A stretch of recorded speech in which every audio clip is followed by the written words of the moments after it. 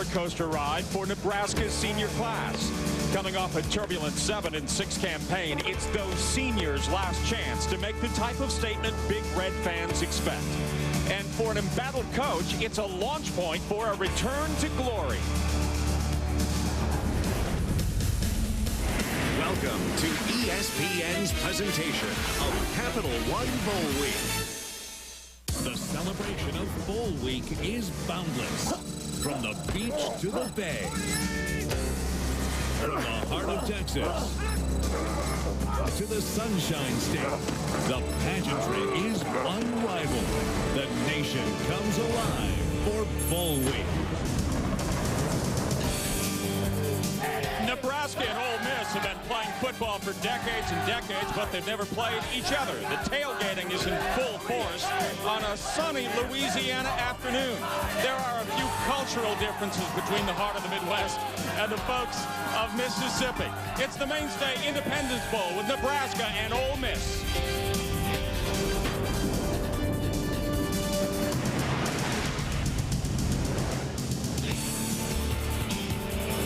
The Mainstay Independence Bowl featuring the Nebraska Cornhuskers of Frank Solich at 7-6, facing the Ole Miss Rebels of David Cutcliffe at 6-6. We are ready here in Shreveport. Let's go to Chris Fowler right now at our studio. Jeff, thank you. Folks got treated to a crawfish mass murder. Yeah. A second ago. Nice. Husker fans won't know what to do when they see etouffee on the menu or how to pronounce it. But there they are down there. Is this a power finesse matchup? You see this game? I think it really is. I think the most important thing, Mark, for Nebraska is how they start. When they have done well this year, first series, run right down the field, establish a line of scrimmage. And I think you're right. I think Ole Miss has to stop the run. Jamal Lord himself, the quarterback for Nebraska, has more rushing yards than the entire Ole Miss football team. And Eli Manning's had 5 consecutive games, at least 2 picks. Got to change that. Got to turn that around. 11 interceptions in those 5 games. And pressure's on Manning. They'll try to get the pressure on him. Jamal Lord, the running quarterback of the Cornhuskers. Back to Shreveport to kickoff when you come back. It's the Dodge Dealers year-end clearance event, one of the biggest savings events of the year. Consumer cash allowance up to $3,000 or 0% financing on almost every 2003 Dodge that can save you over $7,200. Plus, our 7-year or 70,000-mile powertrain limited warranty. Fantastic year-end selection, outstanding year-end deals. So don't delay. See your Dodge dealer before time runs out on the Dodge year-end clearance event. During the Big Zero event, your 8 Atlanta area Saturn retailers can save you thousands on your next car. With every new redesigned 2003 Saturn L-Series sedan, get 0% financing for 5 years, plus 0 money down, and make 0 payments for 90 days. Or lease a well-equipped L200 for just $259 per month. Sign and drive. That's $259 per month with 0 money down, 0 out of pocket. Don't miss the Big Zero event, only at your 8 Atlanta area Saturn retailers. Bowl Week, where history is made and legends live on. Pennington back to pass, looking for Moss, downfield, has him at the 40-yard line, 35, 30, 20, and Randy Moss will score. And look at this, an unexpected winter wonderland. It's an incredible turn of events in this, the extra period. Madkin, touchdown! The Bulldogs win it! Down by 6 now, 3 seconds left. 3rd and 10 at the SMU 41-yard line. McMahon throwing for the end zone. Who has the ball? Touchdown!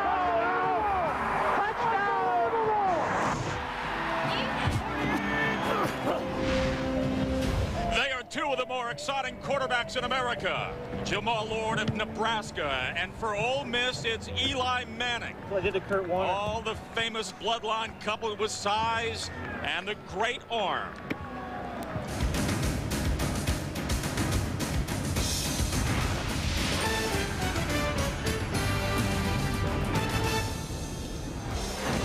Welcome everyone to Shreveport and the Mainstay Independence Independence Bowl. It's Ole Miss taking on Nebraska on a perfect day for football. No wind, plenty of sunshine, clear blue skies.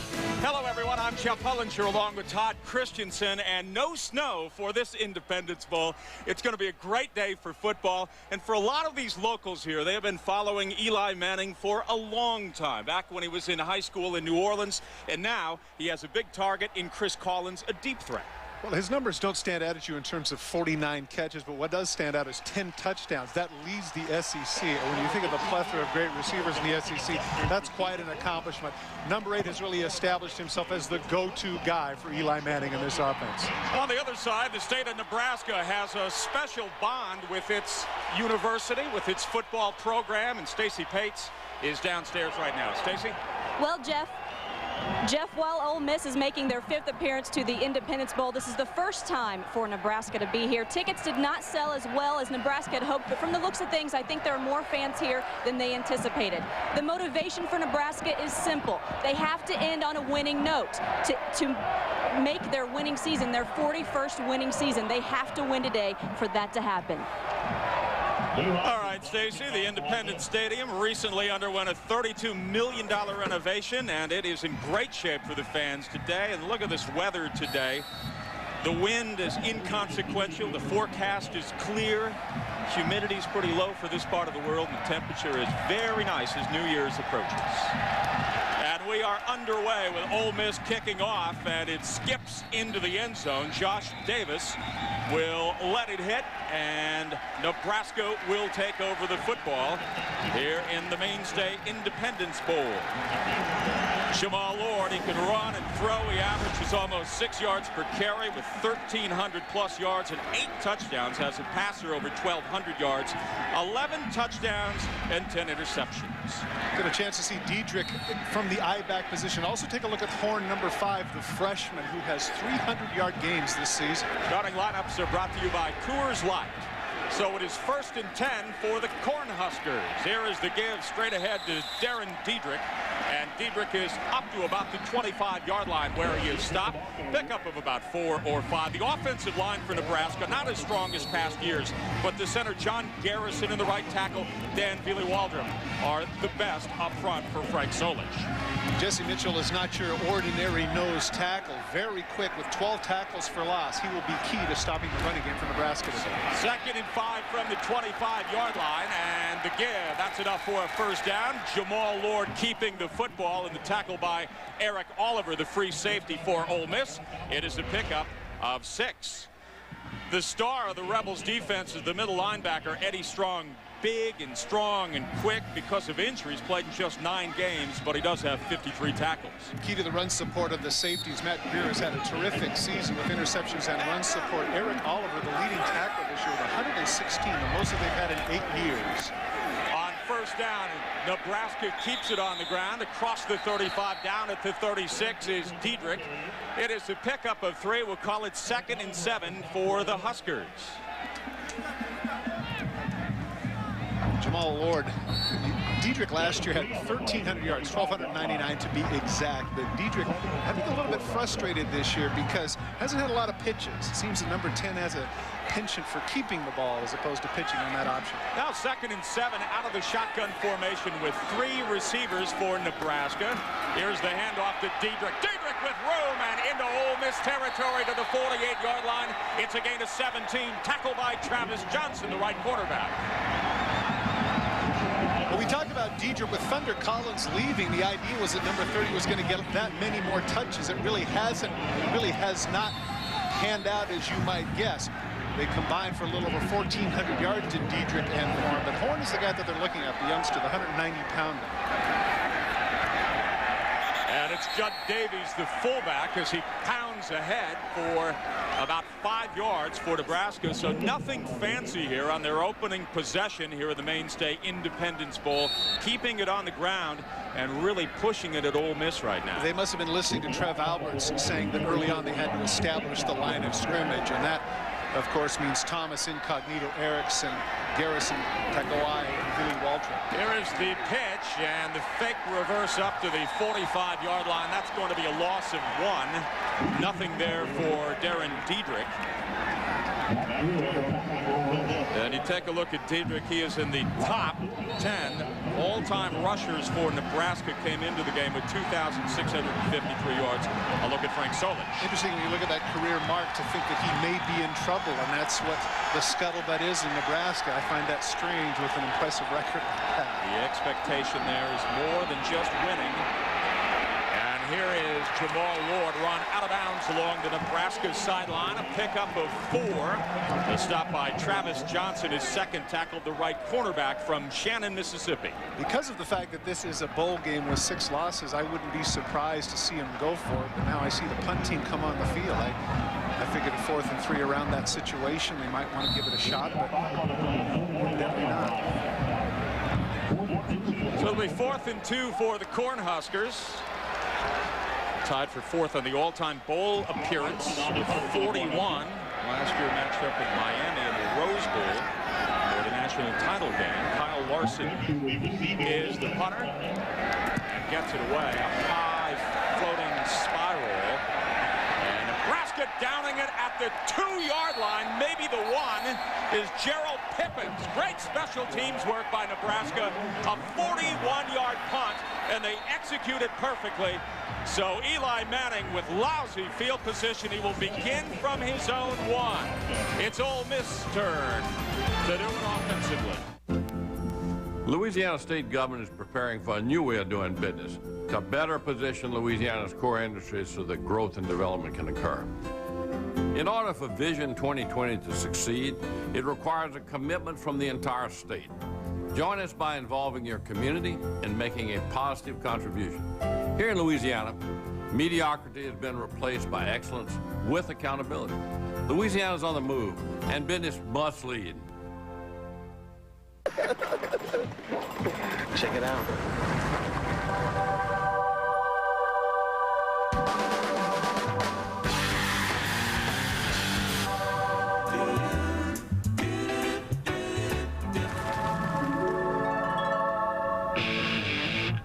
Introducing the all-new Ram Heavy Duty. Ram Heavy Duty. Enough muscle to grab Motor Trend's 2003 Truck of the Year award. Spin, spin, spin the globe. It's your turn to spin the globe. Spin it, spin it, spin it. All around the world, Siemens helps companies prosper by providing them with systems and controls that assure quality regardless of quantity. Whatever the product, wherever consumers consume, we want to help them savor life better. Spin, spin, spin the globe. It's your turn to spin the globe. It's the most wonderful time of the year. All season we waited, our faces are painted, the playoffs are here. It's the most wonderful time of the year.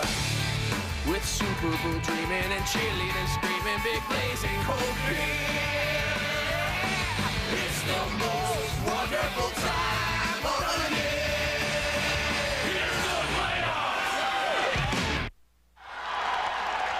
Mike Espy, the returner from Mississippi, does not fool Gerald Pippins as he stands right on the goal line, makes the catch, and he's heads up enough as he starts to lean into the end zone to drop the ball at the 1-yard line. Special teams for Nebraska have always been a forte. 1st and 10 from the 1-yard line for Eli Manning and the Rebels. Backing it in very close, I formation, and Manning will keep the football, trying to give himself a little bit of breathing room. Tackled by Laney Hopkins.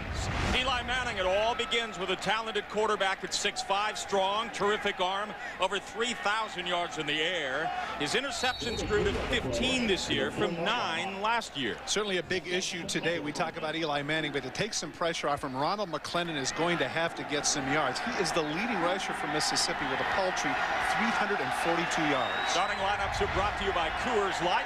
Gain of 3, 2nd and 7. Double tight end set. And man in motion coming to the near side. Manning wants to throw, and it is bobbled and dropped by Chris Collins. And the coverage by Fabian Washington was in his general vicinity. It'll bring up 3rd down. The Ole Miss offensive line, the center Ben Claxton, 2nd team All-SEC, the anchor of a line that allowed only 13 sacks and more than 400 passing attempts in 2002. And certainly somebody truly missed is number 57, Chris Kelsey, still the leading sacker for Nebraska at 5.5, having missed 5 games with a hamstring injury. He can go and get it. Third down, 3rd and 7 for Manning at Ole Miss. 3 wide receivers, 2 to the right and 1 to the left. From his end zone, Manning firing, it's complete. All by himself is Biddle, who makes the grab. It's a gain of 13, first down Ole Miss, and out of poor field position here in their opening set. Evidently, Nebraska goes into a zone, and Biddle is able to find the gap. Watch right here in the green area, backing up too far. Biddle just sits down, is wise enough not to run into the coverage of Kiffin Weigert, the weak backer, and as a result, first down for Ole Miss. So it's first down from the 15 with an I formation behind Manning. Play action on the move, firing. Wide open again is the freshman out of Decatur, Georgia, Tay Biddle. And he is knocked out of bounds along the Nebraska sideline. A gain of 20, enough for a first down. Tackled by Fabian Washington. Going with a bootleg always has them fooled. All the blue shirts, look at the ball. What a beautiful ball that is. I say that because inevitably, if you're a right-handed thrower, rolling to your left is always difficult. Manning makes it look easy on that toss to Biddle. Ole Miss is looking to record its 6th straight winning season for the first time since 7 straight between 1965 and 71. So they've got a 1st and 10 from the 37-yard line. It started at their own 1. Manning will throw across the middle. It's complete to the tight end who makes the grab. Eric Rice up with the football to stop by Ira Cooper. It's a gain of 8 yards. The Nebraska linebackers, Barrett Ruud led the team with 12 tackles for losses, and he is 3rd in tackles with 82. He is a very active backer. Freshman cornerback Fabian Washington had 4 interceptions, led the team in passes broken up, but it's DeJuan Gross and his 18 yards per punt return that provides the excitement in the secondary for the Huskers. For the Rebels, this is their 5th appearance in the Mainstay Independence Bowl. They defeated the Sooners the year prior to OU's national championship, and it's their 30th all-time bowl appearance. So 2nd and short for Ole Miss. Manning on the handoff, and enough for the first down. Ronald McClendon stopped by Barrett Ruud. And McClendon has enough with a 5-yard pickup for Ole Miss. Eli Manning started off very well in the first 6 games of the season when they were 5-1, but has struggled in the last 6. In fairness to him, we should point out of the 6 losses that they had in the season, 5 of those 6 teams are bowl teams, and the 6th team was Alabama, who won the SEC West. So certainly they played to the level of the competition. You see the record now of David Cutcliffe, 3 straight bowl games in his time. Manning on this drive 3 of 4 and 40 yards. Now the 1st and 10 from midfield, and a timeout as Eli Manning wants to come over and talk with David Cutcliffe. So far, so good for Ole Miss on their opening offensive possession, finding some room in the Nebraska defense.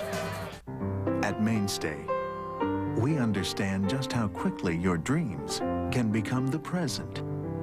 So you plan, work, and live with a vision. For nearly a generation, Mainstay Funds has offered serious investors the consistency of investment style, quality, and integrity to help you frame the future as you see it. Mainstay Funds. Pursue your vision. What have you been up to, Mr. Moneybags? It's okay. I put it on the credit card. Those interest charges are going to get us. Don't worry, it's our new Capital One No Hassle card.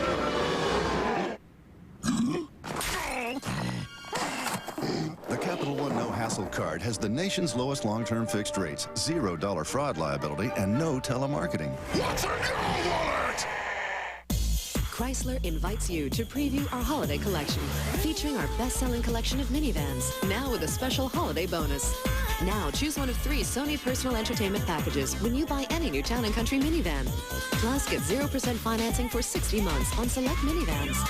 Or choose cash allowances up to $3,500. But hurry, this invitation ends January 2nd, so see your Chrysler dealer today.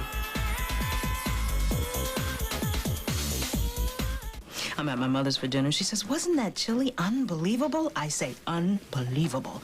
Where's the Alka-Seltzer? Only Alka-Seltzer's effervescent power relieves indigestion and pain fast. Get better relief. Get Alka-Seltzer. Analyze that as one of the funniest movies of the year. Mommy's mad at me because I made a boom on a rug. A killer comedy, even funnier than the first one. I feel pretty, oh so pretty. Analyze that, rated R. Now playing. Nebraska Ole Miss, part of Capital One Bowl Week. It is the mainstay Independence Bowl here in Shreveport. And each team has had an offensive possession. And Todd, I'm really struck by the fact that Nebraska did not help themselves. With a 4th and 2, they decide to punt the ball in Ole Miss territory. Even though they pinned them down on the 1-yard line, you figure with the team averaging over 5 yards per carry, they would have gone for it. And now Mississippi has their own offensive rhythm. So it's 1st and 10 from midfield for Ole Miss. Here is Manning looking, going up top near sideline, and it's incomplete. He was looking for Mike Espy, but the coverage was good. Fabian Washington was along every step of the way. And Fabian Washington shows the smarts of a freshman. And what I mean by that, he's ahead of his time. He was able to battle and do the hand fighting and able to get away with it. Number 3 was all over.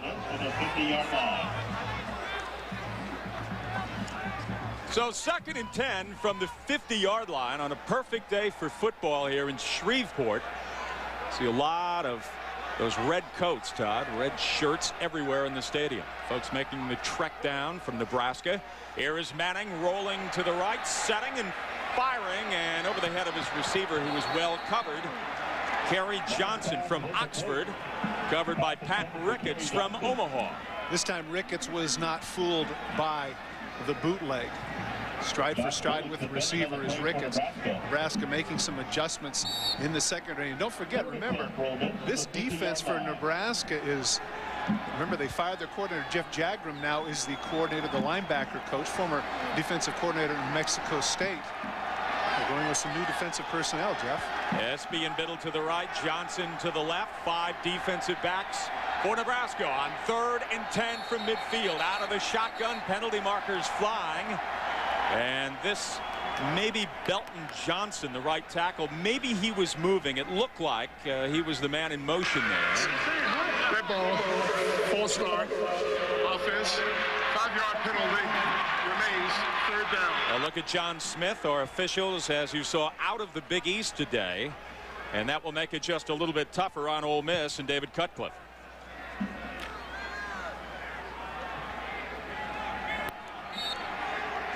So 3rd and 15 with it moved back 5 yards. And again, out of the shotgun is Eli Manning.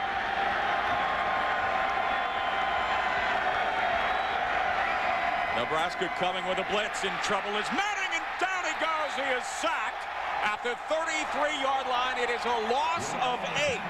A fine job by Johnson, Trevor Johnson from Lincoln, who came to take Manning down. Well, if this falls, if this doesn't fall into the heading of jailbreak, then I don't know what does. All the white shirts just beats with a great swim move to the inside. Johnson is able to get over the top of the left tackle. In that case, it's Trey Stallings. Just beats him with the swim move in for the sack.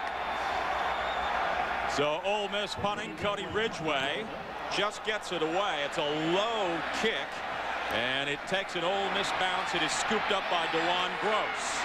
And Gross is brought down, as Ole Miss doing a pretty good job on special teams. On the stop is Jason Washington for Ole Miss. So 43-yard punt and a 3-yard return by Gross. Tonight, Capital One Bowl Week concludes its triple header at 8 o'clock Eastern Time, 5 o'clock Pacific.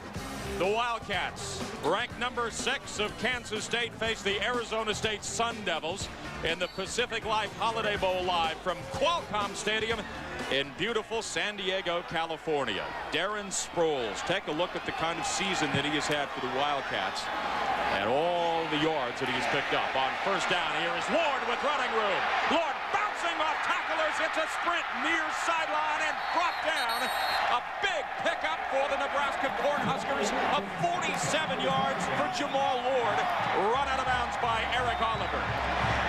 You You've heard the names before. There have been some pretty good ones. You've had Tommy Frazier. You've had Scott Frost. You've had Turner Gill. And, of course, last year, Eric Crouch. This is arguably the strongest of that group.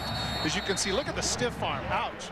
Just leaves Hutchins behind. And while he doesn't have the foot speed of Crouch, he is arguably the most powerful at 6'2", 220 pounds. Described by some as Mike Vick meeting Dante Culpepper. Certainly looked like it there. And here is the give.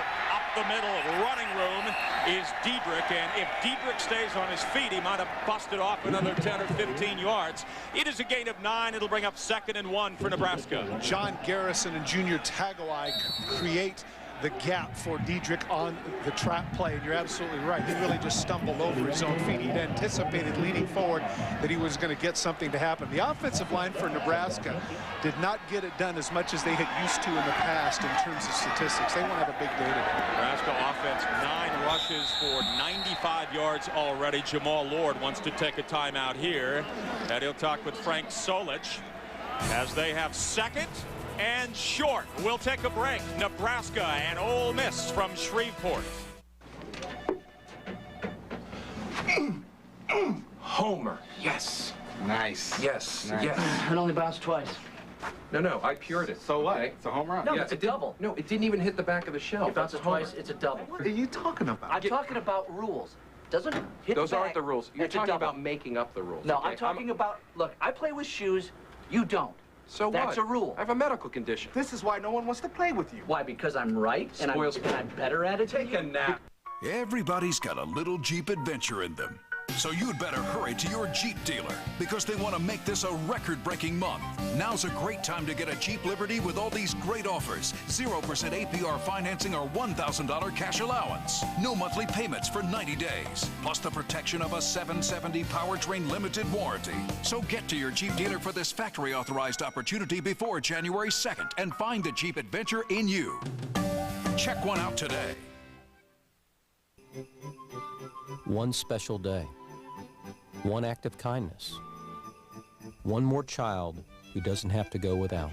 Hi, I'm Bruce Lucia. I'm Major Broom. And I'm Shirley Franklin. This year, help Kroger and the Salvation Army. Spread the joy of the season by bringing an unwrapped toy or gift to your local Kroger. Thank you for making a difference this holiday season. Happy holidays. ESPN's exclusive presentation of the 2002 Mainstay Independence Bowl, presented by Mainstay, proud sponsor of the Mainstay Independence Bowl, and in part by Bell South, the official telecommunications provider of the Mainstay Independence Bowl, and by Chrysler. Drive equals love. Back in Louisiana, I'm Jeff Hullinger along with Todd Christensen and Stacy Pates. Nebraska's first trip to Louisiana since the 1987 Sugar Bowl when they defeated LSU 30-15. And right now just keeping it on the ground, averaging 10.5 yards per rush.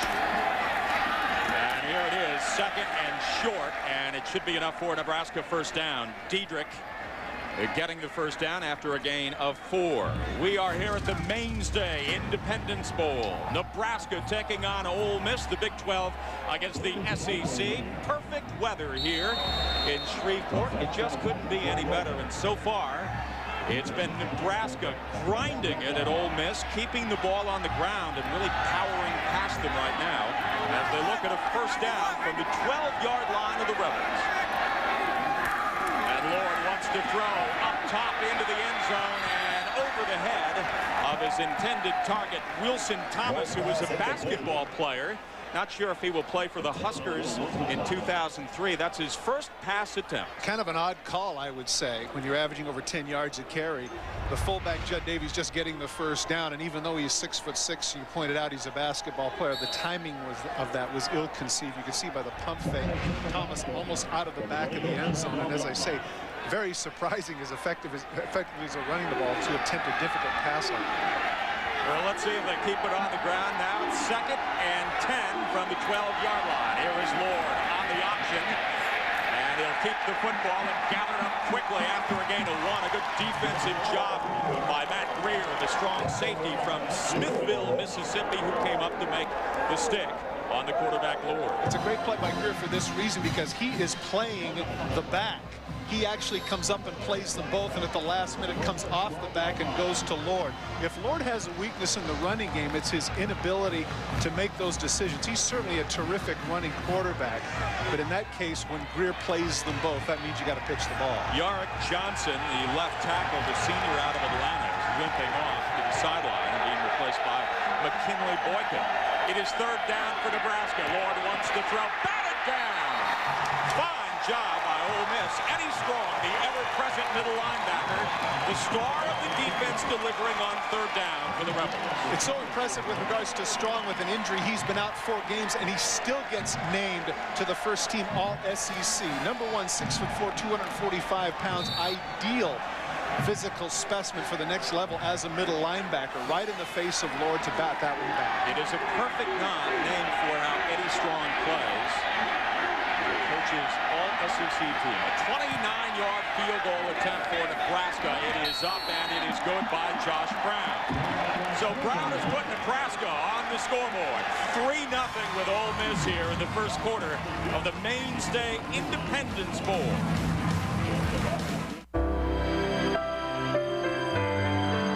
What stands the test of time?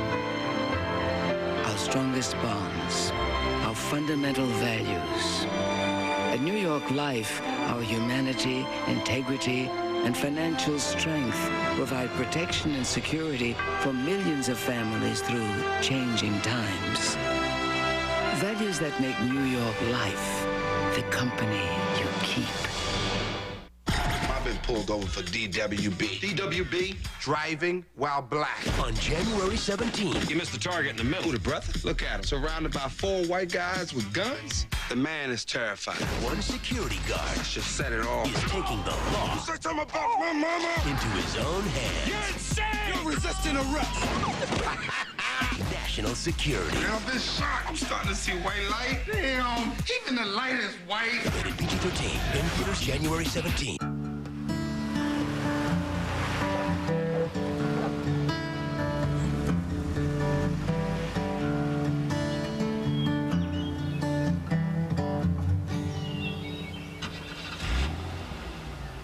Jeep Grand Cherokee Laredo.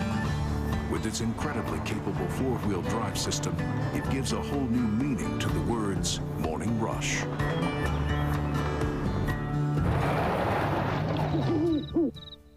K-State's powerhouse offense looks to cool off the Sun Devils. Capital One Bowl Week continues with the Pacific Life Holiday Bowl, tonight at 8 on ESPN. From everyone here at Barksdale Air Force Base, we want to wish you a safe and Happy New Year, and to all of our men and women overseas, we're waiting for your return home safely. God bless. We were at Barksdale yesterday, Todd, where the majority of our nation's B-52s are kept, and doing some important work there. We'd like to take a quick time out to say happy holidays to all the hardworking men and women watching on the American Forces Network and assigned to the Naval Air Station in Sigonella on the island of Sicily, Italy, especially those sailors watching AFN inside Jock's Sports Bar. Hope you're enjoying today's Mainstay Independence Bowl from Shreveport, Louisiana. Well, it's curious, Todd, with the way Nebraska has been grinding the ball at Ole Miss, where they're physically so imposing, and the play calling changes where you start throwing the football. We did Mississippi a favor. Josh Brown kicking off. It's high and it's short, taken by Chris Collins.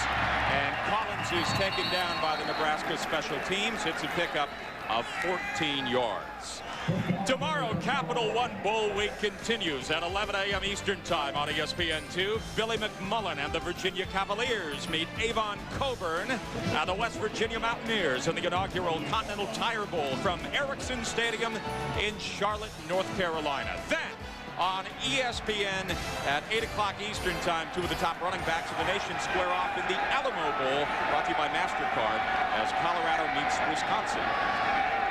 1st and 10 from the 28-yard line for Ole Miss. Manning wants to throw, in trouble and brought down at the 20-yard line by Chris Kelsey.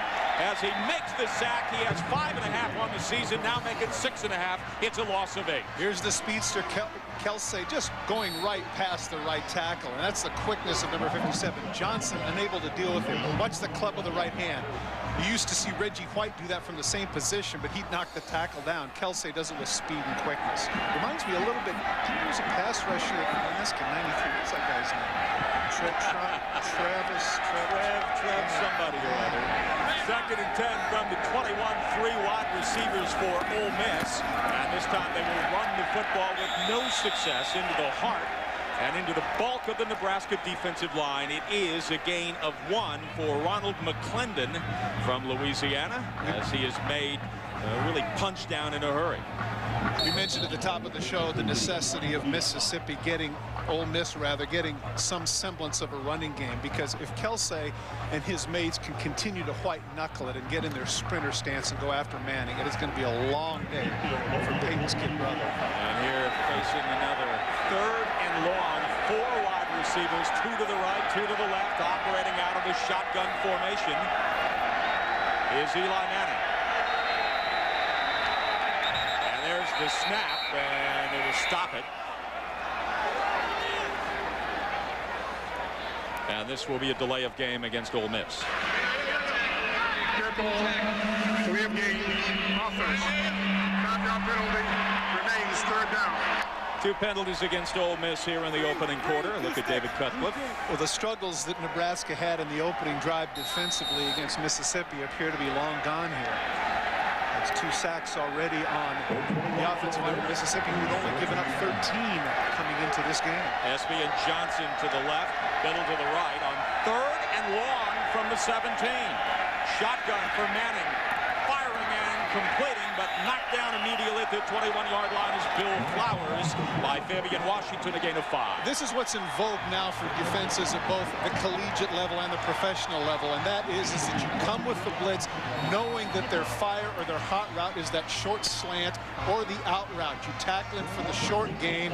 Nebraska once again in great situation because of the great punt returner in Gross. How about for Ole Miss? Their first 5 plays, 49 yards, and their last 7, a loss of 17. Cody Ridgway gets away the punt. It is high, fine punt taken at the 22-yard line by Gross. And 1, 2 penalties go down. There's another one. Make it 3 as he is gathered in at the 18-yard line. A 53-yard punt by Ridgway and a loss of 3 by Gross. Tackle by Rob Robertson. Pat Ricketts with the obvious push in the back, as you pointed out. 3 different officials were able to see it, and now the field position, which looks so promising for Nebraska, now is going to be atrocious, probably around the 13 or 14-yard line. Great punt by Ridgway coming into this game with around a 43-yard average. During the return, illegal block in the back, return team. The penalty is half the distance to the goal. 1st down. As Nebraska starts thinking about 2003 and beyond, there are some changes in the coaching staff of Frank Solich and some change of philosophy of how plays are called. Well, Turner Gill certainly is qualified. He has been at Nebraska quite a while. He would be somebody that they should look to as an offensive coordinator. I know there are another myriad of names that are being bandied about, but the young man who nearly delivered a national title for them back in 1983 certainly would be a worthy heir to the play calling of Frank Solich. What a football team that was. Irving Fryer. Irving Fryer. On 1st down, Lord wants to throw, going long downfield. Man out there, and he overshot his target. Wilson Thomas was all by himself for a big gain, but Lord missed it. Well, Jamal Lord knows that this is his fault. The 46%. Watch right down the middle of the field. He gets the 2 deep coverage. Look at this, just wide open.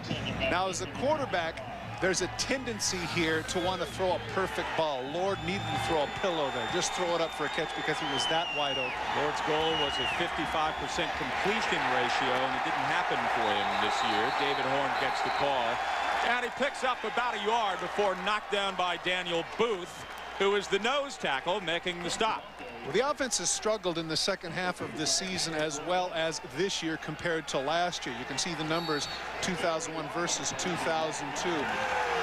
And of course, part of the difficulty, as we pointed out with regards to Jamal Lord, is his ineffectiveness in the passing game. A terrific runner, but as yet not a competent thrower. 3rd and 9 for the Huskers. Shotgun. Here is Lord now on the option. The pitch.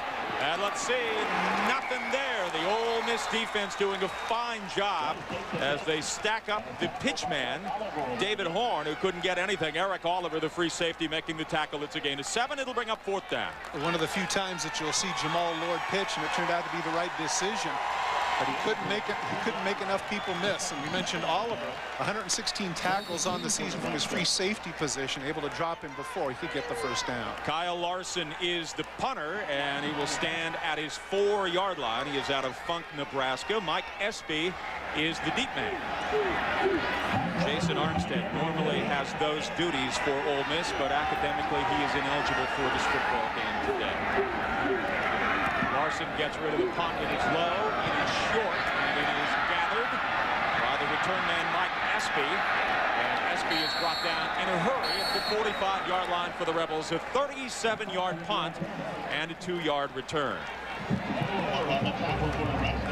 Next Thursday, it's a battle between two of the nation's top quarterbacks. Heisman Trophy winner Carson Palmer leads the Trojans of Southern Cal up against Heisman runner-up Brad Banks and the Iowa Hawkeyes. The FedEx Orange Bowl at 8 o'clock Eastern Time, 5 o'clock Pacific Time on ABC Sports Championship Television. I think the key to this game, though, may not be either one of those two gentlemen, but it might be the offensive line, the senior laden offensive line for the Hawkeyes. It's been so dominant this year. On 1st and 10 for Ole Miss, and hit almost immediately is Ronald McClendon.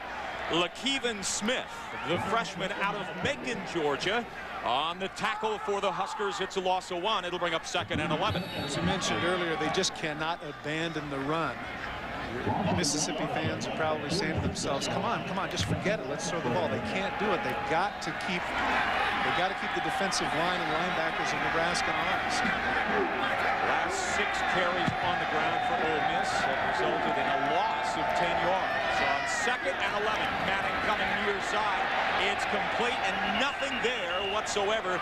The grab is made by Chris Collins, but well defensed by Nebraska. Pick up a 1. It'll bring up 3rd and 10. Tackle by T.J. Hollowell. Hollowell makes the tackle, but it's Fabian Washington at the corner that forces it. He recognizes it earlier and steps up into the receiver, and as a result, he has to cut back inside into Hollowell. I'm impressed with number 3. As a freshman corner, he's playing some very good football. So another 3rd and long for Ole Miss. They'll go with 2 receivers to the left, 1 to the right. On 3rd down, the Rebels are 0 for 3.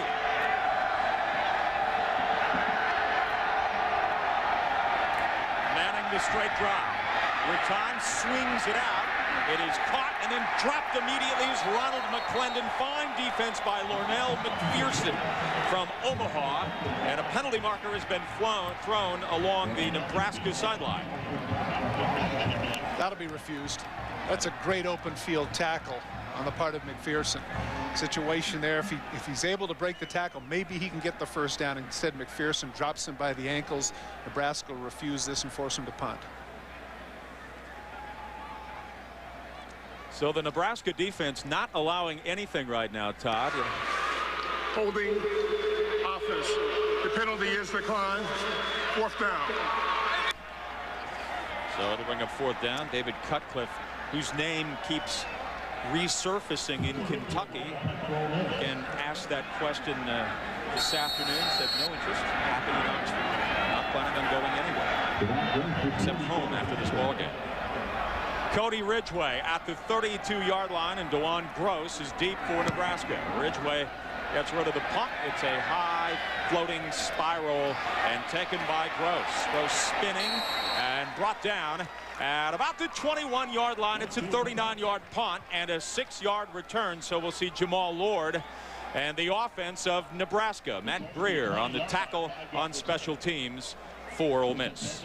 Pretty excited is Jamrock, and justifiably so. The defense has played very well here the last couple of series. You can see the people released there. George Darlington in the secondary had been there some 30 years. Craig Bohl, defensive coordinator for 8 years. But it seems to me that there is some spillover from last year's Miami and Colorado games, Jeff. And I think that's one of the reasons why they made the changes. Here's Lord on first down, trying to bust a move, cut a fake, and taken down at the 30-yard line by Von Hutchins, who makes his first tackle of the ball game. It's very close to a 10-yard pickup and very close to a Nebraska first down, depending on the spot. I'm sorry, you know, in the course of this replay, we'll get a chance to see the strength that we talked about, but I'm just caught off guard by the fact that my partner just said that Jamal Lord busted a move. I'm sorry. Do you think I'm too old to speak the language? I thought you were hip impaired. I was wrong. Sure indeed, Jamal Lord busted a move for a 9-yard gain. Wow. Second and short now for Nebraska. Here is the pitch to the I-back. First down for the Huskers and more. David Horn is tripped up at the 39-yard line by Travis Blanchard. It is a pickup of 8 yards and move those chains for the Nebraska Cornhuskers. David Horn reminds me a little bit of, you remember Jarvis Redwine and I Am Hip.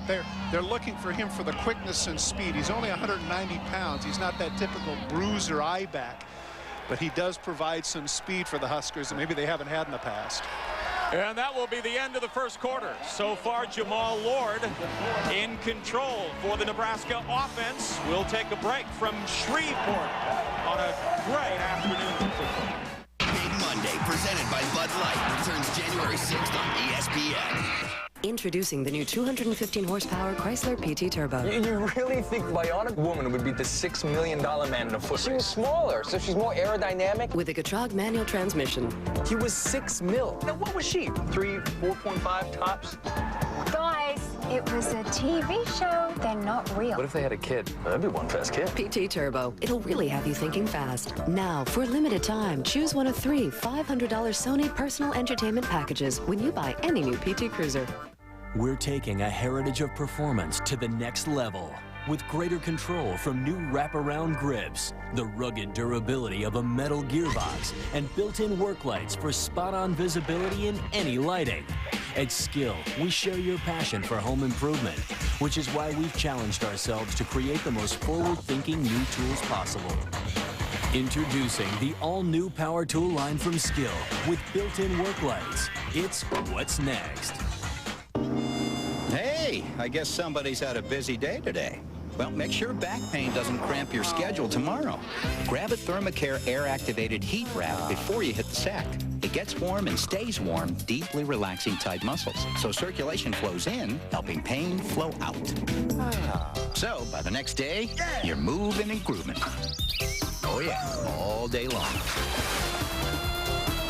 Thermacare heat wraps. Find them in the pain reliever aisle. Own blood work on DVD and video. FBI agent Terry McCaleb is the best. What do you have? And that's exactly who the killer wants to play with. You and me, we're like Cain and Abel. From Academy Award-winning director Clint Eastwood, Blood Work. Own it on DVD and video. Right now at Red Lobster, come get all the shrimp you can dip, pop, twirl, and even eat. So come in for an endless supply of the ocean's finest finger food. All you can eat shrimp. Now at Red Lobster. On Kiss Country 93.7. The Mainstay Independence Bowl from Shreveport, Louisiana, where if you're a football fan, you can find etouffee, gumbo, crab cake, stuffed shrimp, and pastries here at the stadium for under $5. Not bad. And here is Nebraska's David Horn. It is a pickup of about 3 yards. It'll bring up 2nd and 7 for the Huskers. Well, you know what? The game track is, what's been happening here is G-Funk Yo-Yo-Yo Jeff was able to point out the fact that his homie, Jamal Lord, busted a move there in the first quarter. He has proven to be as strong a runner as advertised. And of course, Manning has been under constant pressure, already sacked twice in the first quarter. David Horn on 2nd down, a gain of 5, and he will be a couple of yards short of the first down. Eddie Strong is there, the middle linebacker. Strong fighting through injuries this season, played in 9 games, but he is a tremendous football player, Todd. He's, wherever the football is, you can always find Eddie Strong. Nebraska is 0 for 3 on 3rd downs. Here's Lord on the pitch.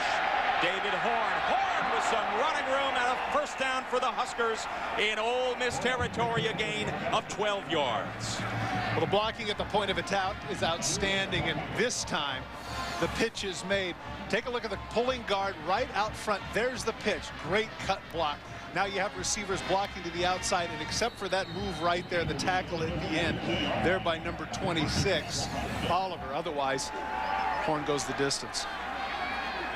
First down from the 42 with receivers right and left for Jamal Lord. And Lord, play action with plenty of time going long. Up top, man out there. And the catch is made. Touchdown, Nebraska. Matt Herian of Pierce, Nebraska makes the touchdown grab, but there's a penalty marker at the 20. If it stays, it's a 41-yard touchdown strike.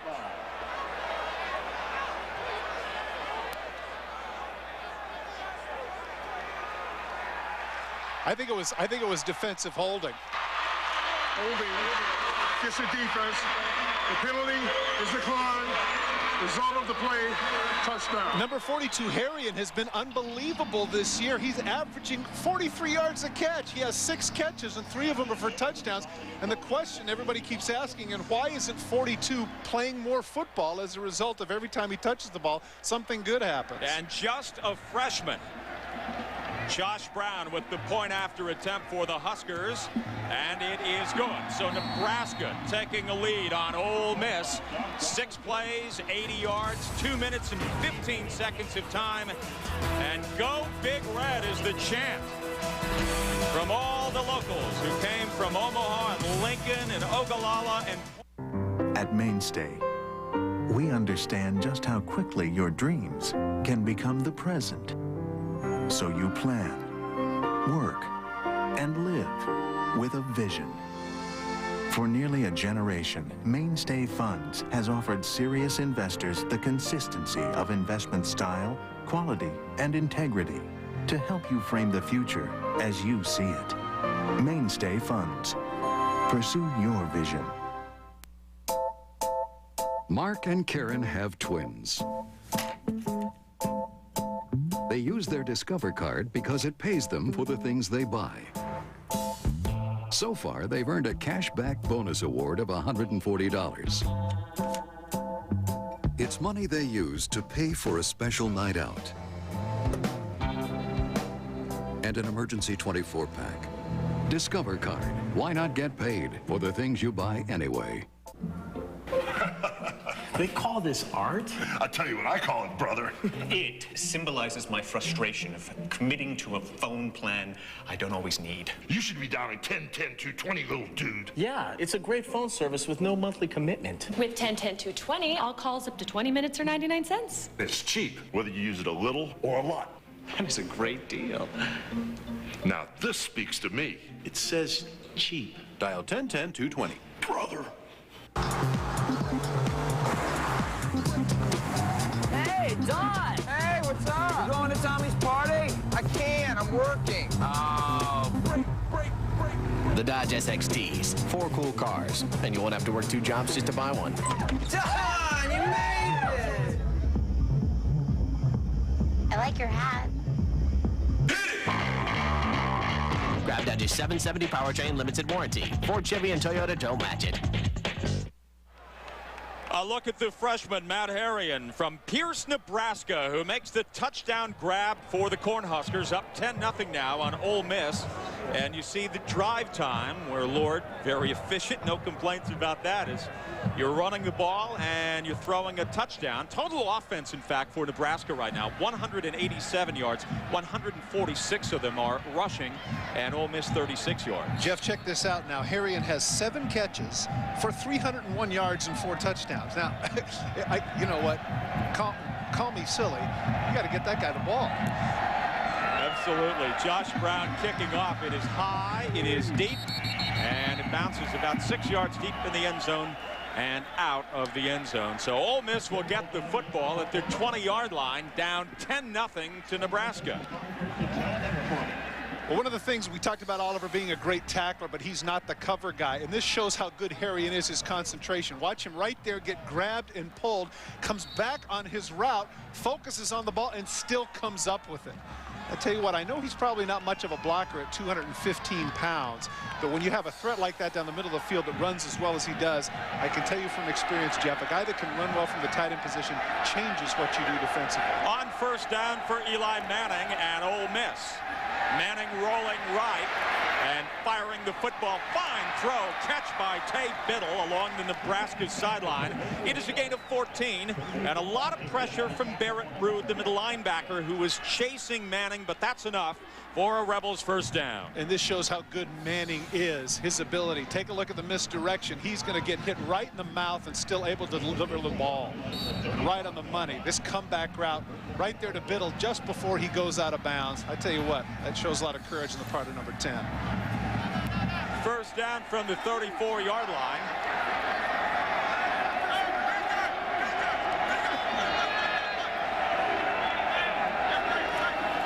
Biddle in motion. Here is Manning in trouble, and Manning is sacked and brought down at the 26-yard line by Trevor Johnson. That's his second sack of the ball game, and Cooper is over there as well. For the Huskers, it's a loss of 8. One of the things that you can't do necessarily is cut block at the line of scrimmage, especially if you've got an athletic defensive end. There's the cut block by the back. Trevor Johnson able to step over it, and as a result, as you pointed out, Jeff, pair of sacks for number 88 today. Boy, Johnson on one side, Kelsey on the other. That's no fun. So second and long from the 27-yard line, down 10-0 to Nebraska is Ole Miss here at the Mainstay Independence Bowl. Shotgun formation with 4 wide receivers for Eli Manning, who takes the snap, and it is another delay of game. It'll be the 3rd penalty against Ole Miss. 2 of them have been delay of game. Delay of game, offense, 5-yard penalty, remains.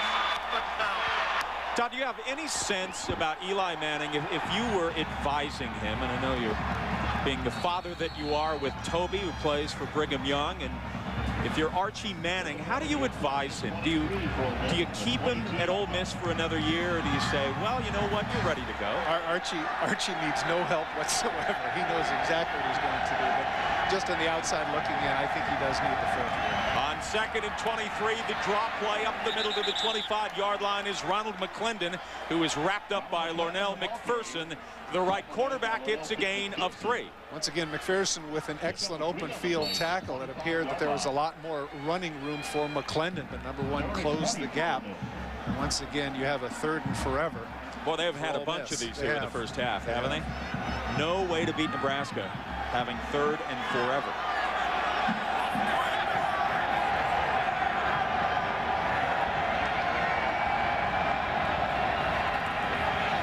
Leaping, getting away is Manning on the run near side. Fine throw.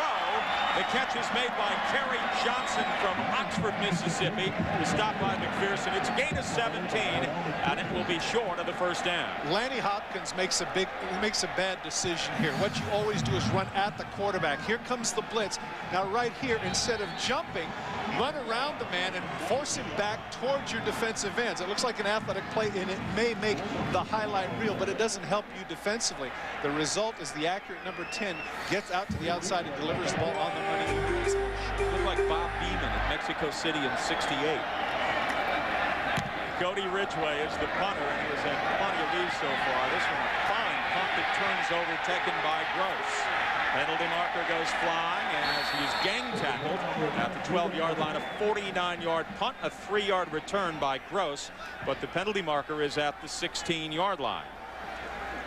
One of the bright spots for Ole Miss has been their punt coverage. Don't forget that Nebraska was 3rd in the nation coming into this in terms of punt returns, and Gross averaging 18 yards per punt return, but he has not been able to get anything going.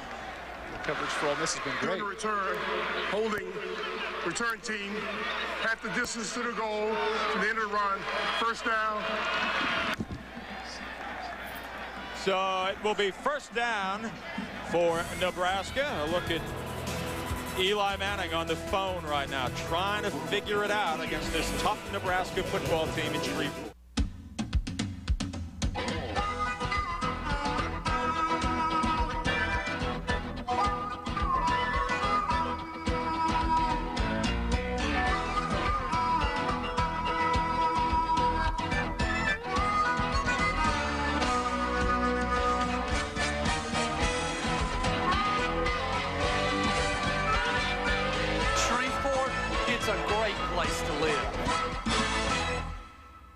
all-new Dodge Ram Heavy Duties with the power of a new 5.7-liter Hemi Magnum V8 or an available high-output Cummins turbo diesel. It's the most powerful line of trucks in the universe.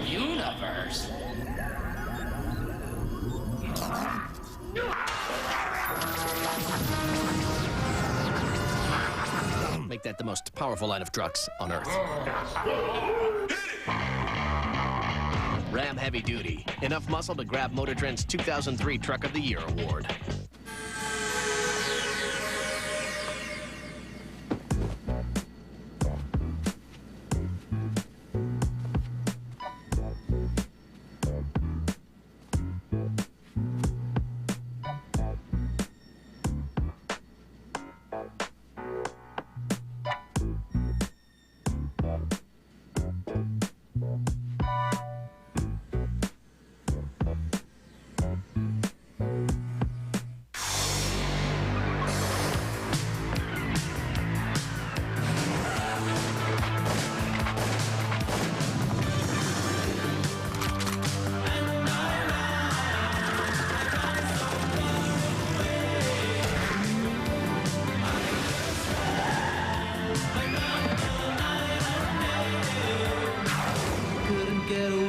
Grand Theft Auto, Vice City. In stores now. Rated M for mature.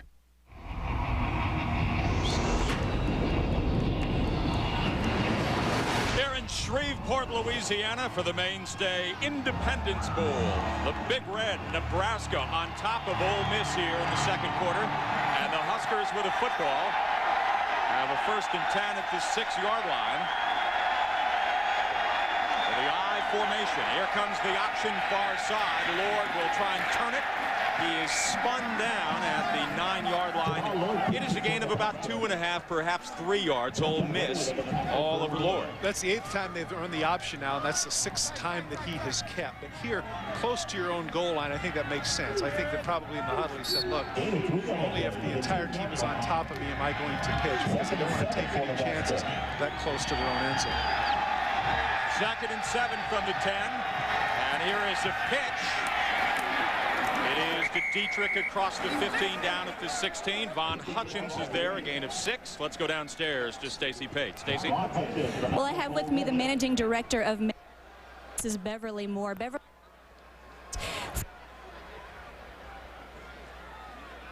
All right, a microphone that's cutting out. We will try and go back to Stacy here as soon as we possibly can. Very important here for Mississippi to not let Nebraska drive 90+ yards. They really have to get a stop here. 3rd and 1 with a big offensive line for Nebraska. Nebraska 1 for 4 on 3rd down conversions. And Lord will keep the football and plow ahead. He should have enough for the 1st down for the Huskers. A gain of 2.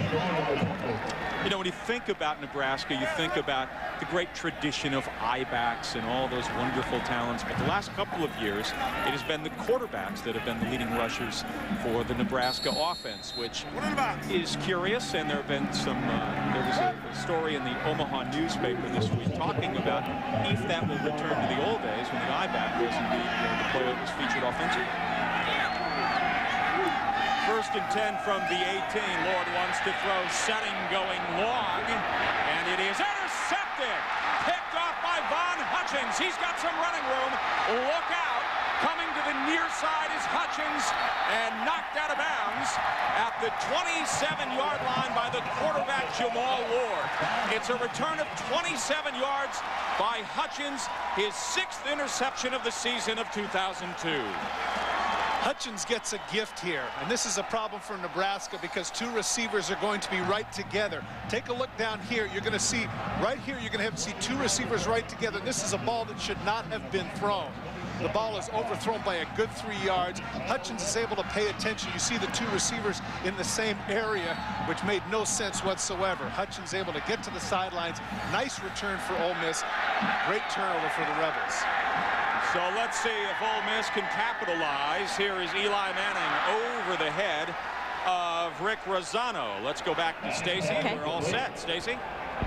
Well, let's try this one more time. Beverly Moore, we're so glad you're with us. She's the managing director of Mainstay Funds. How important is it for Mainstay to be involved in the Independence Bowl? The Mainstay Independence Bowl to Mainstay Funds and New York Life Investment Management is an outstanding opportunity for us to remind investors that they should be planning for their college educations for their children. And this is getting exciting. How special is it to be involved in such a great event that's turning out to be quite a good game? Oh, outstanding. And it's a lot of fun for us to be here and to support college athletics. Well, thank you very much. Enjoy the rest of the game. Thank you.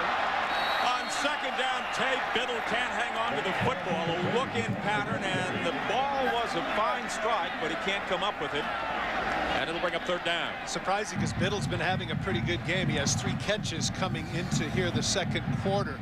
You see the frustration on Manning's face because he doesn't want to come up with the third and so long.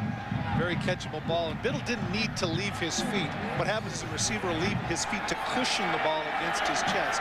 If he keeps running, he'd have made that catch a lot easier. All right, here's third and long from the 27-yard line of the Nebraska Cornhuskers. Ole Miss down 10-zip here in the second quarter.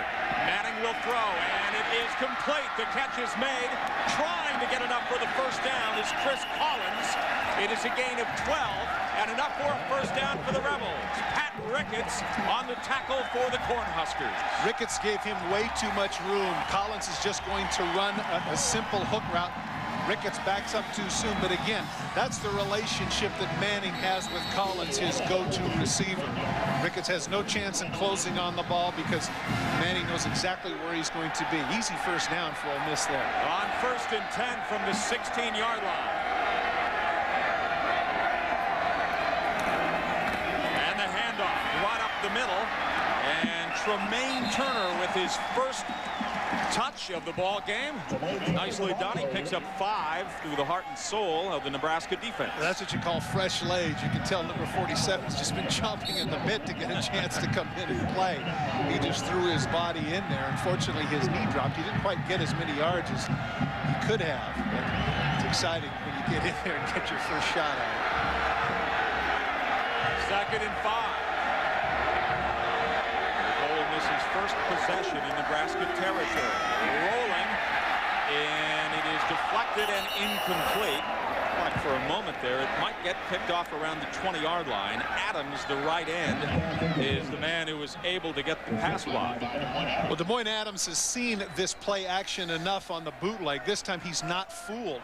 He does not go with the play fake and is able not only to get in the face of Manning, but to get a piece of the ball as well. Good discipline on the part of Adams. So many times the defensive ends chase the play to the backside and leave the freedom. On third down for Ole Miss. Here's Manning into the end zone. Touchdown, Ole Miss! Kerry Johnson up with the ball, and the Rebels are on the board. An 11-yard touchdown throw from Manning.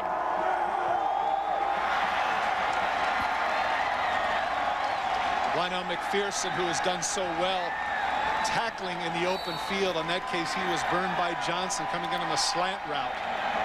Manning able to read it and delivers it on the money. Points off the turnover for Ole Miss. 6 plays and 27 yards. Point after attempt is up, and it is good for Ole Miss, and they are on the board.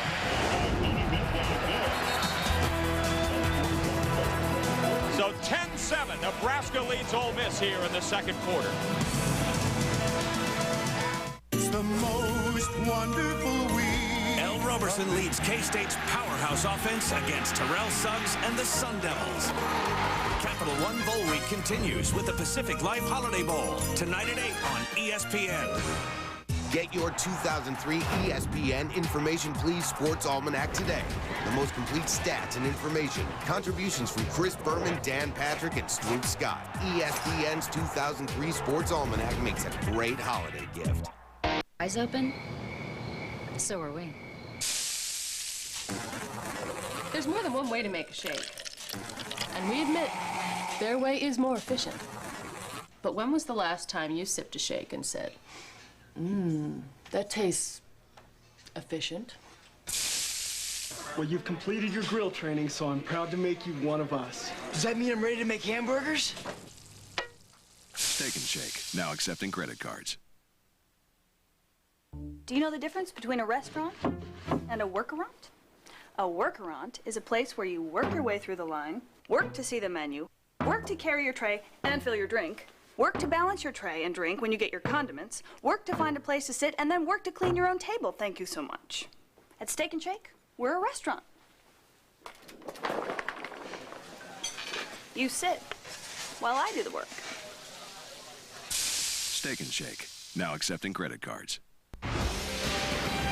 ESPN's exclusive presentation of the 2002 Mainstay Independence Bowl, presented by Mainstay, proud sponsor of the Mainstay Independence Bowl, and in part by Dodge. You can take life as it comes, or you can grab life by the horns.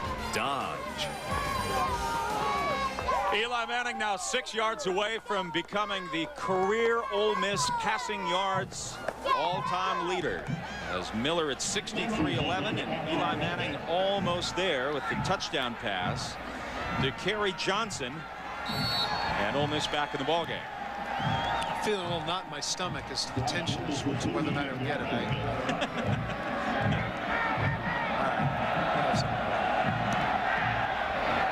Kicking off is Ole Miss, and it is high, it is short, taken at the 5-yard line, and a penalty marker goes flying, and there is another one as Josh Davis on the return, a 17-yard return. Let's see what the penalty is all about.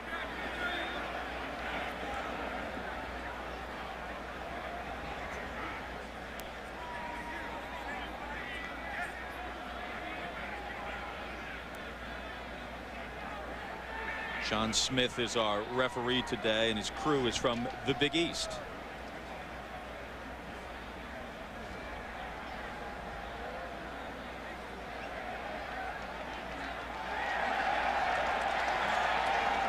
So 2 holding calls. Well, they'll certainly take the one that's closest, and the flag is sitting on the 19. I don't know what the deliberation was on that one. Holding at this spot is declined. Holding.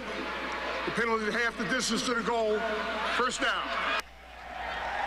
Tonight, Capital One Bowl Week concludes its triple header at 8 o'clock Eastern Time, 5 o'clock Pacific.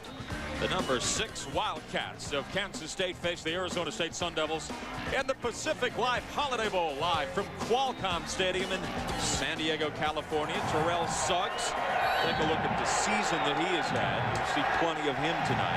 Well, he's going to have some energy, because El Roberson's not exactly a sitting duck. El Roberson runs that option as well as any quarterback in the nation. There's David Cutcliffe.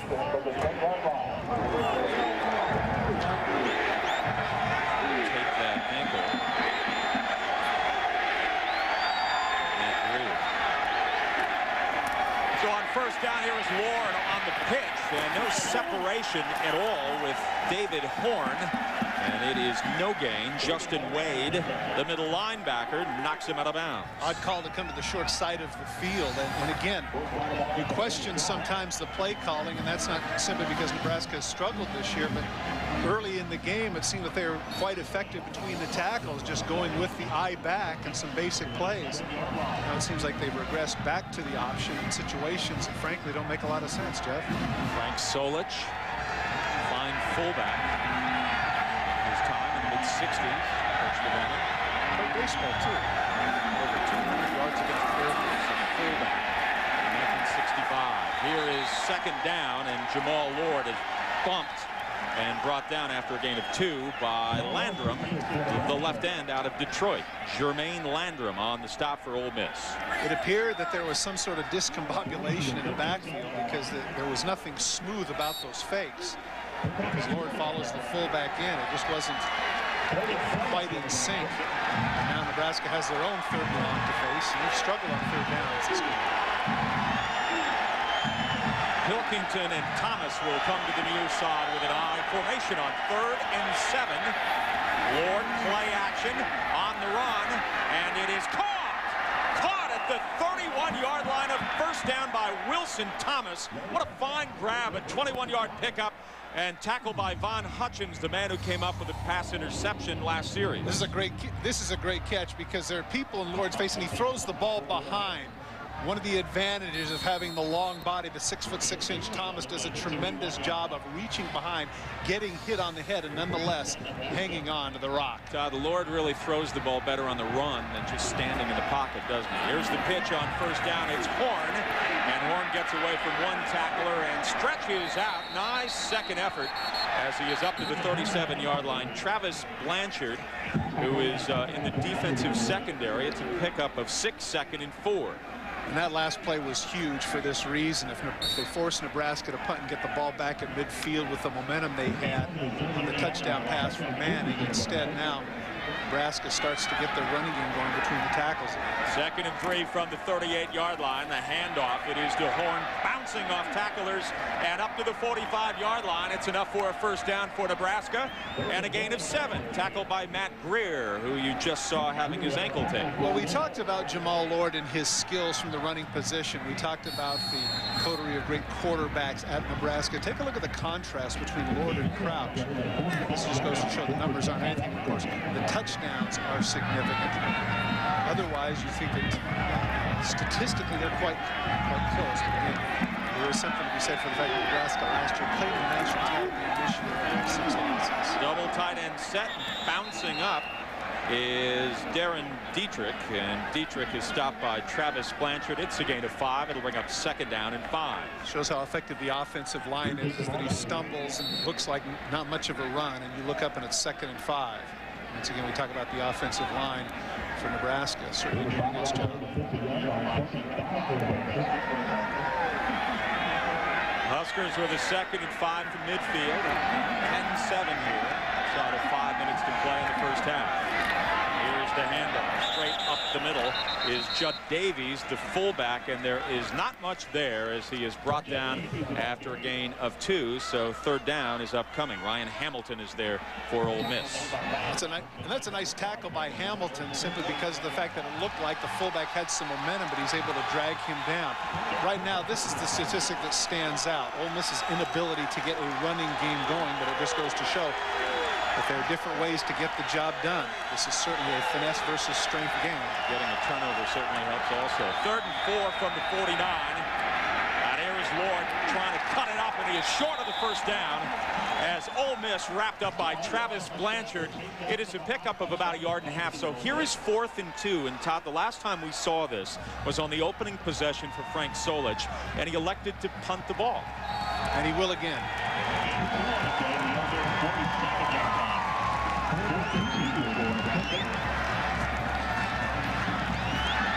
You like that decision better this time than last? I do. Kyle Larson is deep, and Mike Espy is deep for Ole Miss. And it goes out of bounds. Let's see where they will spot this football and what kind of field position Ole Miss will have. Continuing to walk it off up to the 13-yard line. It's a 34-yard punt for Nebraska. 10-7, Huskers lead. At Mainstay, we understand just how quickly your dreams can become the present.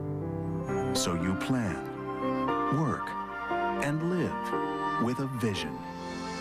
For nearly a generation, Mainstay Funds has offered serious investors the consistency of investment style, quality, and integrity to help you frame the future as you see it.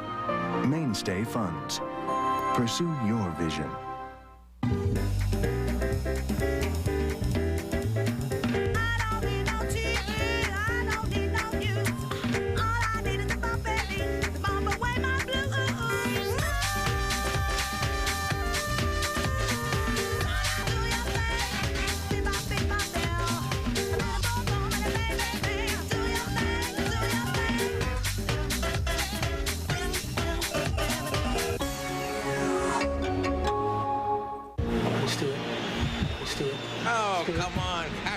Before you run with it. Let's Basketball go. 101. Basketball 101. Touch somebody now. Oh, what are you doing? There you go. Just like we drew it up. Tangled up with Brewer. Stay in the lane. Stay in the lane. Body on somebody. Knock him down. Get out of the crease. No, just hit somebody. Go, Danny, go. It's a disgrace. They ought to be ashamed of themselves. Now that's what I'm talking College basketball on ESPN. Big Monday, Super Tuesday, ACC Wednesday. Conference play returns January 6th on ESPN.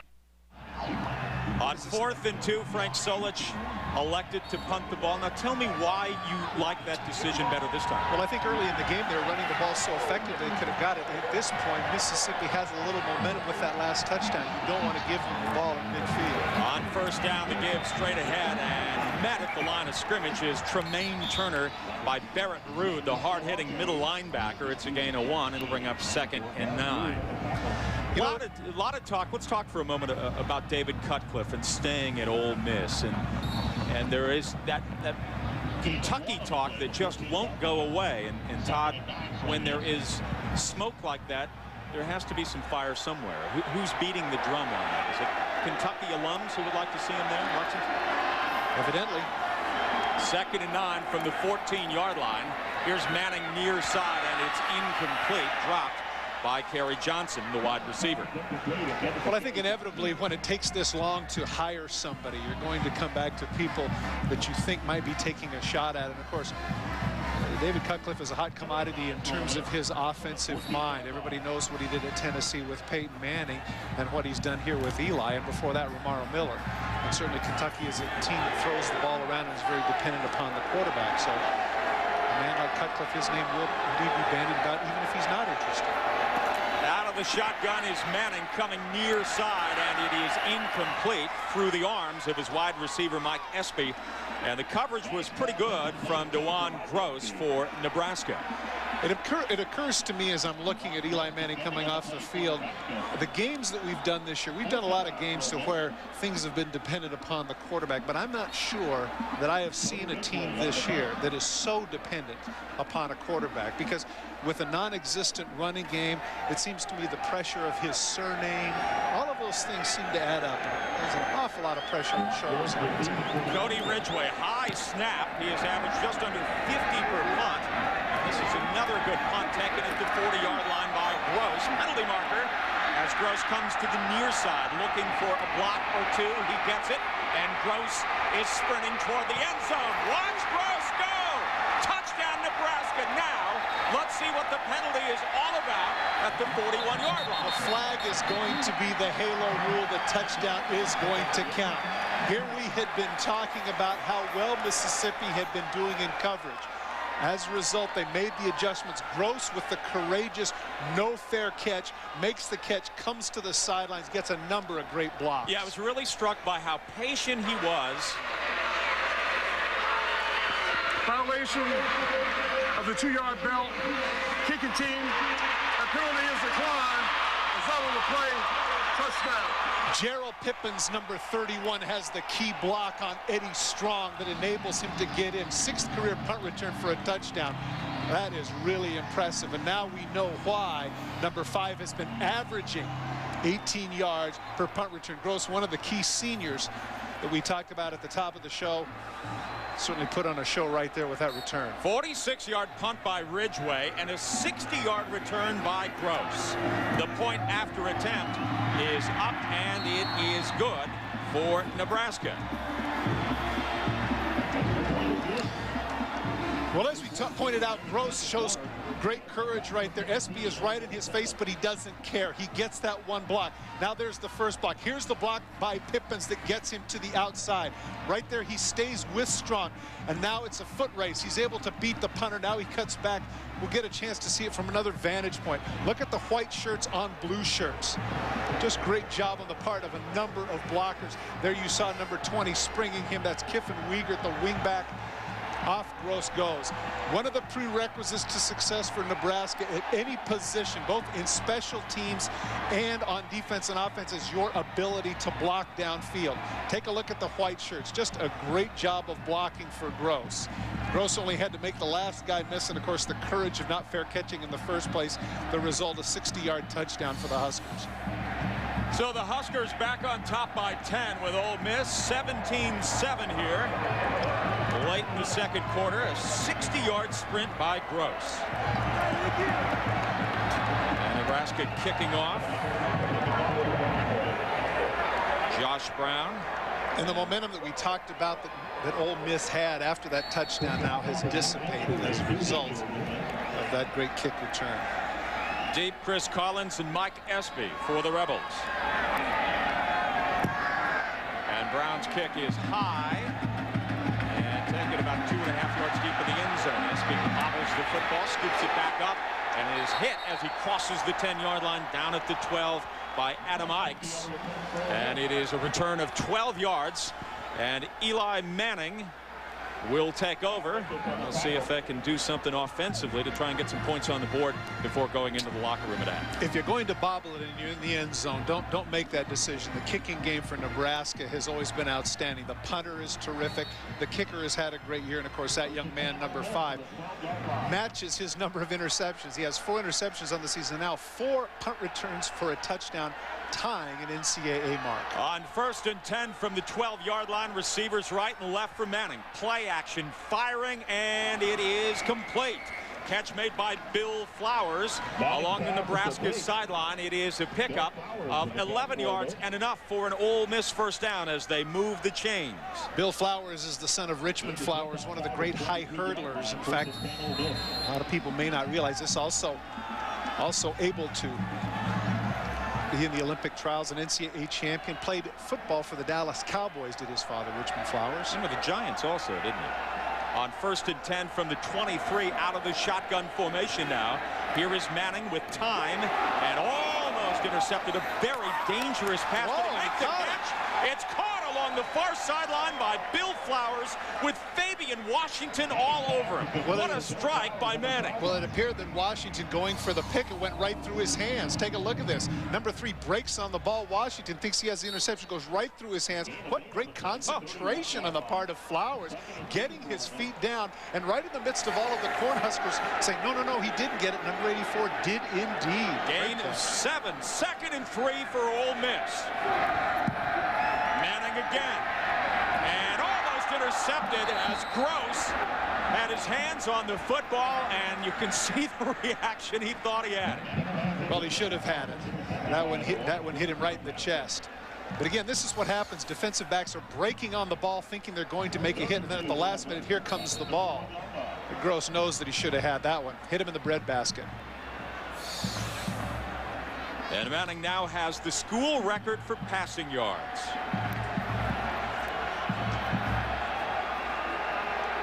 Third and 2.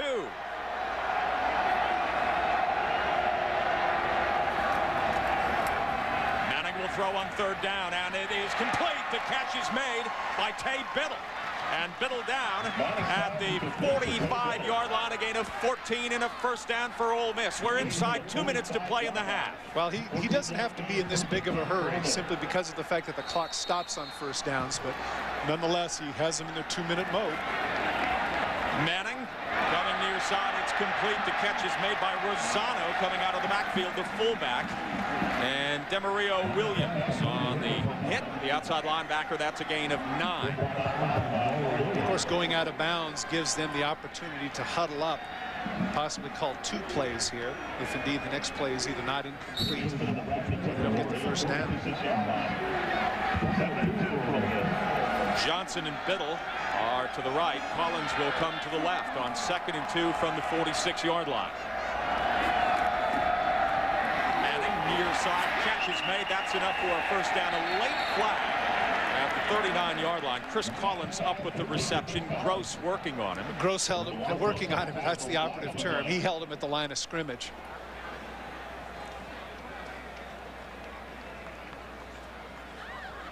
Our Big East officials huddle.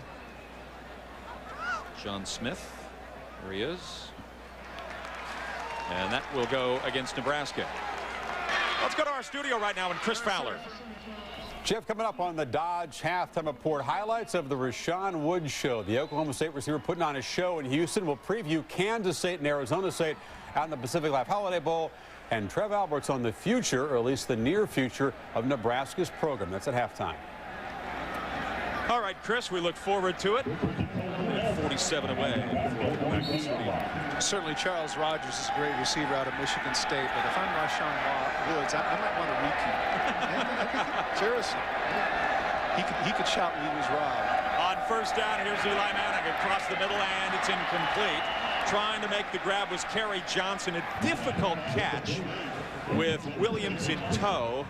And it'll bring up second down. Not only behind him, but Eli Manning needed to take a little bit off of that one. Threw that one a little too hard for a short crossing route. Eli Manning, a marketing major, fine student. Second down with 5 defensive backs for Nebraska now. Manning stepping up, and it's complete. The strike across the middle. The catch made by Mike Espy, still on his feet, and Espy is very close to the goal line. Very close. He has run out of bounds at about the 1. It's a 41-yard strike, and the tackle by DeJuan Gross. Nebraska comes with a blitz, but then they change their mind. The white shirts right there at the bottom of your screen aren't quite sure what to do, and as a result, the middle of the field is vacated. Espy shows some speed. This is the dig route, and that's where you do throw the ball a little bit harder. And number 10 puts it right on the hands of number 11. The result is first and goal. Ole Miss wants to talk about it at timeout, and Eli Manning will come over and talk with David Cutcliffe as they have something going here at the 1-yard line inside of 2 minutes. They've got 1 timeout left, down by 10 with Nebraska. There is a start. There is a finish. And in the journey between, there are dreams. The NCAA Hall of Champions keeps these dreams alive for you. More than a museum, the NCAA Hall of Champions takes you on an interactive journey. Relive some of the most inspirational moments in collegiate sports history and walk in the steps of a student athlete. At the NCAA Hall of Champions, you'll find something for every fan. Discover what it means to be a champion. The journey begins inside. You'd expect a place like Nebraska to keep a pretty close eye on the weather. But did you know that the University of Nebraska is the world's watchdog for drought? We teach nations around the globe to plan for long dry spells. We just unveiled our new drought tracking website at the White House. When you're hot, you're hot. There is no place like Nebraska. Back a look at Eli Manning on this drive, how effective he has been. Now first and goal from the 1. Got to cut into that Nebraska lead. 3 tight ends. Handoff straight up the middle. Leaping in for 6. Touchdown. Howard Sanford is into the end zone for Ole Miss. I want to talk to you about a theory that I've had that I think is, there's a minute 32 remaining. You've got first and goal at the 1. You and I have talked about this earlier. I wonder about kneeling down first time, not getting it, and then getting 3 tries to do it, and that way bleeding some time off the clock. Because now with a minute and a half remaining, Nebraska's got a little bit of time. One after attempt by Jonathan Nichols is good. So with a minute 32 left, the Rebels cut into the Nebraska lead. It's now 17-14, 9 plays, 88 yards. Very stout-looking Ole Miss offense on that drive. Really was. He got in his rhythm. Now, you don't have a response to my theory. I like the idea. I mean, I don't want to put the ball back in Lord's hands, do you? I mean, if you are an offensive coordinator for Ole Miss, the more time you give the Nebraska offense, I don't think that's something you want to do.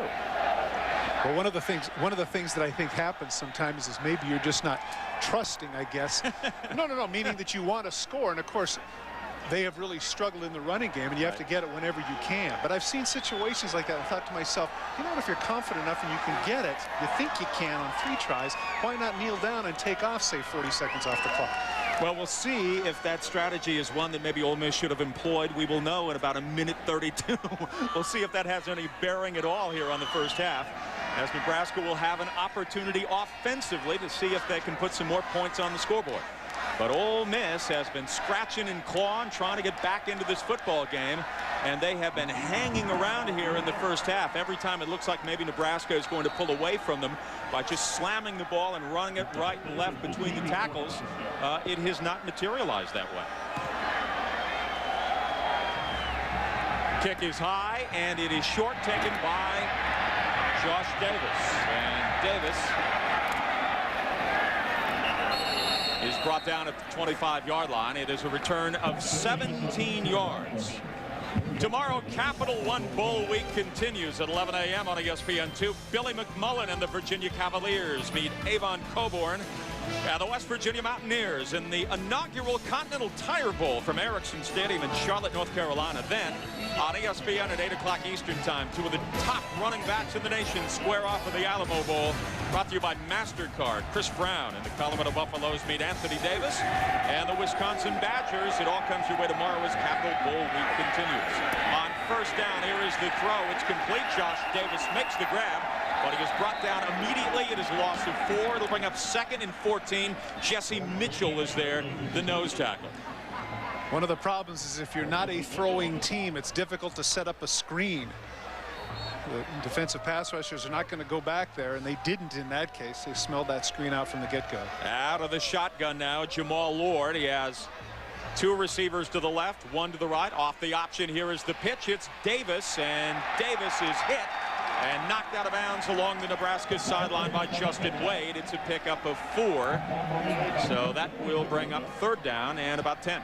Ole Miss has a timeout remaining, and if Nebraska opts to run it out here, which I think that they probably should, Ole Miss might want to consider using their last timeout, getting the ball back into Manning's hands one more time. The Dodge halftime report is coming up with Chris Fowler and Trev Alberts, Mark May, all of that straight ahead.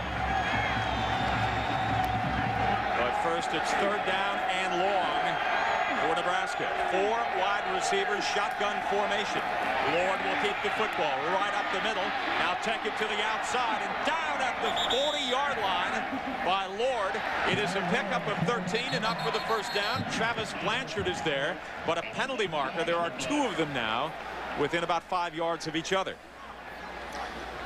You see the Ole Miss players clapping, so it would appear that that may be, you know what, I didn't see any late hit. I wonder if that's taunting. Evidently an offensive lineman hit somebody late.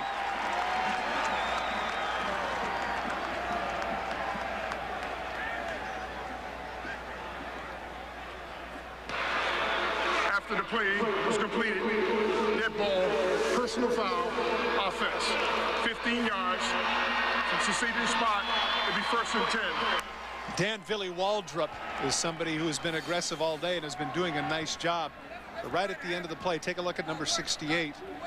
Going to come up right there a little bit late. And not only that, right in the back of Strong. Strong was actually lucky that that didn't happen. Didn't roll up on his leg. The official saw that and had to probably end the half here unless Mississippi opts to use their timeout. One more play Nebraska will have to run. Not a bad half. Not a bad half at all. Look at the numbers on Jamal Lord. And here's the handoff. Running hard up across the 30-yard line is Josh Davis. And that will be the final play of the first half. It has been a good first half if you are a Husker fan, and a pretty good first half if you are an Ole Miss fan. 17-14 here at the Mainstay Independence Bowl from Shreveport, Louisiana. And let's go to our studio right now. We'll check in with Chris Fowler and the gang to get their thoughts, observations, witticisms, and musings about what we have seen. Well, that's a tall order, but we'll do it the best we can on the Dodge halftime report. Nice 88-yard drive by Ole Miss to tighten things up. But, guys, a continuing trend already in bowl week with DeJuan Gross taking a punt back for a touchdown. Already 9 bowl games. There have been 5 punt returns for touchdowns. Gross against Miami late in the Rose Bowl last year had the only punt return for a touchdown last year's bowl season. You can see 41 more in the regular season. Because you don't have to fair catch. It doesn't take a lot of courage, Mark. You just don't like that rule, that halo rule, do you? No, I don't. You know, I'm looking at this game, and I've been impressed with Eli Manning. I really have. I mean, I thought early in the game, Chris Kelsey and Trevor Johnson got good pressure on him, especially in the first quarter. They had 3 sacks. I think the real key in the second half here is, can Nebraska get to them? Like, Ole Miss has made some changes, some adjustments with their offensive line to protect him. If they can't get to him, it could be a long day in the second half. Well, I'm very impressed with Nebraska at this point. Their offensive coordinator for this game, Turner Gill, because the offense has opened up. They're throwing the ball deep. They're throwing the ball on first down. Maybe this is a taste of the offense for Nebraska Nebraska to come in the future. I like the way that they do it. They haven't scored a lot of points, but at least it's more of a balanced offense where they're throwing the ball or at least taking that attempt on first down. Well, there was a Big 12 team earlier today that put more than 500 yards up of offense. Oklahoma State, Southern Mississippi. We'll have highlights of that game, the Houston Bowl coming up. And also we'll look ahead to Kansas State. Talk about weapons, the Wildcats and the Sun Devils tonight in San Diego. That's all coming up on the Dodge Halftime Report. Which Sports Center do you watch? Mornings, evenings, late nights? Only on ESPN. You've decided to quit smoking. Smart choice. Now which patch? The one that leaves you little choice, or Nicoderm CQ? CQ offers a program for lighter smokers. Nicotrol does not. You could choose to wear CQ for the day or 24 hours to get a jump on morning cravings. Nicotrol is only 16 hours. No choice there. And more doctors prefer the patch that gives you the choice. Nicoderm CQ, the power of choice. Hello, I'm Bob Mullen of Men's Health Centers. Our clinic specializes in the treatment of male impotence, and we've been doing this successfully for years. We have restored thousands of men so they can lead a more normal and happier life.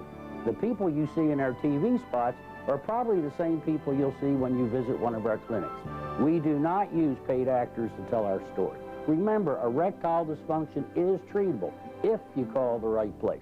I know because I've been there.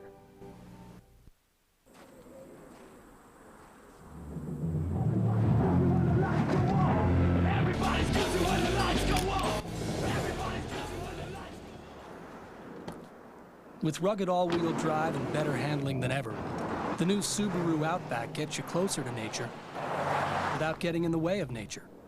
When you get it, you get it. See your local Subaru dealer for information on financing as low as 0.9% APR. This halftime report brought to you by Dodge. You can take life as it comes, or you can grab life by the horns. Dodge. Well, DeWine Gross's punt return the difference, 17-14. Good first half down in Shreveport. Welcome back to our Dodge halftime report. Now, earlier today, Southern Mississippi took on Oklahoma State. Everything going against the Golden Eagles. Derek Nix, their fine running back, undergoing dialysis treatment. He has a kidney disease. His career is over. And all those Oklahoma State fans down in Houston, early going, guys in orange, Josh Fields to Mike Denard. Nice catch. 7-zip Cowboys lead very early in the contest. But Southern Miss want to hang around. Down 10-3, Dustin Allman, the quarterback, off the bench. Look at the redshirt freshman scrambling around here. I love the toughness. Kind of reminds me of Brett Favre. Just puts it under and gets in for the touchdown. Brett Favre's arm? You mean, well, his running, his toughness, I don't know. It's a redshirt freshman. Not even Josh Fields with Brett Favre. He tosses it up and double cover, but the DBs collide. There goes Rashawn Woods, the All-American wide receiver. Cowboys up 20-13 at halftime. James Whaley gets it from Allman here. One of the guys filling in for Nix gets in the end zone, ties the game at 20. Oklahoma State has to try to pull it out late. And Taven Bell, pretty well contained for much of the game, but a little misdirection play, squirts through the defense, gets into the end zone. Oklahoma State breaks the tie, goes on to win 33-23. 504 yards total offense. They closed the season strong after a 2-4 start. Went on to beat Nebraska, A&M, thumped Oklahoma. Now they win their bowl game to finish up at 8-5. Well, I was very impressed today with Rashawn Woods, the wide receiver of Oklahoma State, and the way that he played in this game today. And we talked about him earlier before the game, how when he goes for the ball, he makes sure that he catches it, and then he makes something happen after the catch. And here are a couple of plays from that game that I really thought were plays that stood out for Rashawn Woods. Oh, here you got your quarterback standing tall in the pocket, avoiding the rush. Watch the catch here. He keeps his feet. Look at the defenders. Whoop, make a move right there. There goes the defender down. Keeps his feet in his head. It takes some people to bring him down because he's not going to go down by the first tackler. Here again on the touchdown reception, he goes up, fights for the ball, comes down with the reception, and turns it into 6 points. I think that's the type of player that you love to have at the receiver position, a player that can open up the entire game. Very nice win for Oklahoma State. But, I thought Southern Miss really fought hard. I thought Jeff Bauer, without Nix at running back, and all of a sudden they didn't know about their quarterback, I thought that old Dustin Allman played very well. The redshirt freshman talked about his toughness. You're going to see him here as he drops back, avoids the pressure, has the speed to get outside, and then, come on now, look at this guy, Mark. Look at him leap up, Look at the redshirt freshman get up. Yeah, he looks a lot like Brett Favre. Brett Favre. It's a little bit of a reach, maybe. But come on, you've got to love his toughness. You know, being one-dimensional, they got 150 yards rushing. They played about as good as I think could be expected. Yeah, he kept them in the ball game, and I think it was just his mental toughness. And you love to see games like that. You like to see the jersey all grass stained up in the mud and the wet, and it's just great. You like to see your quarterback's jersey all grassed up? That means you didn't block anybody. No, I said I like to see their quarterbacks, not my quarterback. Okay. MVP was Woods with his 9th 100-yard game of the season, and it's the first bowl win since the Barry Sanders era for Oklahoma State. We got some coaching news, or maybe it's some non-news. Kentucky still doesn't have a head coach because the latest candidate to remove his name from consideration is Jim Donnan, our colleague here at ESPN. The former Georgia head coach Mike Kruzak of Central Florida took his name out yesterday. Norm Chow and David Cutcliffe continues to deny the persistent rumor that he might be a candidate seriously at Kentucky. The Florida defensive coordinator job goes to Charlie Strong. He leaves South Carolina to take the same job at Florida, better launching pad for a head coaching job. 5 of the last 7 defensive coordinators at Florida, guys like Bobby Pruitt and Bob Stoops, have gone on to become head coaches. The other 2 are in the NFL. When we come back on the Dodge Halftime Report, we'll take a look ahead at the Holiday Bowl and a reminder that West Virginia and Virginia will take each other on in Charlotte. The Continental Tire Bowl, 11 o'clock start. Then it's Colorado and Wisconsin. The Alamo Bowl presented by MasterCard at 8 o'clock Eastern Time. Can Arizona State's defense slow down Roberson, Sproles, and the big favorite Wildcats? We'll talk Holiday next. Did you, madam, proceed to wear this shirt, knowing full well that your neighbor had already received this title? Well, indeed. Your witness. Your Honor, I have only one thing to present in defense of my client. The Dodge Caravan. Proving once again, Dodge Caravan is the choice of great moms everywhere. Told you we should have settled. Grab Dodge's 770 powertrain limited warranty. Ford, Chevy, and Toyota don't match it. I'm at my mother's for dinner. She says, wasn't that chili unbelievable? I say, unbelievable. Where's the Alka-Seltzer? Only Alka-Seltzer's effervescent power relieves indigestion and pain fast. Get better relief. Get Alka-Seltzer. Own blood work on DVD and video. How do you solve a murder when the only connection to the killer is you? You and me are like Cain and Abel, Kennedy and Oswald. Clint Eastwood. Blood work. Own it on DVD and video. Ever wondered what it's really like to be a soldier? What do you got? I have a sit rep from Alpha Company. BT, ready to be verified. Verified. Put yourself in the picture with this free video. You'll see over 200 great jobs in the Army and over 180 in the Army Reserve. You'll also see what skills you learn, how you can earn money for college, even what soldiers do in their free time. Call 1-800-984-ARMY now and get this free t-shirt and your free video. Put yourself in the picture and see what it's really like to become an Army of One. Welcome back to the Dodge Halftime Report. Nebraska up on Ole Miss 17-14 at the break as the band entertained the crowd in Shreveport. Up next on our triple header, it's the Pacific Life Holiday Bowl. And Kansas State, although it started out as a tough week for them in San Diego, they had about $20,000 in computer equipment stolen from their hotel. They hope to bounce back. Maybe that's just one more chip on the shoulder for a Wildcat team that certainly is worthy of being in a BCS Bowl and has a chance to finish in the top 5 for the first time in its history if they can knock off Arizona State. For a preview to Mike Tirico and company in San Diego. Michael? There is the second-year coach of Arizona State, Chris. It's Dirk Cutter. He's really turned around the whole mindset of football at ASU. They come to the Pacific Life Holiday Bowl here this evening. Mike Tirico, Kirk Herbstreit. Weather's very nice, by the way. I haven't seen a cloud since we did. Neither have I. Sorry, yeah, Chris, so we just want you to know about that. Let's talk about what we're going to see on the field because Arizona State, they have great weather and great offense out in the Pac-10. Arizona State's 6th in scoring in the Pac-10. That's 21st nationally. So they put a lot of points on the board in that league.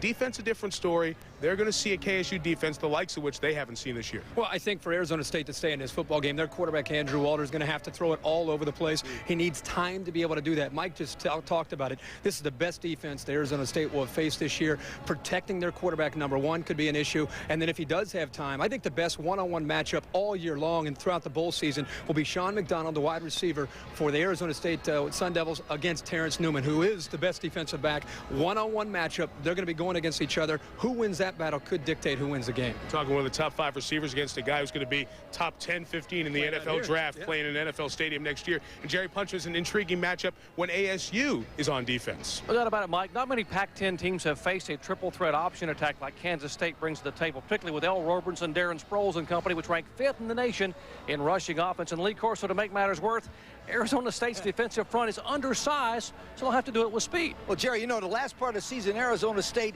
has been faced with some tough offensive teams, but nothing, no, my friends, nothing as good as Kansas State. Arizona State must stuff the Kansas State 1st and 10, force them into long yardage, and then Terrell Suggs from the outside makes some big plays. If Arizona State can keep Kansas State inside, make them drive the ball, they got a shot. They got that and pray, because Kansas State's very good. Sun Devil defense ranked 2nd in the nation in turnovers created and 2nd in the nation in total sacks. December 9th, the mainstay Independence Bowl, Nebraska and Ole Miss. The Huskers are up by 3 as we get ready to start the 3rd quarter. A look at Eli Manning and his numbers from the first half. Todd Christensen, and we went into this ball game talking about Eli Manning and Jamal Lord, and they haven't disappointed anybody watching this football game.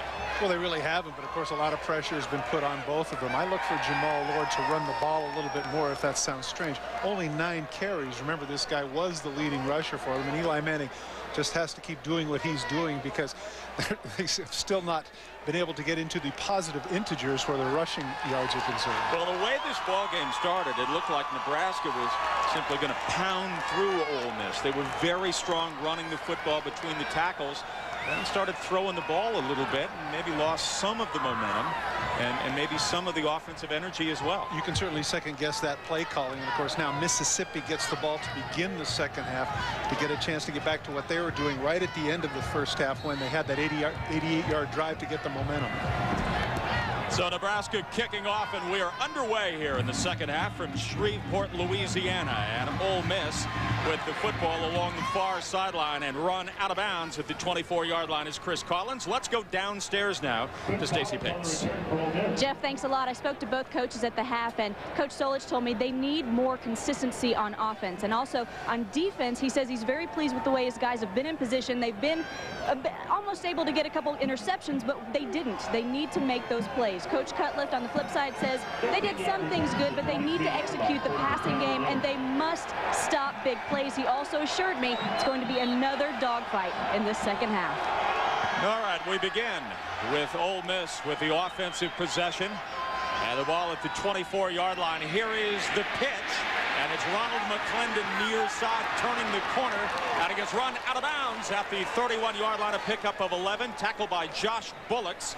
And that is a first down for Ole Miss. Here is the ESPN game track. Well, certainly the biggest play of the game was the 60-yard punt return by Gross, which turns out to tie an NCAA record 4 touchdown returns in a season. And of course, on a personal front, that is a team record. Ole Miss passing yardage record, formerly held by Romaro Miller, has now been passed by Eli Manning, over 6,300 yards in his career. It is said that he stepped out of bounds, so it's only a gain of 8. It'll bring up 2nd and 2 up the middle, and enough for the first down as Ronald McClendon is met by Williams, the outside linebacker, his second tackle of the ball game. That's a gain of 5. And now finally they have gone over into positive numbers in terms of rushing yards. What a surprise. 2 running plays to get a first down to begin the second half. So look at the total yards, and you can see what Nebraska has done on the ground and what Ole Miss has not done. And then the flip side of that is Ole Miss throwing well, Nebraska not. On first down, Manning firing, and it's incomplete. Good coverage on Bill Flowers by Fabian Washington, and that will bring up 2nd down. Even if he catches the ball, it's going to be a minimal gain. Once again, I talk about the play of number 3. Trev Alberts mentioned at halftime that they have a lot of young players that are going to do well. A number of freshmen have made major contributions for Nebraska this year, and one of them is number 3. So 2nd and 10 from the 36. Ole Miss will go with 3 wide receivers, 2 to the left and 1 to the right. And here's Manning with time across the middle, and it is caught at at the 48-yard line by Mike Espy. A gain of 12, first down Ole Miss, and they will move the chains. You can see him patting his chest. Eli Manning is saying that's my bad, but the pass protection here is outstanding. Plenty of time to survey the field, actually going to his second choice. He does throw the ball a little bit behind, but Espy able to slide and reach back and make the catch. Manning 17 of 28 for 200 yards. And he has one touchdown, now a first down. From the Ole Miss 49-yard line. Here is the handoff. Not much there for Ronald McClendon as he is gang tackled and pushed back by the Nebraska defense. Laney Hopkins is there out of Rolla, Texas. He is the free safety. We talked a little bit about the number of freshmen that made impacts for the Cornhuskers this year. You don't often see it at an institution like Nebraska, which is rich with tradition, the number of freshmen that participate as they have this year. We'll give you a chance to see a graphic after this play as to the number who did indeed make contributions this season. On 2nd and 11. Manning across the middle, and it's caught. And caught at the 42-yard line by Bill Flowers. It's a pickup of 10 yards. He will be just a little bit short of the first down for the Rebels. Flowers their possession guy, and there it is. Freshman back. We've already seen Harrion today with a long touchdown catch. Horn, an I-back who has a 1,000-yard runner written all over him. Pilkington averaging nearly 20 yards per catch. Split in position, of course, number 3. We have documented that Rossi throughout this contest. Mike Espy is split to the right side on 3rd down. 3rd and about 2. Straight ahead on 2nd effort is Rick Rosano, the fullback, and he picks up 2.5. That is enough for a first down for Ole Miss. I'll be honest with you, I was very surprised at that. I thought that they were going to go with play action. But as you pointed out, great second effort, hit in the backfield, but not enough to take him off his feet, and the result is going to be a first down for Ole Miss. Rosano had a nice catch earlier. You see the raz on his bicep. Always easy to know. Very nice tattoo, if there is such a thing. 8th play of the drive for Ole Miss. And straight ahead, the running back, Ronald McClendon. And McClendon down to the 31-yard line. It is a gain of 9, maybe 10, depending on where they put the football. As Terping on the stop, the rover back for Nebraska. 2 missed tackles for Nebraska right in the middle of the line. But again, let's give some credit to the offensive line. A little dap where they're concerned. The struggle in the first half, as we talked about, no positive yardage. Now coming out here in this initial drive of the second half, they seem to be reasserting themselves. 2nd and short from the 32. The handoff. McClendon first down and more inside the 25. Tackled at the 24-yard line. On the stop is Adams. It's a gain of 8. And now it is the blocking up front by Ole Miss, maybe pushing Nebraska out right now. Doug Buckles and Ben Claxton are the ones in the interior making the plays at center and left guard, freeing McClendon. And all this can do is benefit Eli Manning. Certainly the play action pass will be that much more effective if they continue to run. And you see, who would have funked this coming out at the beginning of the second half if they'd been running the ball this effectively? On first down, Nebraska is showing blitz. And they'll continue to keep it on the ground. McClendon spinning, and he is brought down by Nebraska's Aaron Terping. It is a pickup of 1 yard.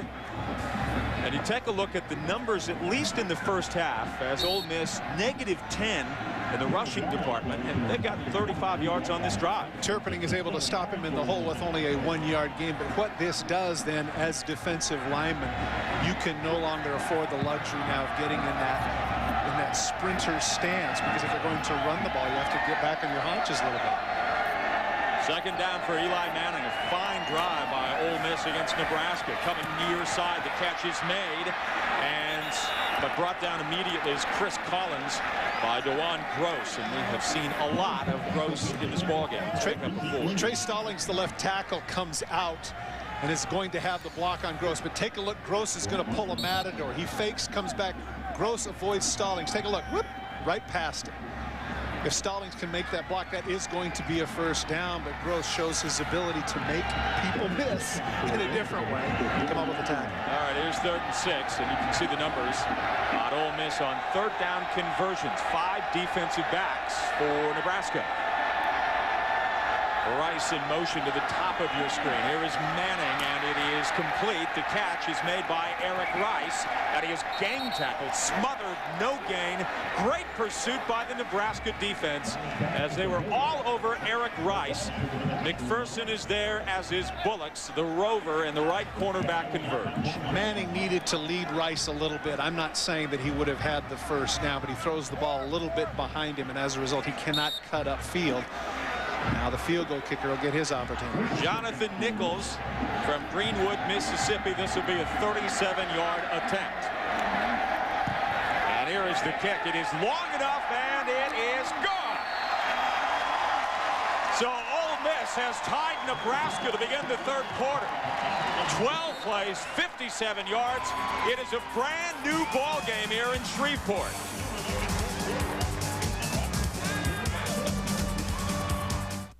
At Mainstay, we understand just how quickly your dreams can become the present. So you plan, work, and live with a vision. For nearly a generation, Mainstay Funds has offered serious investors the consistency of investment style, quality, and integrity to help you frame the future as you see it. Mainstay Funds. Pursue your vision. Brogan is about to discover he's going to prison for 7 years if he can change his whole life in one day. 2 thumbs up for 25th Hour. Remarkable, extraordinary, electrifying, riveting from first frame to last. This will be the best night of my life. Edward Norton, Philip Seymour Hoffman, Barry Pepper, Rosario Dawson, Anna Paquin, Brian Cox in a Spike Lee joint. 25th Hour, certainly one of the finest films of the year. Rated R. Now playing in New York and LA. With its new available Power Stroke diesel and 5-speed automatic torque shift transmission that generates 560 pound-feet of torque and 325 horsepower, the Ford F-Series Super Duty pulls faster and easier than any other diesel pickup. Ford F-Series, the best-selling truck on the planet. Well, guess that settles that. Yep. It's built Ford tough. There is a start. There is a finish. And in the journey between, there are dreams. The NCAA Hall of Champions keeps these dreams alive for you. More than a museum, the NCAA Hall of Champions takes you on an interactive journey. Relive some of the most inspirational moments in collegiate sports history and walk in the steps of the student athlete. At the NCAA Hall of Champions, you'll find something for every fan. Discover what it means to be a champion. The journey begins inside. And a look at the pride of Birmingham, Alabama. David Cutcliffe, his 4th year at Ole Miss. He's 29 and 19. And the Ole Miss rushing yards. That is a huge difference, Todd. Well, John Latina, offensive coordinator for Ole Miss, also happens to be offensive line coach. I'm sure that was the conversation at halftime. But we have to get something established at the line of scrimmage, and he certainly did that. Kick taken at the 2-yard line by Josh Davis. And Davis with some running room. And Davis is brought down as he crosses the 45-yard line of Nebraska by the wide receiver working on special teams, Chris Collins. It's a 43-yard return by Davis. Davis may not be the fastest return man, but he certainly is tough. There was a Tony Davis in the 70s at number 25. He reminds me an awful lot of. Cuts back, breaks a couple of arm tackles. Now in the secondary, if you can just wait on Turpinning to get across, but Turpinning can't get there quite quickly enough, and as a result, Collins, a starter playing on special teams, makes the touchdown-saving tackle. On 1st and 10 from the 46-yard line, the handoff for Nebraska. It is Diedrich, and Diedrich getting into Ole Miss territory after a pickup of 12, enough for a Nebraska first down, tackled by Travis Blanchard. Now, we didn't call his name much in the 2nd quarter at all, and I guess for some reason they had a predetermined idea of who was going to get snaps, but it seemed like with Diedrich at the I-back, they're a lot more dominant between the tackles. I would think Nebraska wants to let number 30 get his opportunities here in the 3rd quarter. On 1st down, Diedrich again, left side, look out, here goes Diedrich, and brought down inside the 15-yard line by Travis Johnson. It is a gain of 28 yards. So Nebraska grinding it out now on Ole Miss here in the third quarter. Aaron Galladay, the tight end, their 290-pound tight end, just absolutely mauls Charlie Anderson at the point of attack. Number 99, look at that. Ooh, ouch.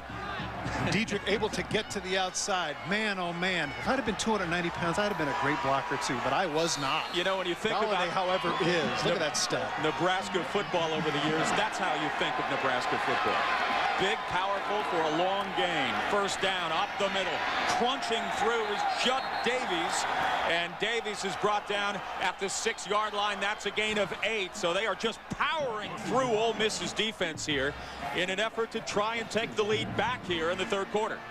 John Garrison, the center, you saw him on his knees and he started to wave his hands right there. And notice how quickly they get to the line of scrimmage. They want to establish the line of scrimmage just as Mississippi did in that last drive. On second down, met at the line of scrimmage and push back. A fine hit on Judd Davies by the big man, Jesse Mitchell, who makes the stop. He's the nose tackle. Again, the decision-making process, that would have been, Lord would have been better served to pull it out. As you point out, though, the penetration on the part of number 95, Mitchell, a very quick nose tackle, was outstanding. He's a junior from Moss Point, Mississippi, 6'3", 270-pounder. So it'll bring up third down and 6. 3 wide receivers. Option for Jamal Lord. Yes. Here comes the option. It is the pitch. David Horn trying to turn the corner, and he is thrown out of bounds. A fine defensive play by Oliver, and it's no gain. Eric Oliver comes from the free safety like the proverbial bat out of you-know-where. I really thought he was going to get this first down, but watch the speed of number 26 as he closes on Diedrich. I really thought he had a great opportunity and had the angle. But give Oliver credit, the leading tackle. More tackles. The most tackles anybody has had was 132 back in 1994. This guy had 116 from the free safety position. Outstanding. Josh Brown is the kicker, trying to give the Cornhuskers the lead. You see his numbers. This will be a 23-yard attempt. The kick is up, and it is good. So Nebraska back on top of Ole Miss, courtesy of Josh Brown, the 23-yarder. Nebraska does not lose football games.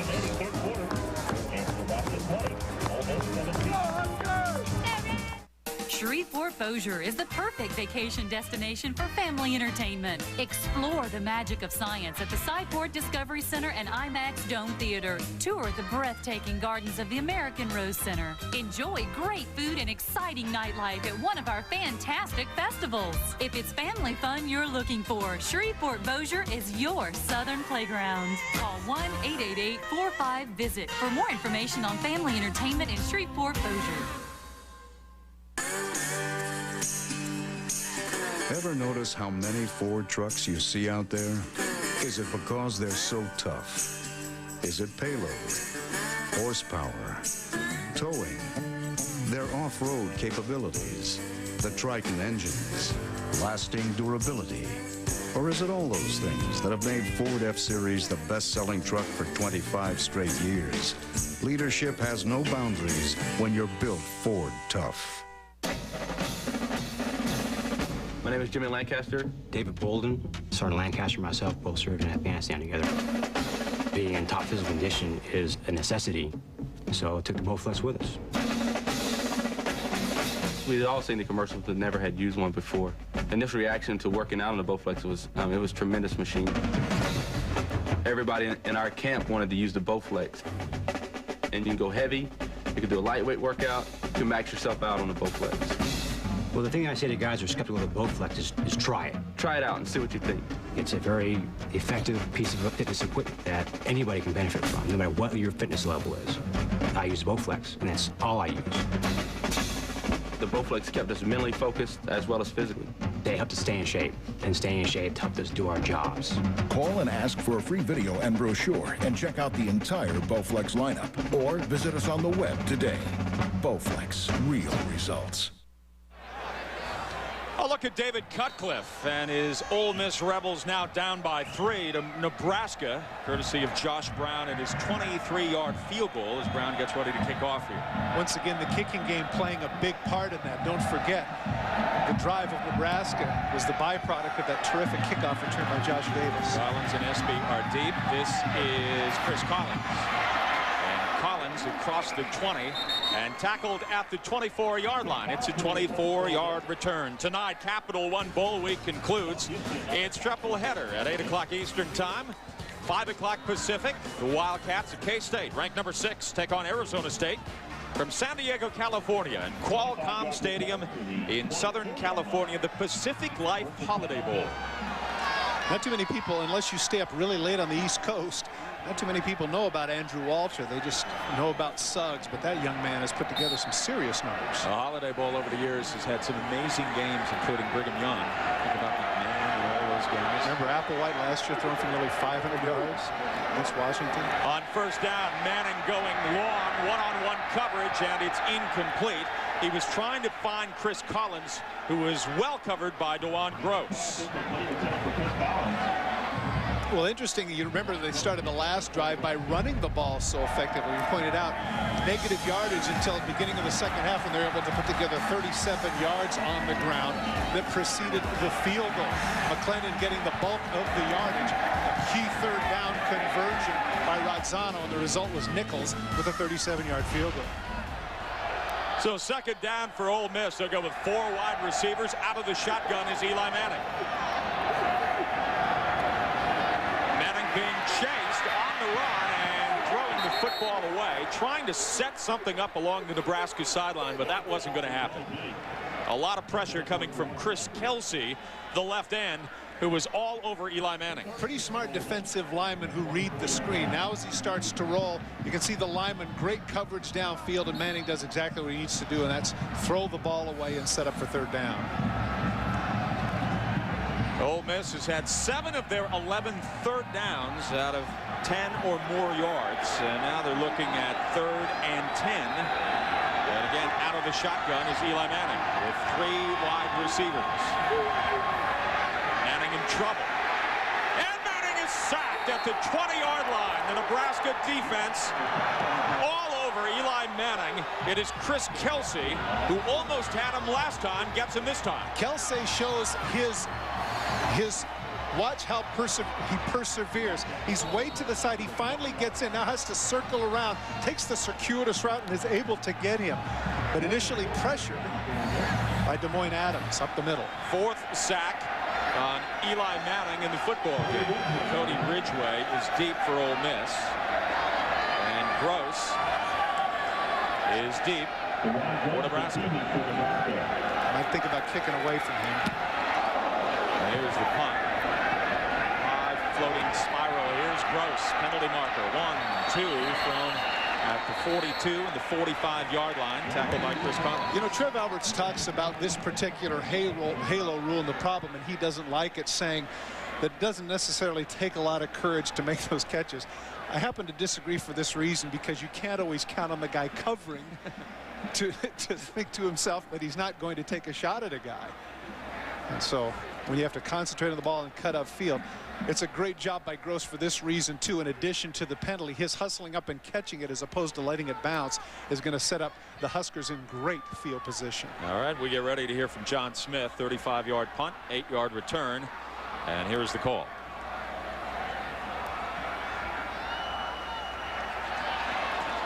Some offsetting penalties here.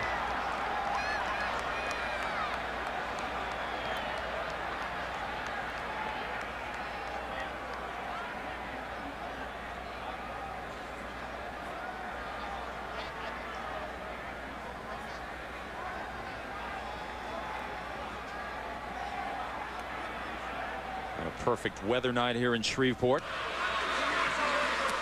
Kick catch violation, kicking team violation of 2-yard halo.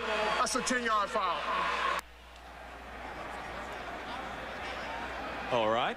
Well, evident.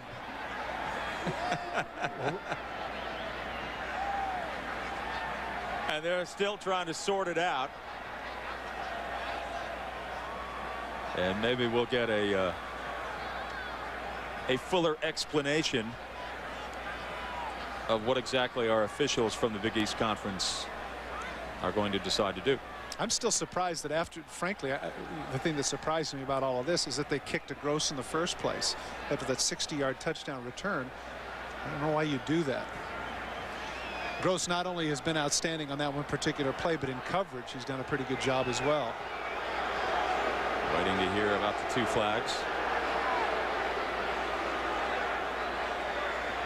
I like number 5, don't you? Paul Hornung, Harmon Wages. I got to Wages before you could. You Atlanta guy, you. I was watching on ESPN Classic. The 10-yard kick catch violation, kicking team is a spot foul. The dead ball foul will be from the succeed spot 15 yards the other way. Okay, I was watching on ESPN Classic this morning. They were showing from 2 years ago that Snow Bowl here, the mainstay Independence Bowl of Texas A&M and Mississippi State. A remarkable football game. That was fun. How different it is 2 years later. A close game here, 20-17. Nebraska leading Ole Miss. College basketball on ESPN. Take it to the rack with a full day of high-intensity matchups. To the races. Look out! First, the Bluegrass rivalry heats up again as Keith Bogans leads Kentucky against Rick Pitino's Louisville squad, led by sweet shooting Reese Gaines. Then Bobby Knight is back in the Big Ten as his Red Raiders and their main man Andre Emmett face Minnesota. College hoops all day Saturday on ESPN and ESPN2. Whoa! Hey, stop the music. Guys, everyone stop. We don't need all this. Kias are already a great value, so we got good deals on top of good deals here. Like $2,000 cash back on a Spectra and $1,000 cash back on Rio. Plus our 10-year warranty. What is that? It's a sales monkey. Visit your Greater Metro Atlanta Kia retailers. Hurry, offer ends soon. We quick sear cuts of T-bone. Yep. Sirloin, strip. Served with onion on top, some lettuce and tomato. Basically what we're grilling here is a steak dinner in convenient burger form.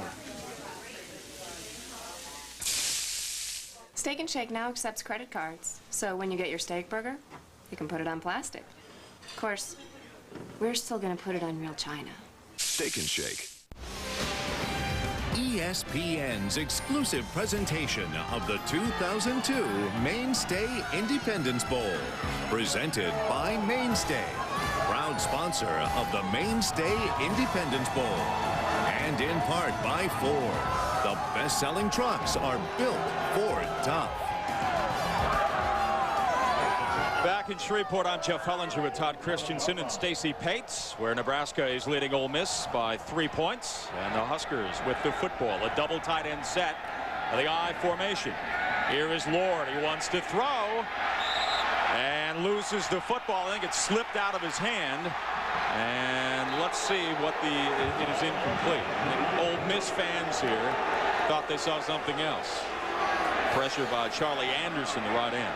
I think you're right. It did slip out. And once again, I'm confused by this play calling. But you know what? Taking some chances. That's right. He pulled it back, and the ball goes down. The arm was going forward. No, wait. Wait, let's go up in the booth. Oh, my gosh, I'm flashing back. Snow, New England, Raiders. Oh, okay.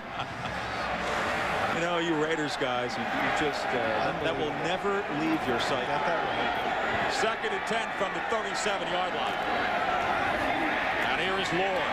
He'll keep the football. Now cutting it against the grain, but the Ole Miss defense is there to bring him down. It is a loss of a yard. So a good job by the Rebels D as they read the option perfectly. On the stop, Josh Cooper from Marietta, Georgia, outside of Atlanta, and Travis Blanchard, the secondary member, was back there to make the stop. What Ole Miss does very well there is they stretch the thing out. The longer you procrastinate the decision by the quarterback, the better off you are defensively. Number 44, Greer, has been a part of that. What a terrific year that he has had. 73 tackles, 12 tackles for loss, 4 sacks, and 5 interceptions, the latter category leading the SEC. All right, here's 3rd down for Nebraska. Lord throwing quickly and complete, and good defense on Mark LaFleur by Ole Miss. It is a loss of 2. Guess who? It's Eddie Strong, the all-SEC middle linebacker. Again, we talk about the predictability of the offense for Nebraska going between the tackles. Okay, it's predictable, but so what? It seems to work. Now you get out of your comfort zone a little bit, try some different things. We use that Bum Phillips line all the time. You dance with Grungy. I don't understand what Nebraska's doing here. Kyle Larson is the punter, and Chris Collins is deep. And it's a fake going up top and incomplete. As Nebraska was trying to go for it on 4th down, they did, as Marquis Simmons was throwing the football. You can see the reaction of the head coach. Maybe he's unsure. Judd Davies, the fullback, gets the snap, rears back and throws it just a little bit too far downfield. But I can't help but think, I wonder, Marcus Simmons is on the receiving end, trying to catch people off balance. The idea in a lot of cases like that, Jeff, is that it might be an audible, hence the reaction of Frank Solich. But why you would do that in this part of the field is beyond me. And now Ole Miss, big break. Been some curious calls from the Nebraska side today. On 1st down for Ole Miss. Here is Eli Manning looking left and right on the run, and it is incomplete. Oh man, Chris Collins is trying to come up with the football. He couldn't make the grab. Josh Bullocks was out there. Sanford, the fullback, is out there, and he's the one waiting on the ball. But just at the last minute, a body is going to flash in front of him, and the guy that flashes in front of him is Wiegert. And he just can't hold on to the ball. Sanford not usually fullback. Usually in the past, Ole Miss has had some fullbacks that are pass catchers, but this year they're without. The numbers on Manning: 20 of 33, 212 yards, and a touchdown. Now 2nd down. Manning coming near side, and it is complete. The catch is made by Bill Flowers. And Flowers is run out of bounds inside the 20, down at the 19-yard line. The stop by T.J. Hollowell. It's a gain of 16 and enough for an Ole Miss 1st down. The difference between why this play worked in the last time is take a look at Gross, how far off he is. Look at how far back number 5 is. And this time, Stallings is able to go after him. And Gross, playing the role of Matador, enables Flowers to get extra yardage. Last time he got away with it. This time he did not. Number 70, the 317-pounder from Magnolia, does his job in pushing number 5 off the ball. 1st down from the 19-yard line. It's Turner in motion to the right side. Here is Manning going up top in the end zone, and it's incomplete, but a penalty marker about 5 yards deep in the end zone in the direction of Fabian Washington, who was covering Chris Collins. T.J. Hollowell comes in on a blitz and right in the face of Manning, and hence the reason why it was so inaccurate. But it doesn't matter because it's going to be pass interference against Washington.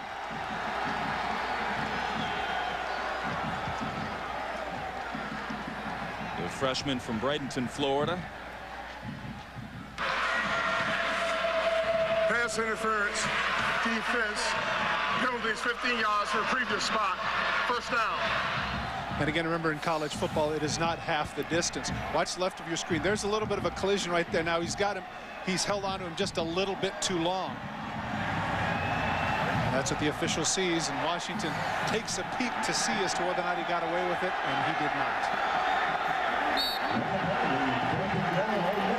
1st and goal for Ole Miss. Justin Sawyer, the tight end, is checked into the football game.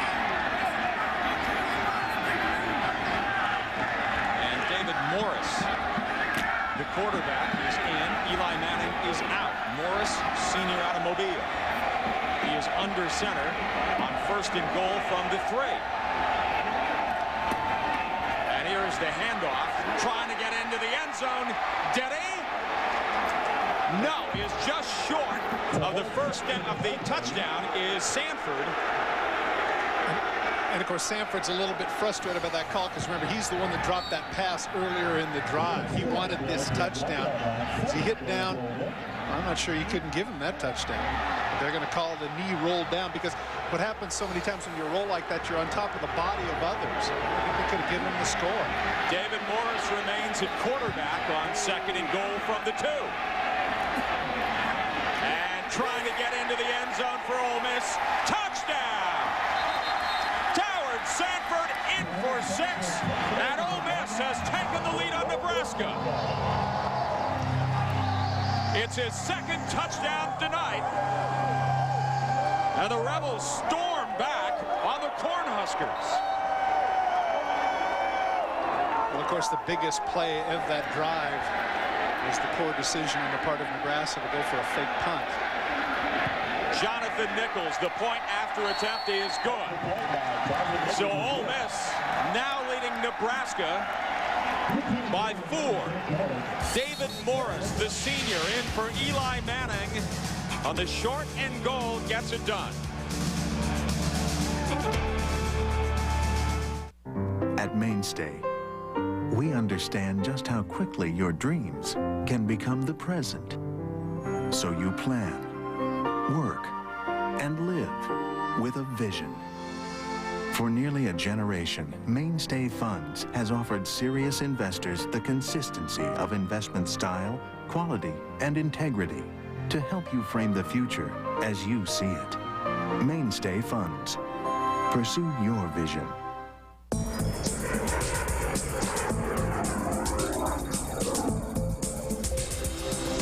Ford Explorer is alone at the top. It has outstanding handling and the roomiest third-row seat in its class, which are just a couple of the reasons it's the best-selling SUV on the planet. Ford Explorer, the leader, has no boundaries. How do you get more from cordless? More. With built-in work lights for more visibility, wraparound grips for more control, and more capability than ever, thanks to innovative onboard accessories, like the first cordless drill with a built-in stud finder. At Skill, we share your passion for home improvement, which is why we've challenged ourselves to give you more in every cordless tool we build. The all-new cordless power tools from Skill. They're what's next. K-State's powerhouse offense looks to cool off the Sun Devils. Capital One Bowl Week continues with the Pacific Life Holiday Bowl, tonight at 8 on ESPN.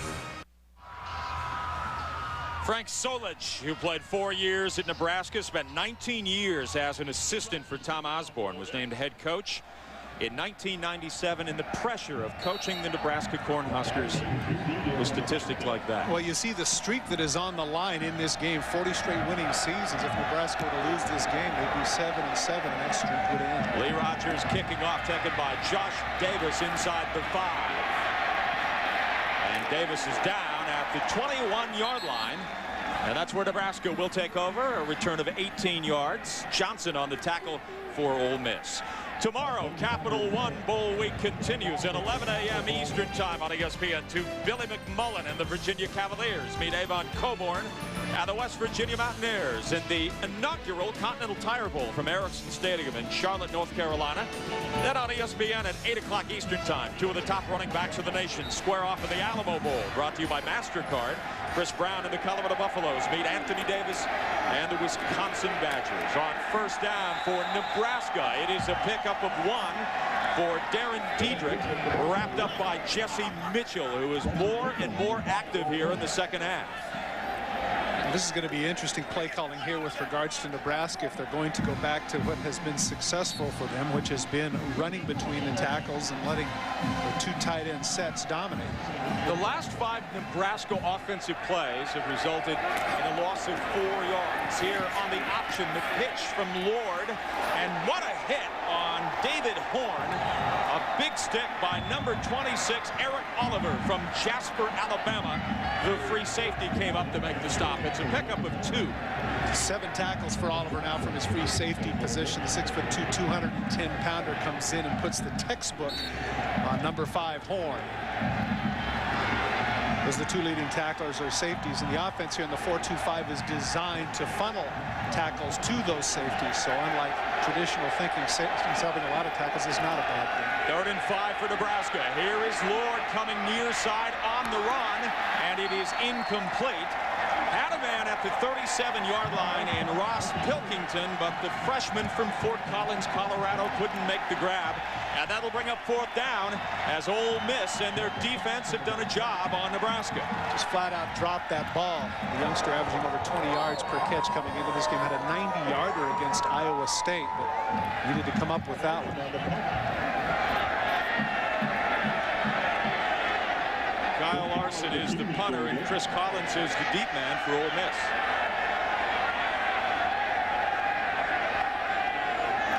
Here comes the pressure. And Larson gets rid of it. It is a booming punt that turns over. And here is Collins. And down at the 25-yard line is Chris Collins. It's a 59-yard punt and a 10-yard return. Well, the Nebraska seniors have performed admirably thus far. Diedrich, of course, has put together a couple of pretty good runs. We talked about Kelsey now with 2 sacks and a couple of other hurries. And, of course, Gross with the 60-yard punt return for Nebraska. This is important to these seniors to go out as winners. This has been a struggle for the Cornhuskers this year in 2002. Very un-Lincoln-like, their record at 7-6. Ole Miss taking over. They've got a 4-point lead here late in the 3rd quarter. 3 wide receivers for Eli Manning. And here's Manning with time downfield. And he throws the strike. It's caught at the 49-yard line of Nebraska by Bill Flowers. A gain of 25 and a 1st down for the Rebels. Manning is able to step up in the pocket with really just outstanding protection. And when you have this kind of protection, you can deliver the ball. Washington is actually in pretty good coverage here on this dig route. Comes over the top of the ball is between the 8 and the 4. That's just terrific accuracy on the part of Manning. Boy, what a great throw. He's now 22 of 36 for 254 yards and a touchdown. 1st and 10 from the 49-yard line in Nebraska. Manning again. And Manning near side. Ball is dropped at the 40-yard line by Mike Espy. That was a perfect strike. Right in the numbers. Got to be frustrating for number 10 when you do that. You put it between the ones and he can't come up with it. Again, we talked earlier about the pressure that's on that young man to deliver constantly. He just, it's tough when you can't have a bad game. Every game you have to play well. You just do if you're the quarterback here. 2nd down for Eli Manning. He'll go out of the shotgun this time. He's got 4 wide receivers, and there are the numbers. Throw, and it's incomplete. A dangerous throw at midfield, and that'll bring up 3rd down. Chris Collins was well covered by Lanny Hopkins. Lanny Hopkins, the rover, comes over as they rolled the coverage to that side. They guessed right in terms of the direction that Manning was going. Manning does so many of those things that his brother Peyton does so effortlessly, so it would seem. It's interesting that you point that out.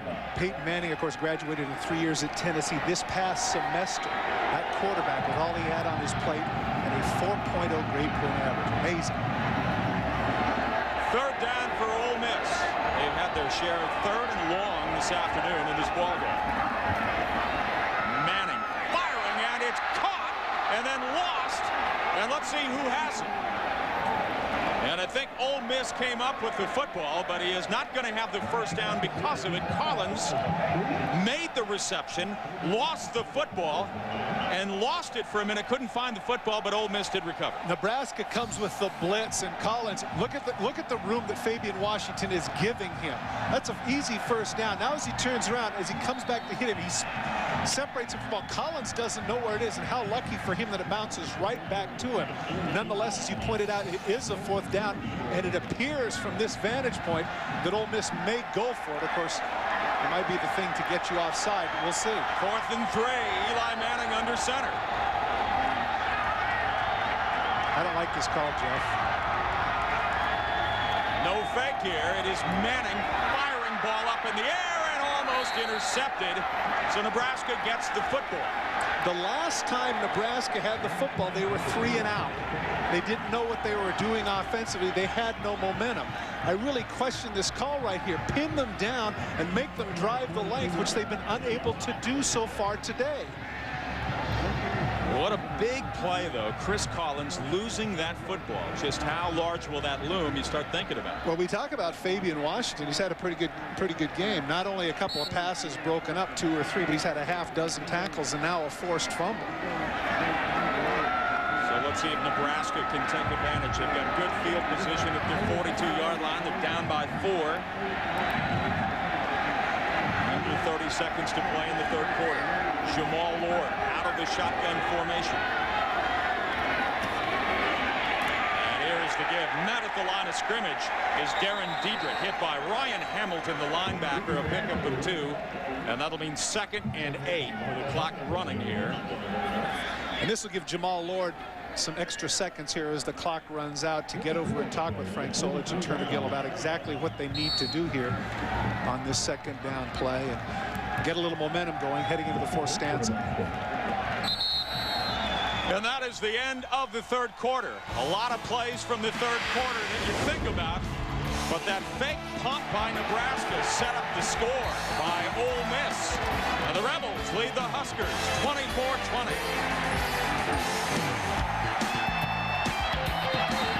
Which Sports Center do you watch? Mornings, evenings, late nights, only on ESPN. Louisiana state government is preparing for a new way of doing business to better position Louisiana's core industries so that growth and development can occur. In order for Vision 2020 to succeed, it requires a commitment from the entire state. Join us by involving your community and making a positive contribution. Here in Louisiana, mediocrity has been replaced by excellence with accountability. Louisiana's on the move, and business must lead. Rodney King should have got beat for driving drunk and being grown in a Hyundai. See what the buzz is all about. Your father wouldn't put up with this mess. Do I look like my father? Yeah, you do, man. In the nose. Barbershop on a special edition DVD. Buy or rent it Wednesday. I'm at my mother's for dinner. She says, wasn't that chili unbelievable? I say, unbelievable. Where's the Alka-Seltzer? Only Alka-Seltzer's effervescent power relieves indigestion and pain fast. Get better relief. Get Alka-Seltzer. Another holiday on the credit card, huh? Yeah, my balance is really piling up. But I'll worry about that in January. You could get a Capital One no hassle card. Nah. I need you! High interest charges running up your balance? Get the Capital One no hassle card for the nation's lowest long-term fixed rates, $0 fraud liability, and no telemarketing. What's in your wallet?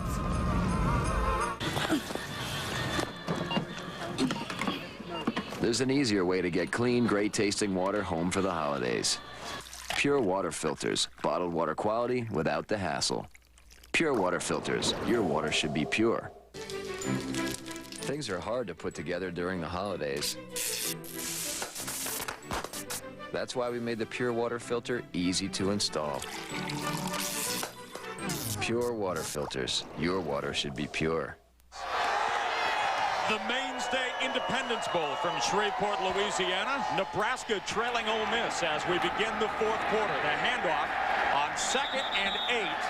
Plowing ahead for the Cornhuskers, trying to get some yardage through the interior of the Ole Miss defense is David Horn. And he picks up maybe 1 or 2. Nebraska 262 yards in the first half, only 53 in the third quarter, Todd. Well, certainly some adjustments have been made, and one of the things that has been happening particularly, you've seen Oliver in on that many more plays.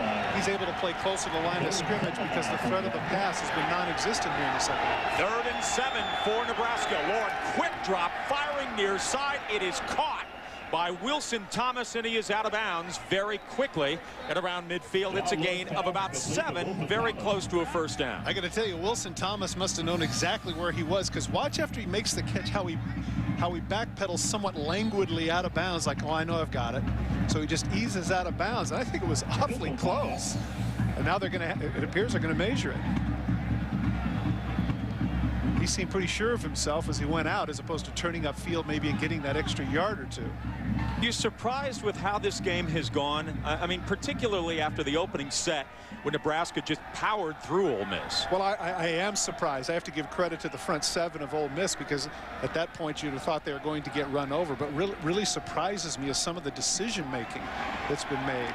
You know, the going for it on 4th down there near midfield, the fake punt on your own 35, just strange decisions.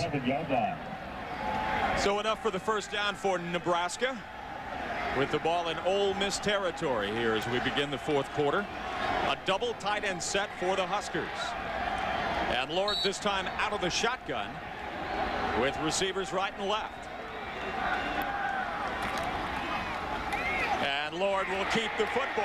And Ole Miss defense not faked out, brought down at the 45-yard line. It's a gain of 2. It'll bring up 2nd and 8. Jesse Mitchell is there with his 4th tackle of the ball game. I was about to say, one of the things that surprised me is that Lord has not run the ball as much, but one of the reasons is number 95. Mitchell at 6'1", 280 pounds. Chuck Driesbach, the defensive coordinator, pointed out that he's a quick twitch guy, and what he means by that is, as opposed to being an anchor, a 2-gap guy that just sits between the center and guard. He's a guy that gets upfield and can make some plays for you. 2nd and 8 for the Nebraska offense. They're down by 4 to Ole Miss here in the Mainstay Independence Bowl. The option near side. Lord keeping the football, and he goes down after a gain of 3. Eddie Strong, the middle linebacker, was stalking him and knocked him down. One of the reasons that Lord, which surprises me that they go weak side, is you try and catch people by surprise, but you need the quicker quarterback. Crouch made his living going weak side, but he was a 4.45 sprinter. Lord, with all his attributes, does not have that speed, and as a result, Ole Miss able to run him down on the short side. Take a look at the numbers on Jamal Lord. Now remember, he had 88 yards rushing in the first half, so Ole Miss has contained him well here. On 3rd and 5, option, Lord brought down by the Ole Miss defense, and there he is again. Jesse Mitchell brought down at the line of scrimmage, no gain. Very confused by that. We just talked about the fact that this is not his forte. Here he is, the quick twitch man, able to come off the block of the guard and drop Lord in his tracks. Number 95 having a terrific game for the Rebels.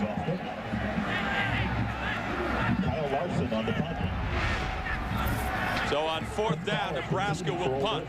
Kyle Larson is the punter, unless, of course, they elect to defend it. No, Larson punted it away. A high-floating spiral. Great special teams by Nebraska. Brought down at the 2-yard line, maybe the 3, by Marquise Simmons, who is there.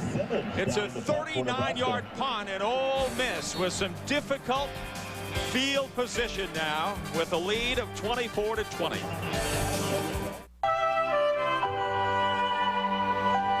From generation to generation, some things never change. At New York Life, it's our values: financial strength, integrity, and humanity.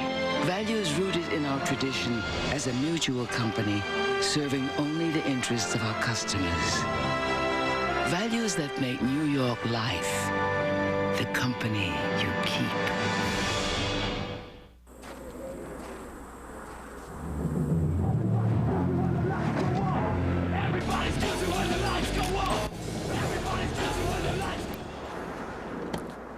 With rugged all-wheel drive and better handling than ever, the new Subaru Outback gets you closer to nature without getting in the way of nature. When you get it, you get it. See your local Subaru dealer for information on financing as low as 0.9% APR. You have the ultimate power to look better, to be stronger, to redefine your body and yourself. Introducing the Bowflex Ultimate. Gonna make you quite possibly the best home fitness machine ever made.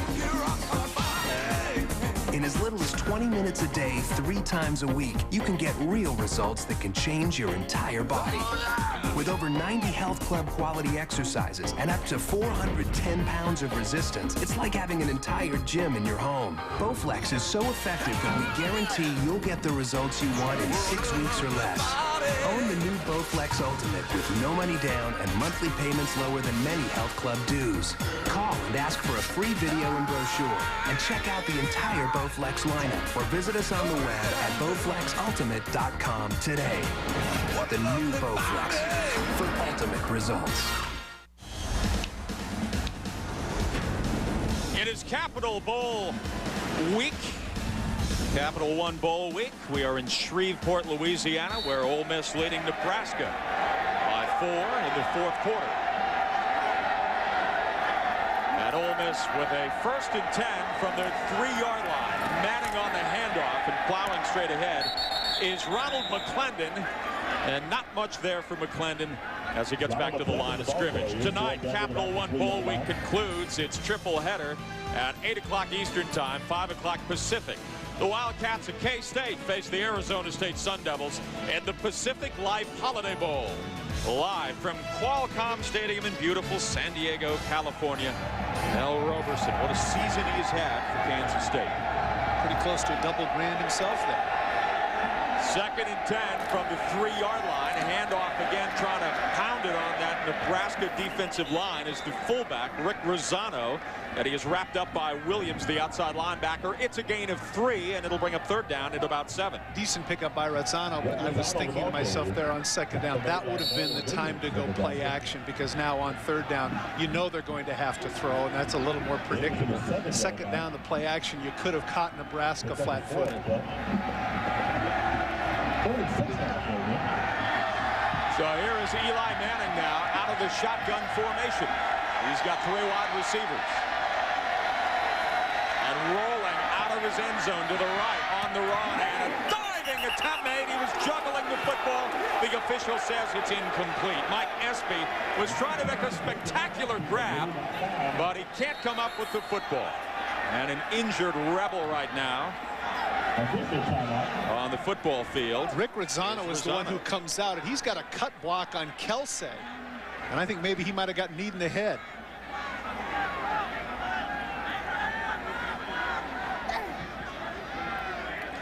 When you roll right, your fullback is going to come out on a cut block. Watch number 42. Look at that. And his head and neck hit him right in the thigh. He actually, as strange as it sounds, Jeff, he necked him or headed him as opposed to got kneed. There's the bobble right there at the end. You can see from that backside, you can't see the ball. And the replay, this same replay that you're seeing is what everybody else is seeing in the stands. And the feet were down, but evidently possession was not established. Having played fullback in college, Jeff, I can tell you I've had a couple of these where the knee comes in between the shoulder and the head, and that's, you just say that's not fun and it doesn't feel very good. It defines what you hear the broadcasters say when they say he's got a stinger. Yeah, that's what it is. Stings all the way down the side of you. Rick Rosano, the sophomore out of Milford, Ohio. 5'11", 240-pounder. Now, if you looked at him right there, that has to be a fullback, doesn't it? And a good one. That's a fullback body right there. So 4th down, we'll see Cody Ridgway standing about 7 yards deep in his own end zone. It's DeJuan Gross. Here's the return man. There's the punt. And this is Gross. Goes spinning and hit at the 40-yard line of Ole Miss. A 38-yard punt and a 5-yard return. So Nebraska with some great field position. The tackle by Eddie Strong. You know, it's interesting the number of times we see Eddie Strong in on the tackle. The number of times we have had star players for Ole Miss make tackles on special teams. We've called Strong, we've called Collins, we've called Espy. It's interesting the number of starters that they have on special teams. He's a tremendous football player. Big hits. Just a number of games with injury. This is the best field position for Nebraska. The 2nd half, a handoff working against Ole Miss. And on the give, it is a pickup of about 4 yards for Nebraska. And there's a late penalty marker at the 30-yard line. Diedrich with 4. Well, I thought this would. Once again, we've seen that earlier where offensive linemen have hit a little bit late, but this time they catch Ole Miss with the late hit. After the play, get ball, personal foul, defense, 15 yards, 1st down. And Jeff, the flag was thrown by the referee, so he was in the backfield. He must have seen it clearly. That's a huge penalty, though. Cliff on the left, Solich on the right.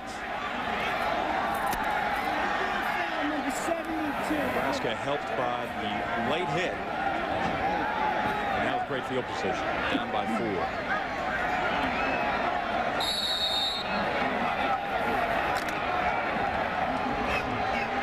First down from the 20-yard line, both receivers to the near side.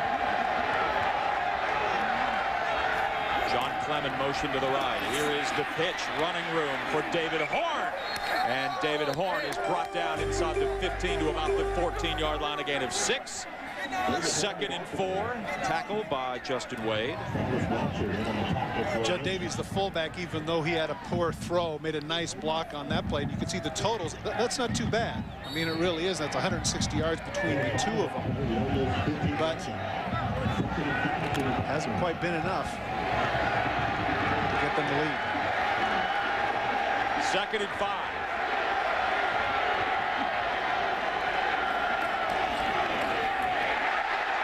And the Ole Miss defense rises behind Jesse Mitchell as he hits David Horn. That's a loss of 5 yards. I believe that's his 4th tackle for loss, and he has really created a lot of problems for Nebraska. He's just so quick off the ball. He's able to beat that double team, and Horn has absolutely no place to go, and now they come up 3rd and 9. So a lot of Ole Miss fans who have made the trek from Oxford on their feet now, trying to stir that Ole Miss defense on 3rd down and 9. Here is Lord with time, firing, and the catch is made. How close to the first down is Wilson Thomas, the man who always knows where he has to go to get the first down. This is awfully close. It is a pickup of 9 yards. You can hear the boos from the Ole Miss faithful, and I think he got a very generous spot. I'm not sure that he was that far downfield, and when we get a chance to see a replay, decide for yourself where he catches the ball and where his feet are. So they will come out and measure.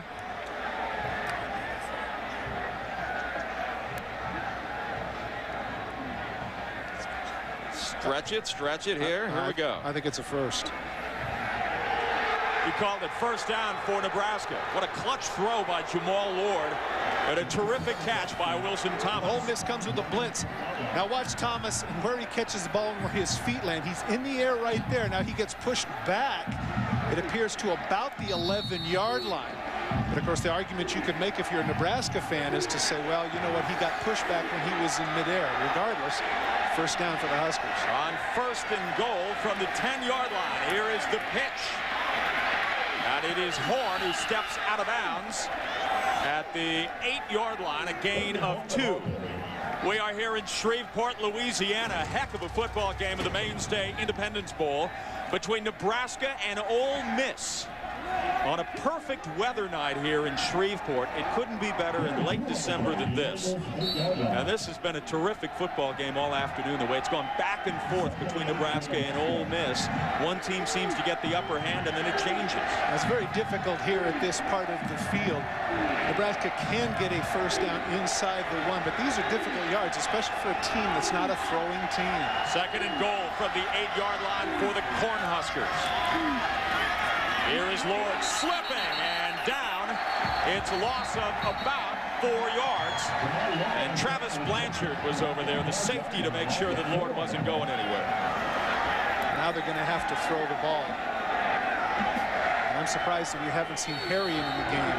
After that long bomb that he made, I would think that a quick tight end like that would be quite helpful in between the hashes and inside the 20. But Nebraska's going to call timeout, and this is a good decision to talk it over. Lord's numbers 6 of 12, 69 yards, a touchdown, and an interception. Can Nebraska get it into the end zone? Can they get some points out of this? We'll find out.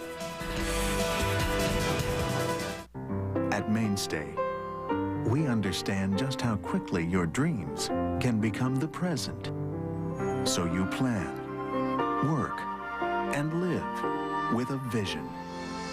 For nearly a generation, Mainstay Funds has offered serious investors the consistency of investment style, quality, and integrity to help you frame the future as you see it. Mainstay Funds. Pursue your vision. This thing you carry with you everywhere. This thing you obsess about and face ridicule for.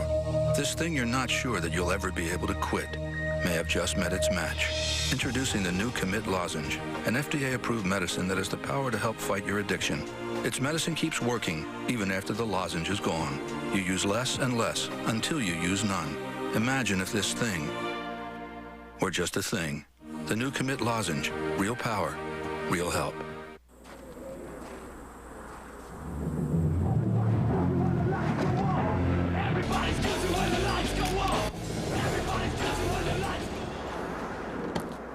With rugged all-wheel drive and better handling than ever, the new Subaru Outback gets you closer to nature without getting in the way of nature. When you get it, you get it. See your local Subaru dealer for information on financing as low as 0.9% APR. License to kill, theft, destruction, mayhem. How long have you been with the agency? 2 days. Hold on for the ride of your life. Max out your system with the ultimate extreme DVD loaded with special features from the director of The Fast and the Furious. I live for this. Vin Diesel. Dangerous, dirty, uncivilized. I love his attitude. Triple X. Buy Tuesday on special edition DVD. Long conversation over on the sidelines, longer than usual. Now they come right out to the line of scrimmage. They want to dictate to the defense exactly what they're going to do in their three wide receiver package, Jeff. Here we go. Here is Lord firing into the end zone. Penalty marker. Penalty marker about 5 yards deep in the end zone. And this may be going against Ole Miss. Wilson Thomas was over there. So was Travis Johnson in coverage. We talked about Harrion. Their quick tight end is the one who is involved in this, but they may pick it up because the ball was away from him. Flag is waved off. Pass is deemed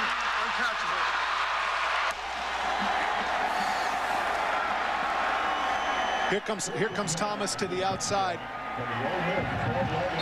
And he's going to fall down.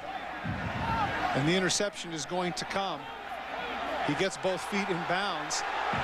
And so indeed, well, this brings up the point. If this is the interception, and if the thing is picked up, evidently they call it an incomplete pass. It looked to me like they had his feet down. Here is Josh Brown with a 29-yard field goal attempt. It is long enough, and it is good.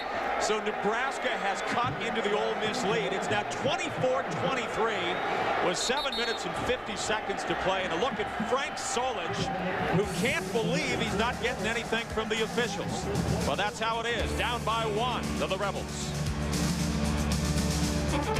The NFL Countdown team will prep you for football's fantastic finish.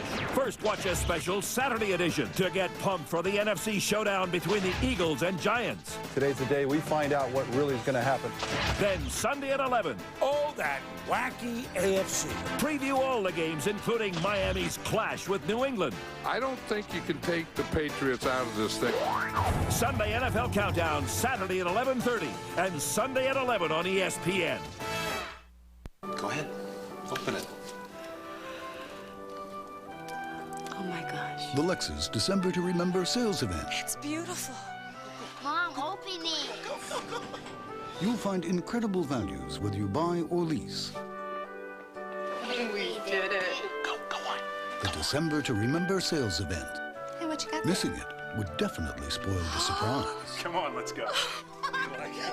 See your Atlanta area Lexus dealer.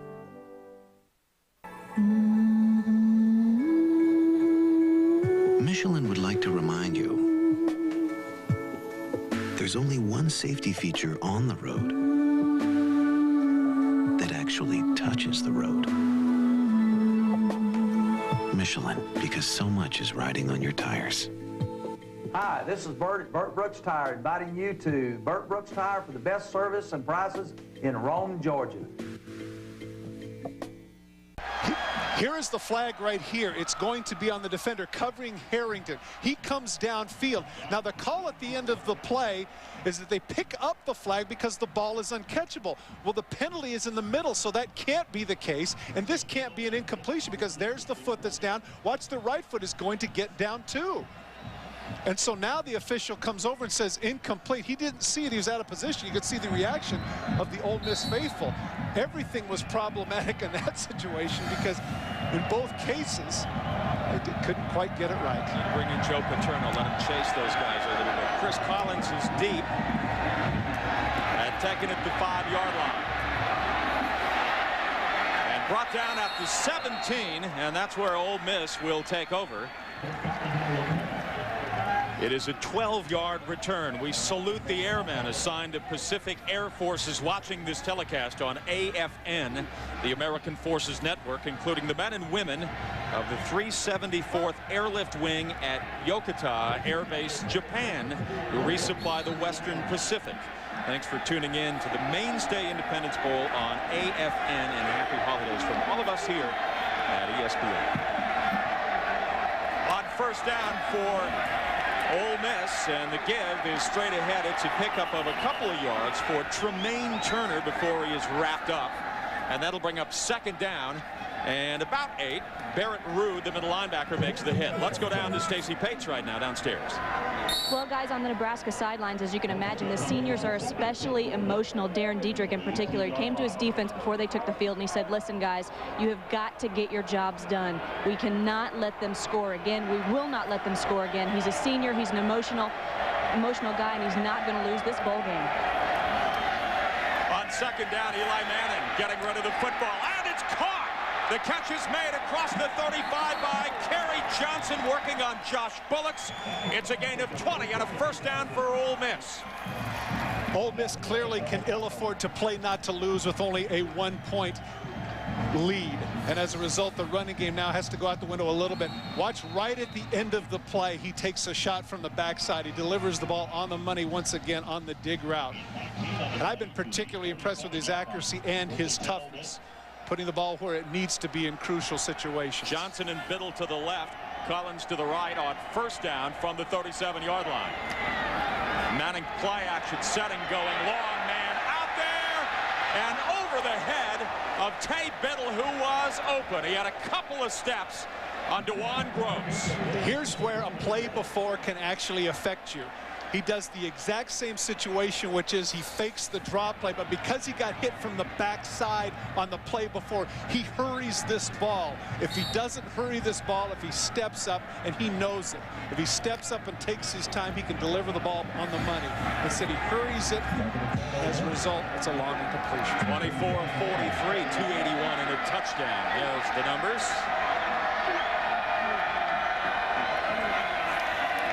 Second down, Manning, and it is complete. The catch is made and more. Into Nebraska territory is Chris Collins, and run out of bounds at the 25-yard line, a gain of 32 for Ole Miss. Now they are finding some seams right now in the Nebraska defense. We talked about Fabian Washington, some of the good things that he has done. This is one of the bad things. Okay, the guy catches it in front of you, it's a first down. Now make the tackle. When you miss a tackle like that, you afford a lot of extra yards, and Collins able to pick up an extra 20 yards on that play. It's a 7th missed tackle for Nebraska today. On first down for Ole Miss.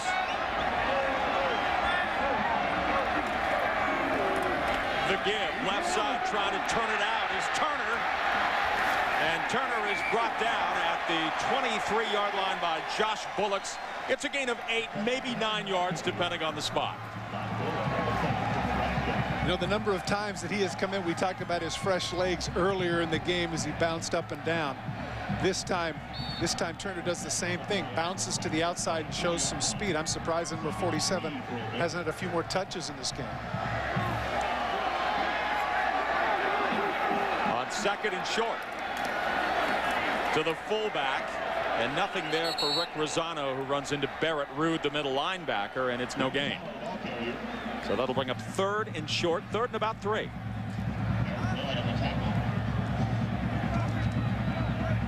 The advantage of being third and short here, as you can see Eli Manning look over, is that he's got a number of opportunities here, third and short as opposed to third and long.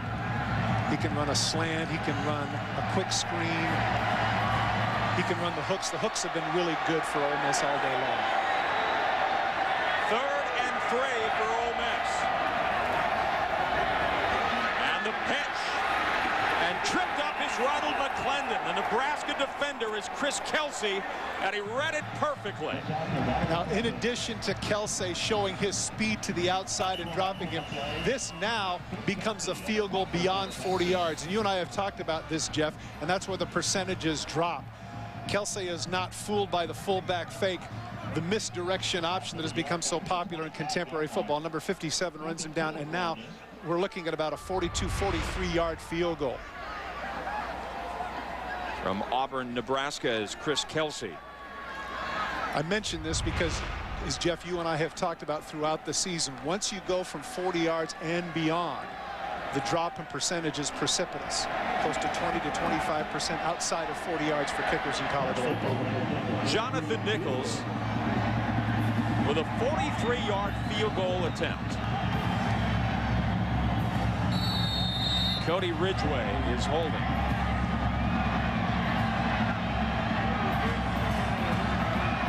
See no wind. You don't see his banners on the goalpost moving at all. And the kick is long enough, and it is good. Jonathan Nichols hits from 43 yards out. And the Rebels have grown their lead on the Huskers. They're now up by 4 points with 4.5 minutes left in the ball game.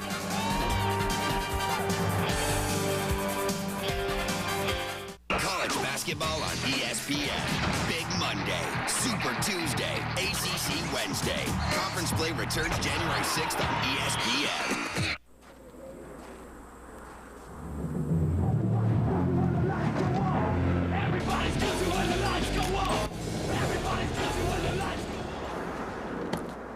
With rugged all-wheel drive and better handling than ever, the new Subaru Outback gets you closer to nature without getting in the way of nature. When you get it, you get it. See your local Subaru dealer for information on financing as low as 0.9% APR. This ordinary-looking bed is the key to a restful night's sleep. Even though it may look like an ordinary mattress, it's more comfortable than you can ever imagine. Introducing the Nautilus Sleep System. Nautilus uses variable support chambers designed to let you control the comfort on your side of the bed. Individual remote controls allow you to increase or decrease the firmness on your side of the bed, so you can have that feather-soft feel, and your spouse can get the extra firm support he or she has always wanted. Features like a wool blend pillow top for winter, a silk blend pillow top for summer, and our unique comfort layer make Nautilus the choice for a great night's sleep.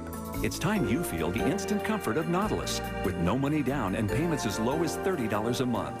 Try Nautilus in your home. We guarantee the best sleep you've had in years. If you're not completely satisfied within 12 weeks, return it for a full refund of the purchase price. Call now for your free video and brochure and discover instant comfort with the Nautilus Sleep System. ESPN's exclusive presentation of the 2002 Mainstay Independence Bowl, presented by Mainstay, proud sponsor of the Mainstay Independence Bowl, and in part by Subaru, the beauty of Subaru all-wheel drive. When you get it, you get it. The Mainstay Independence Bowl. It's been a great game today. Ole Miss and Nebraska. Rebels up by 4. And for David Cutcliffe, just needing his defense to get it done again with this Nebraska offense. And inevitably we see this, Jeff, over and over again in football games. You get the lead, you get that crucial extra point, i.e. in this case 4 points as opposed to a 3-point lead.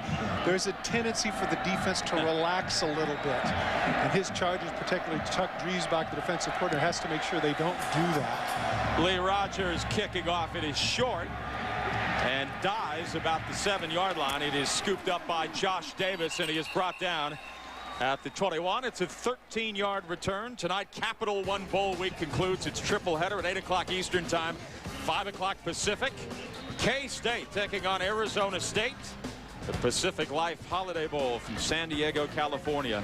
A lot of great players in this game. I look forward to that. Newman is one of the best cover corners in the nation. You can see by McDonald's numbers.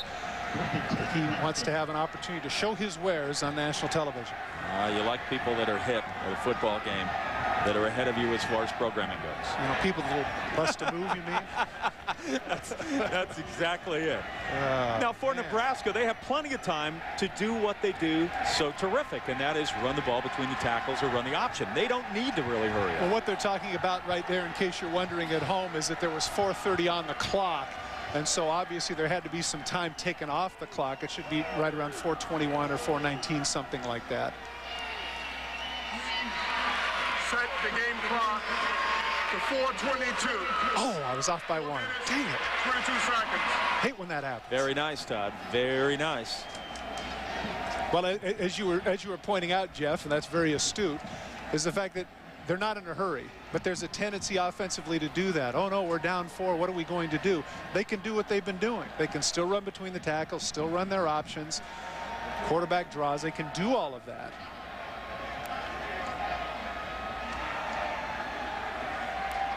But you have to wonder, as I say that, Jeff, I'm still the decision making has been very curious on the part of the offensive cognoscenti for Nebraska. So who knows, really? Who knows what's going to go down here? The decision to throw the ball, the decision to go for it on 4th down, the decision not to go for it on 4th down as well.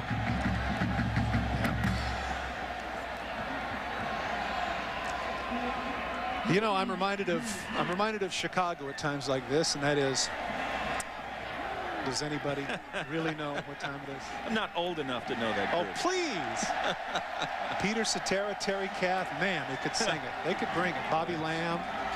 Color my world with red. The Nebraska Cornhusker fans standing up here in Shreveport, trying to get those Huskers to move the ball down the field. So 1st down from the 21, 3 wide receivers for Jamal Lord. Lord on the option. He'll keep the football and he'll go down at the 23-yard line by Josh Cooper, the junior out of Marietta, Georgia, a gain of 2.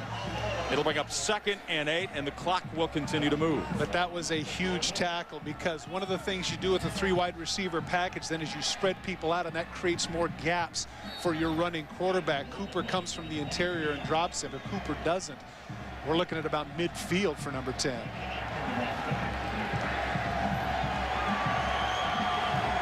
Second down and 7. Here's Lord. Pumping, going long, and it is incomplete. Trying to pick up about 25 yards along this Nebraska sideline with Matt Harriet, who made the touchdown catch earlier in the game, and it's incomplete.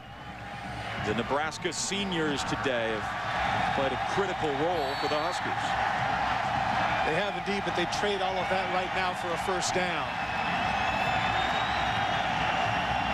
On 3rd down, Nebraska is 6 for 15, and now 3rd and 7.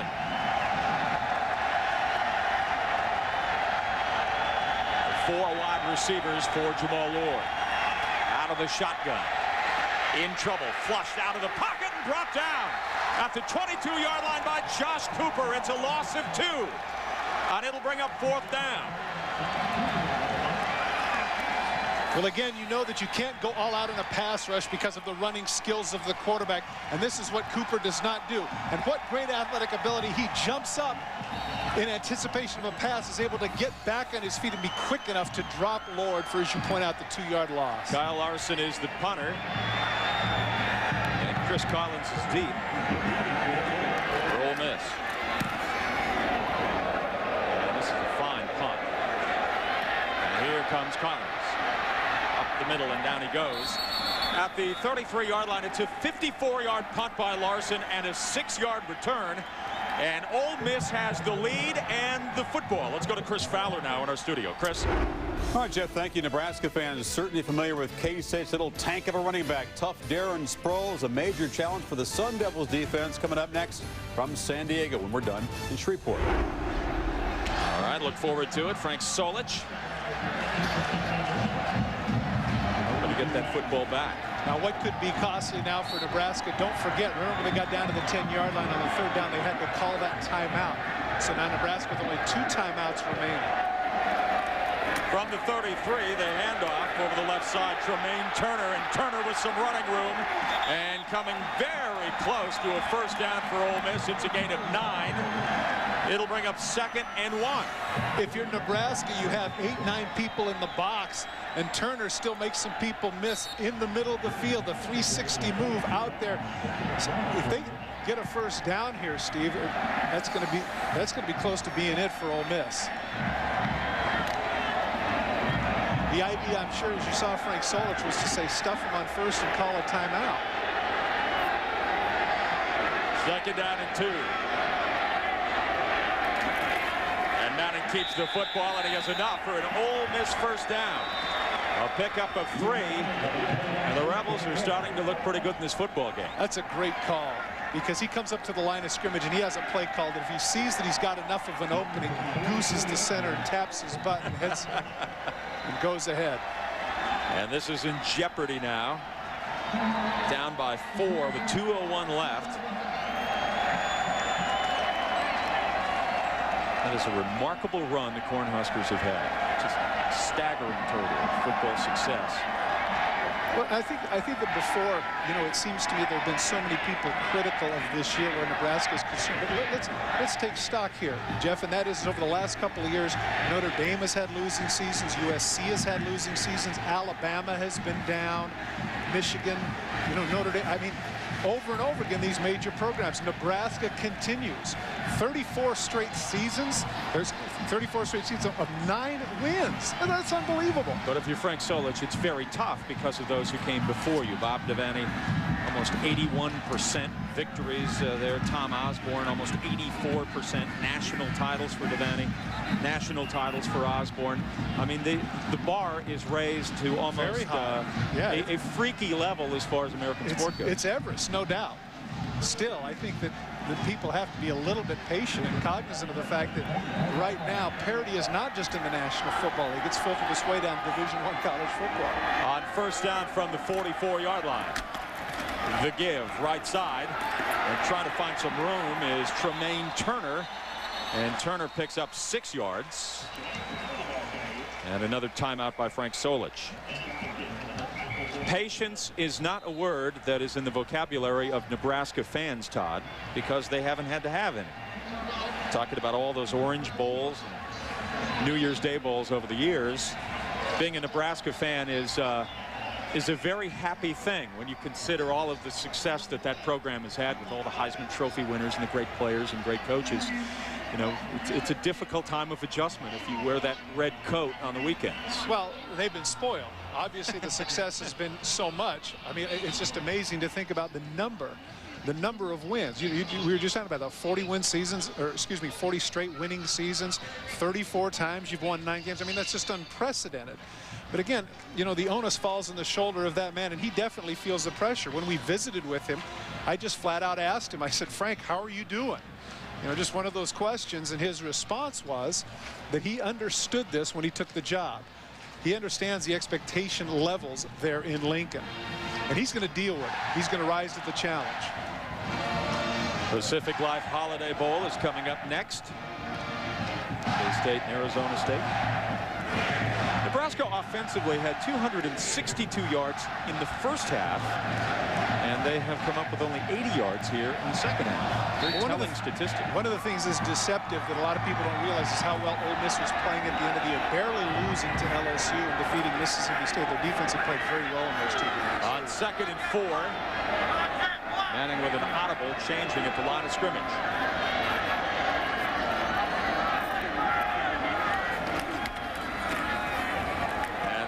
Is to Turner, met at the line of scrimmage. Not much there. Pickup of 3. And Lenny Hopkins is there. Chris Kelsey's career coming to an end. Had a hamstring injury this year. I think that had he not had that injury, I think he would have been in competition for the Outland and Lombardi and some of the other awards. Great defensive lineman. Of course, Gross, a candidate for the Thorpe Award. Of course, great kick returner in his own right. Their career is coming to an end here in this game. On 3rd and 1 for Ole Miss. And I don't know if Grisano, the fullback, has it or not. He ran into Kelsey. He was such a terrific tackler that hit him and pushed him back. Well, this is an advantage for Nebraska, too, because it stops the clock, as opposed to had he had just flat out not gotten it, then the clock would have kept running. And he's going to be a little bit short by about, it appears from my vantage point, about a foot, foot and a half.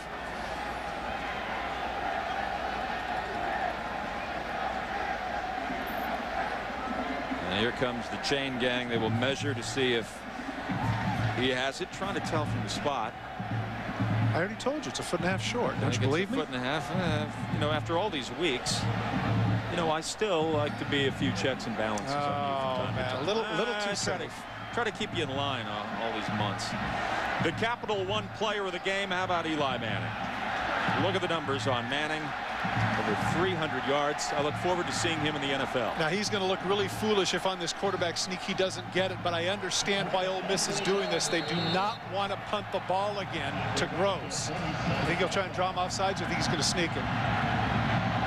I don't think you're going to try and draw him off sides. Okay. Here we go. 4th and 1. I think he is, because the clock is running and he's going to bleed it all the way down. Yep.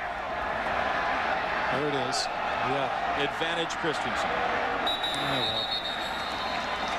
After all, Jeff, I played the game. And Todd, you would know this because you played. Now, this is what's interesting. If you're at home, if you're a Nebraska fan, you say, please, please, please kick the ball to number 5.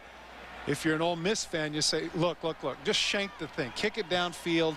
Don't give them a chance to set up a return. Or if you've got the leg, just blast the thing into the end zone. But then again, I'm guessing that even if you do kick the ball into the end zone, number 5 is going to field it and go, right? All right, with 40 seconds left in the ballgame, Cody Ridgway is the punter. And Gross is deep. Cody Ridgway on the punt for a minute.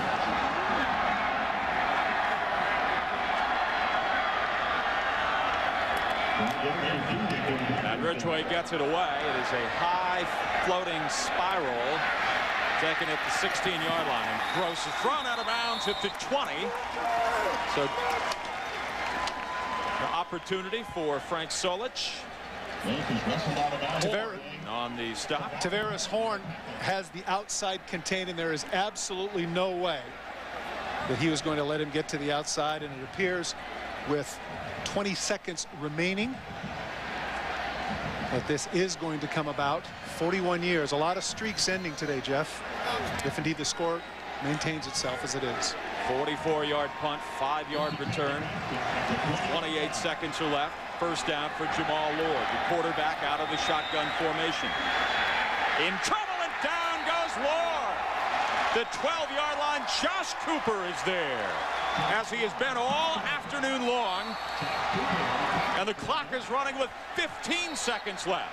Cooper has had 3 straight big plays for Ole Miss. There is Lord downfield, and the catch is made at the 36-yard line by Ross Pilkington, and Travis Johnson is there.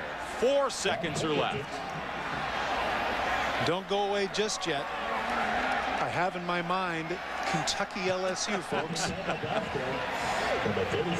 Stay away from that Gatorade just yet. Yeah, right. Don't pour it on Coach Cutcliffe just yet. All right, here's Lord. Shotgun formation with 4 wide receivers. Firing long. And it is picked off. Intercepted by Ole Miss. The streak has come to an end for Nebraska. Travis Johnson up with a football. And Eli Manning and the Ole Miss Rebels have defeated the Nebraska Cornhuskers 27-23 at the Mainstay Independence Bowl in Shreveport, Louisiana.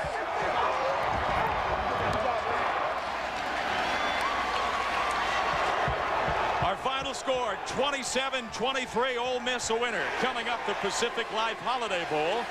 This has been a presentation of ESPN, the worldwide leader in sports. For Todd Christensen, Stacy Pates, and our entire ESPN crew, I'm Jeff Hullinger.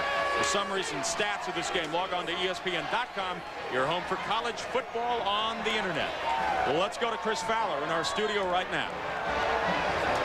All right, Jeff, thank you. As you said, Terrell Suggs and Arizona State taking on Kansas State. The Pacific Life Holiday Bowl is next, game 3 of our triple header. In the meantime, congratulations.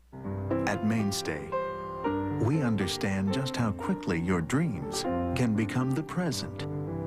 So you plan, work, and live with a vision. For nearly a generation, Mainstay Funds has offered serious investors the consistency of investment style, quality, and integrity to help you frame the future as you see it. Mainstay Funds. Pursue your vision.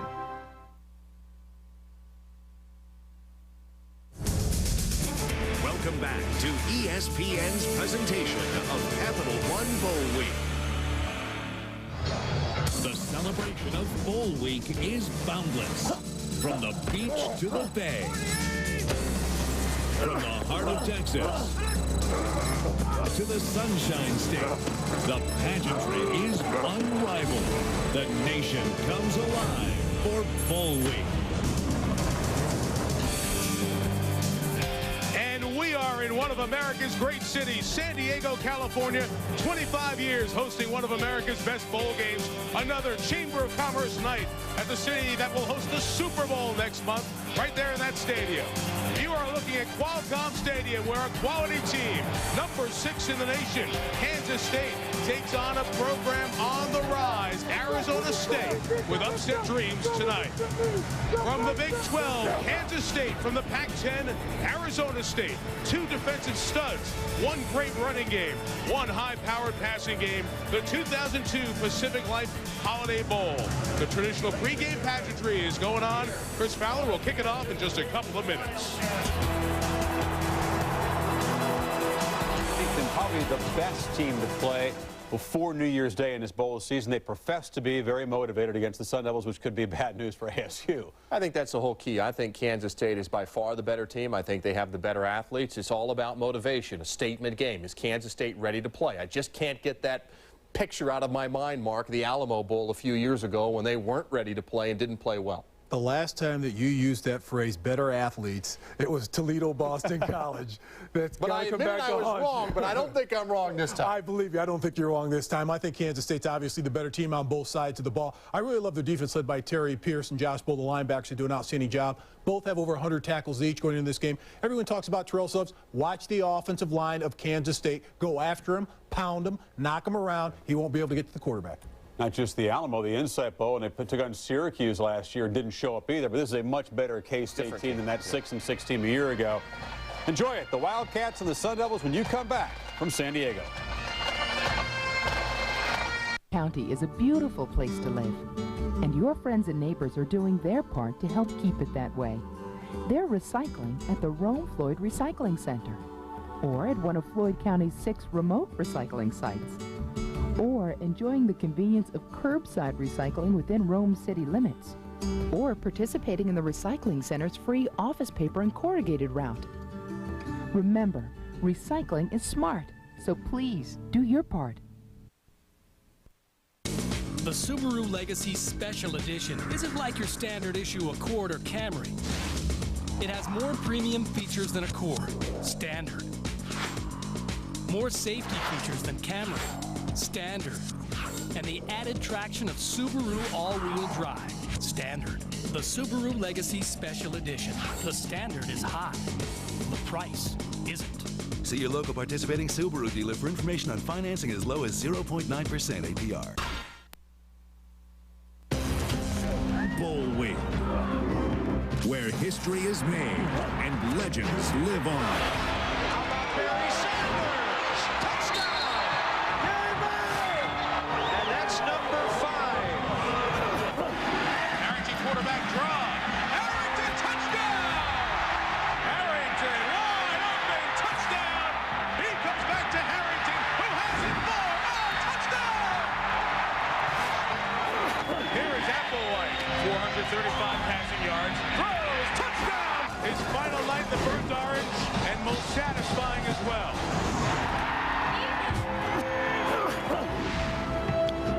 make the magic in the stadium that hosts the Super Bowl 30 nights from tonight. The Stars, Kansas State has one, L. Roberson. He might be the best running quarterback in America. No one ran down more quarterbacks than that man, Terrell Suggs. The nation's sack leader hopes to get his shots tonight.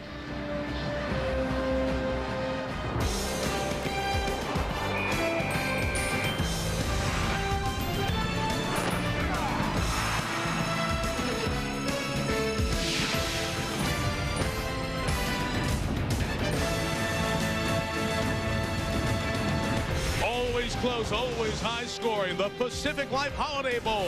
The 25th edition brings us the number 6 team in the country. The Wildcats from Kansas State. 9 points for a perfect season against the 3rd place team from the Pac-10, Arizona State. Good evening, everyone. We welcome you to what is always the best of the pre-New Year's Day bowl games. And the Big 12 rep held up its part. Kansas State's the best team not playing in the Bowl Championship Series, so close to a perfect season. The Pac-10 team couldn't hold up its end of the bargain for the great pregame matchup because Arizona State was in a league where Washington State and Southern Cal went to the Bowl Championship Series. It's a young program on the rise led by Dirk Cutter. They know they're the biggest underdog of bowl season, but on the other side is Kansas State. Bill Snyder's great program has never finished in the top 5. They'll probably do that if they win tonight, but they also know that they laid an egg in the bowls 2 of the last 4 years. They play with more pressure tonight. Kirk Herbstreit, Lee Corso, as we talk about this game going in, let's look at both teams. Start with K-State. Well, Mike, first-year defensive coordinator for Kansas State, Bob Elliott, has done a tremendous job with them. Kansas State's #1 in total defense and scoring defense. And the #1 player on this team is a defensive coordinator named Terrence Newman. Now, Terrence Newman is the best corner in all America when it comes to cover receivers. He's the Big 12 sprint champion. And Kirk, I think he can cover anybody in America, and he's going to have a battle with this little guy, Sean McDonald from Arizona State. Can fly. You know, I've worked with my man here for 7 years. He's never worn that's right. a winter jacket, and he decides to pull it out in San Diego, California. You look good. You look good. You're right about Sean McDonald in the matchup because Sean McDonald's one of the better receivers in all of college football. You know, he's got a quarterback who can get him the football. Andrew Walter exploded onto the scene this year in the Pac-10. You realize he had 4 400-yard passing games this year alone. That's never been done in Pac-10 football history. The big question, though, guys, will he have time to throw? He can release it. He can make big plays, but they've got to do a good job of protecting him against, I think, the best defensive line that Arizona State's seen this year. Without a doubt, that's the key. The small guys for Kansas State and Arizona State are there. The big offensive guns are there for ASU, but the Wildcats must put up points on an impressive Kansas State defense here tonight. Arizona State is will get the ball first as Kansas State. Arizona State did win the toss, I beg your pardon. They decided to take the ball and receive, so KSU is going to kick it away. Joe Ream to kick as we are set for the 2002 Pacific Life Holiday Bowl, 25th playing of this great bowl game. The weather's been perfect in San Diego, and as we say every time at this point of the game, why don't we live here? Another spectacular weather week. Will it be capped off by another fabulous game? Kickoff tumbles down to Josh Golden from the 4. Golden is hit hard and brought down at the 17-yard line. Lewis Lavender was at the bottom of the pile, and at the top, Jared Johnson helped stop for K-State. So there's the quarterback that Kirk was talking about a moment ago. What Walter's done this year is phenomenal in stats when you consider he wasn't the starter until 5 games into the season. The Coors Light starting lineup behind him. Very talented players who touch the ball. Mike Williams will be the feature running back. They don't run it very well. The fullback Carney, good in the pass game. McDonald outstanding. Lightfoot can get down the field. Pinkard's a top couple of round NFL draft pick at tight end. First down for Walter. Going to try a big shot down the field for Lightfoot. Incomplete. K-State knows Arizona State wants to challenge them deep, and you see it there from the very start. ASU's offensive line, no seniors up front. Crawford, left tackles back home. Hodgson, the right guard, maybe their best right now. Kansas State defense, toughest to score on in the nation. Well, and it, I think, starts up front because of how physical they can be. Keep an eye on number 30, Tank Reese. Arizona State is concerned with Tony Aguilar, their center, going up against Tank Reese because of how physical Reese can be. 2nd and 10 for Arizona State. From the 17, Walter got rid of it, but the pressure Forced him to get rid of it a little sooner than he had hoped. Third down coming up. KSU's back seven, top three tacklers to the linebackers. They're all from Texas, and Buell and Hickman on the ends. They went to high school together. Lee, what about the defensive backs? He's the best defensive back in the nation. A great cover guy, as good as they get when it comes to covering receivers. Starting lineups, Kansas State and Arizona State. 3rd and 10 for ASU from the 17. Walter has time, has a lane to throw. It's complete for the first down to Skylar Fulton. The junior from the Northwest, Olympia, Washington, picked up 11, and the drive stays alive. It's a big conversion here on 3rd and long. The two things happen. Number one, very important for Arizona State to give their quarterback time to throw, and they did that in a situation where you knew Kansas State was going to come after, protecting Walter and then taking on one-on-one coverage. Fulton just sat to the outside, got off the man coverage for the first down. From the 28. First running attempt of the game. It's Mike Williams, the junior, gets across the 30 and to the 32-yard line. Yards are going to be hard to come by in there. Bobby Walker, the free safety, walked on in. You guys have seen good defenses all year. When you look at the stats, you look at the film, you look at the faces and the bodies, Bill Snyder's bunch among the best in the nation. Bob Elliott, the new defensive coordinator, has brought a lot of the principles he used when he was at Iowa also. I think he's got a great future. He's Bump Elliott's son, the great Iowa athletic director and former Michigan player. 2nd and 8 from the 31-yard line. 3 receivers. And Walter comes back to Skylar Fulton. Pushed out of bounds at the 39-yard line by the linebacker, Josh Buell. He's right at the 1st and 10 line. Encouraging start for ASU to pick up a couple of first downs here. We talked about Kansas State's defense. Here are the stats to support that they are the best in the nation. Toughest to move the ball on. Very good against the pass. And you see the points per game, 10.6. And those point totals got even stingier as we got down towards the end of the season. They just dominated people. First down was picked up. Official line of scrimmage is the 40. Now it's the 38 as a couple of yard loss for Williams. Rashad Washington, the junior strong safety, came in there. This is why I think it's important to get Arizona State. Just try to establish a little bit of a threat with the running game. Rashad Washington is the safety. He's number 2. Look where he's lined up. He's going to come right through there. You know, if they truly respected that aspect of the game and the balance of Arizona State, you would see these safeties moving inside and out. But when it's 1st and 10, Kansas State's going to cheat up into the line of scrimmage because of the fact they think they can own that part of the game. Well, they go empty there. Walter had a rush it, incomplete for the tight end, Pinkard. So maybe those are some of the things you'll see from Kansas State.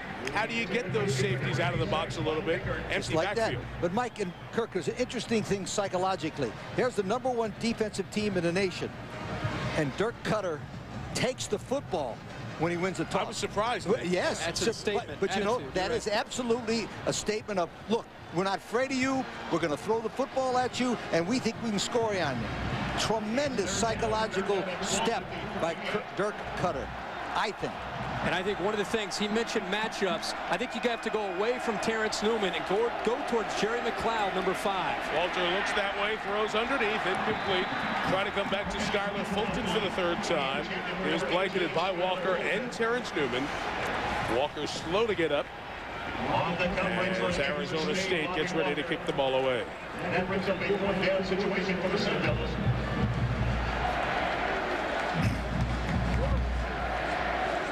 Kansas State had an outstanding special team season in terms of block kicks and kick returns. Very important for Travis Brown to take care of business. Tim Parker, I should say, to take care of business. 2nd in the Pac-10 in punting this year.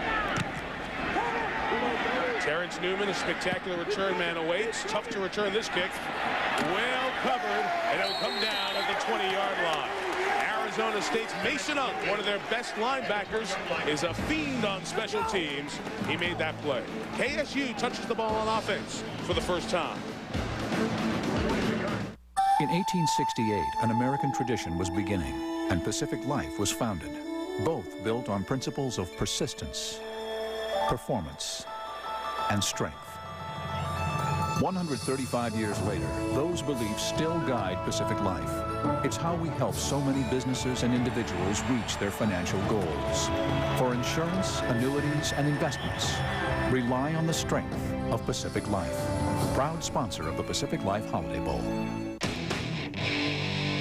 I love football on TV, shots of Gina Lee, hanging with my friends and twins.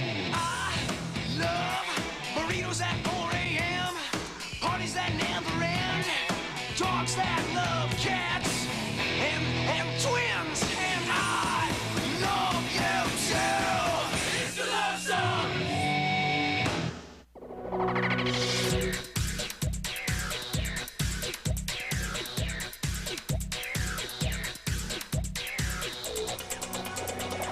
Thrifty.com. Great cars, great rates, 24/7. There's something wonderful about a hamburger. It's one of the few things that brings so much joy. Made fresh, hot off the grill, all juicy and delicious with fresh toppings so it tastes great. It lifts your spirits and makes everything okay. That's the kind of hamburger we make. Wendy's Classic Double with cheese. It's better here. And our pickup window's open till midnight or later, so you can eat great even late.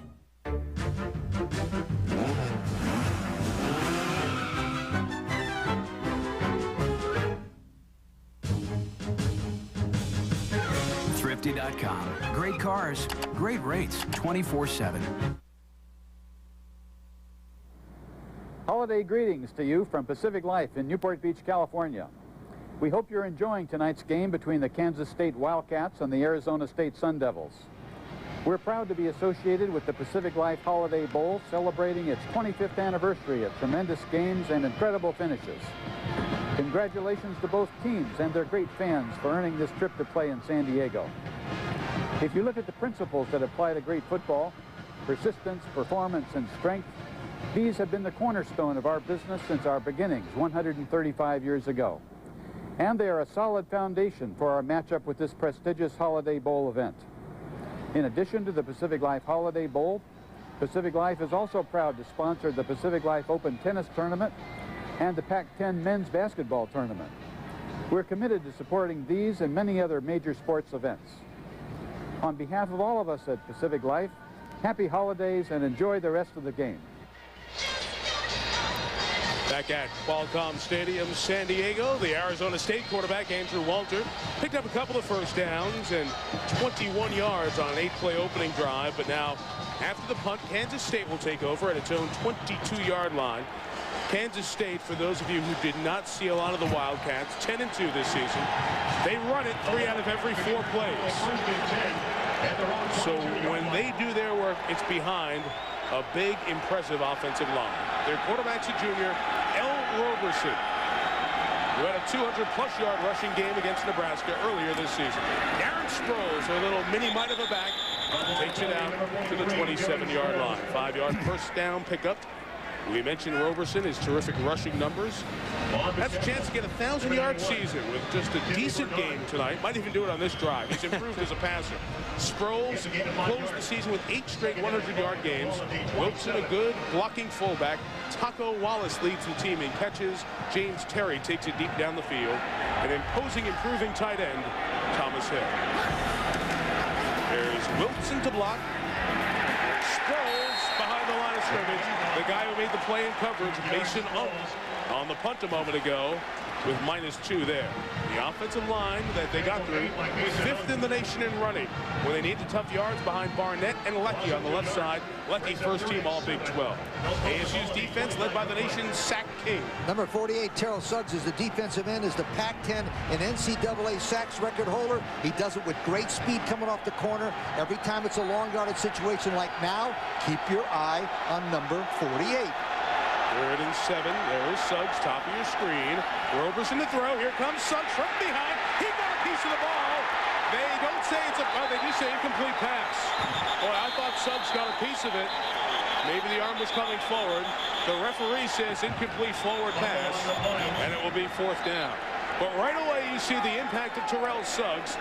He came off the corner, and he beat Thomas Barnett easily. But Suggs does it with unbelievable speed and quickness. When we asked the defensive coaches who's the best player they all said Terrell Suggs, and that was a perfect example of Kirk, of his first step quickness. This guy's going to be a great pro. Great pro, and I think he's gotten a lot stronger, which has helped him this year. That ball looked like it got deflected before the arm started to come forward. I think that's a fumble. Travis Brown's a punt. Arizona State looks like they're coming after it, so K-State brings in Randy Jordan off the corner to help protect. Tackling back with it, spun around to the 40, keeps the return alive. Still in the 44, special teams tackle by Henry Bryant, the defensive end. 35-yard punt, just a 4-yard return, but good field position for Arizona State.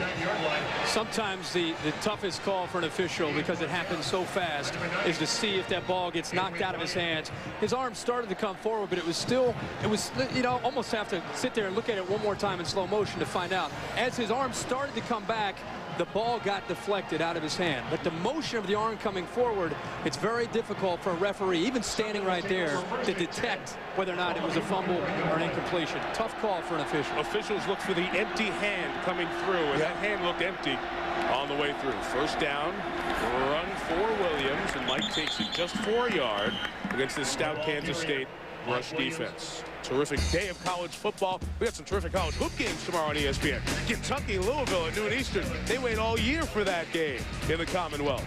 And at 2 Eastern, Texas Tech and Bobby Knight back to the Big Ten on the tabletop at Williams, taking on Minnesota. For more, log on to ESPN.com. Keyword college basketball. And then Bobby Knight's old team, Indiana, takes on Temple right after that. So terrific triple header of college hoops tomorrow on the network.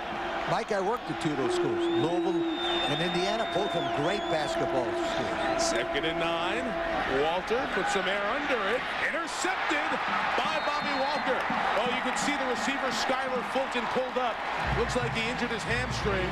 Couldn't go after it. And Walker comes up with his 6th interception of the season. Walter got back and threw this to a point on the post corner. And you're right. As soon as Fulton made the cut to the outside, he came up limp on his hamstring. And that's something that's very, very painful. Watch him make the cut, and right then he has to give up on it. But once he gave up on it, Bobby Walker went out and made the interception. Bobby Walker always seems to be in the right spot this year for Kansas State. A lot of interceptions. Dr. Jerry Punch down on the sideline. Doc will check in with him right away. So the interception thrown by Walter happens when you're in a throwing offense like this and such a young player. But Fulton was a big part of the offense in the early going. Threw to him 3 times. Out of the gun for Roberson. Designed run for L. And he'll gain just a few yards. Arizona State's defense going to need a big performance from these 7 players. They play a 4-2-5 on the Coors Light starting lineups. Solomon Bates, when we see option number 1's eyes are going to be big and wide and open coming after his man. And Kirk, the safeties, boy, they have to be big this evening. Keep an eye on 39, Alfred Williams, and 30, Jason Shivers. The safeties are going to be up at the line of scrimmage trying to take away L. Roberson on the option. Shivers and Williams are both very, very physical. They almost act as linebackers the way they play them in this scheme. 2nd and 9. Roberson gives it to Sproles. The 5'7" little power guy gets it out across the 30 and to the 32-yard line. We alluded to Darren Sproles earlier. They were talking about him in the studio all during our doubleheader today. First 2 games. 1,347 yards. 8 consecutive 100-yard games. And that's against some pretty good teams in the Big 12. You know how good the Big 12 is. When you bang off all in conference play, 8 straight 100-yard games. Don't need to say more than that. 3rd and 4. Option, Sproles. Stop. 3 and out. ×2. as we talked about in the opening of the show, the key to Arizona State's defense will be 1st and 10 stuffing them. Again, there was a perfect example. They made 1 yard on 1st and 10. That time they stopped them. The last time they made 3 yards on 1st and 10, they stopped them. They stopped them twice because they've stuffed them 1st and 10, Kurt. I like the way they're playing the option, too, mixing it up. That time they decided to attack, take the ball away from L. Roberson, force the pitch, and then they had 2 players in the alley there to take away the running of Darren Sproles. ASU may get a chance at blocking a kick tonight. Travis Brown gets it away. Justin Taplin awaits from the 26. Second time he spun to try to get away from people. Has some space on that far side. Taplin pushed out of bounds at the 40. A good athletic play by the starting defensive back Newman, who punched it out of the way, but it went out of bounds. Punt was 42. The return 15. Walter and the Sun Devils back on the field after this.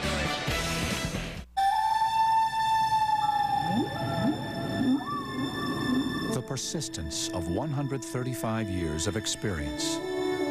The performance that has enabled us to work with more than half the Fortune 500. The strength of one of the largest financial services companies in America.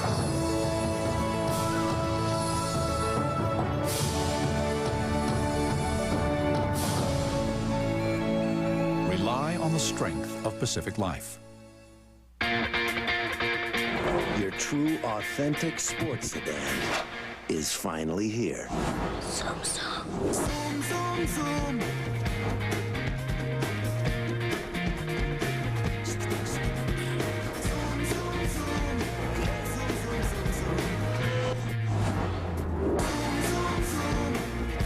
The all-new 220 horsepower Mazda 6. What have you been up to, Mr. Moneybags? It's okay. I put it on the credit card. Those interest charges are going to get us. Don't worry. It's our new Capital One No Hassle card.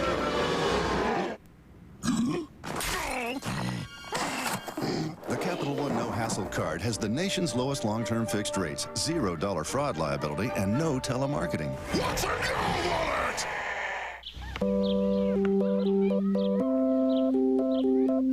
For men, every morning it's the same routine. The desperate search for a way to relieve the pain after shaving.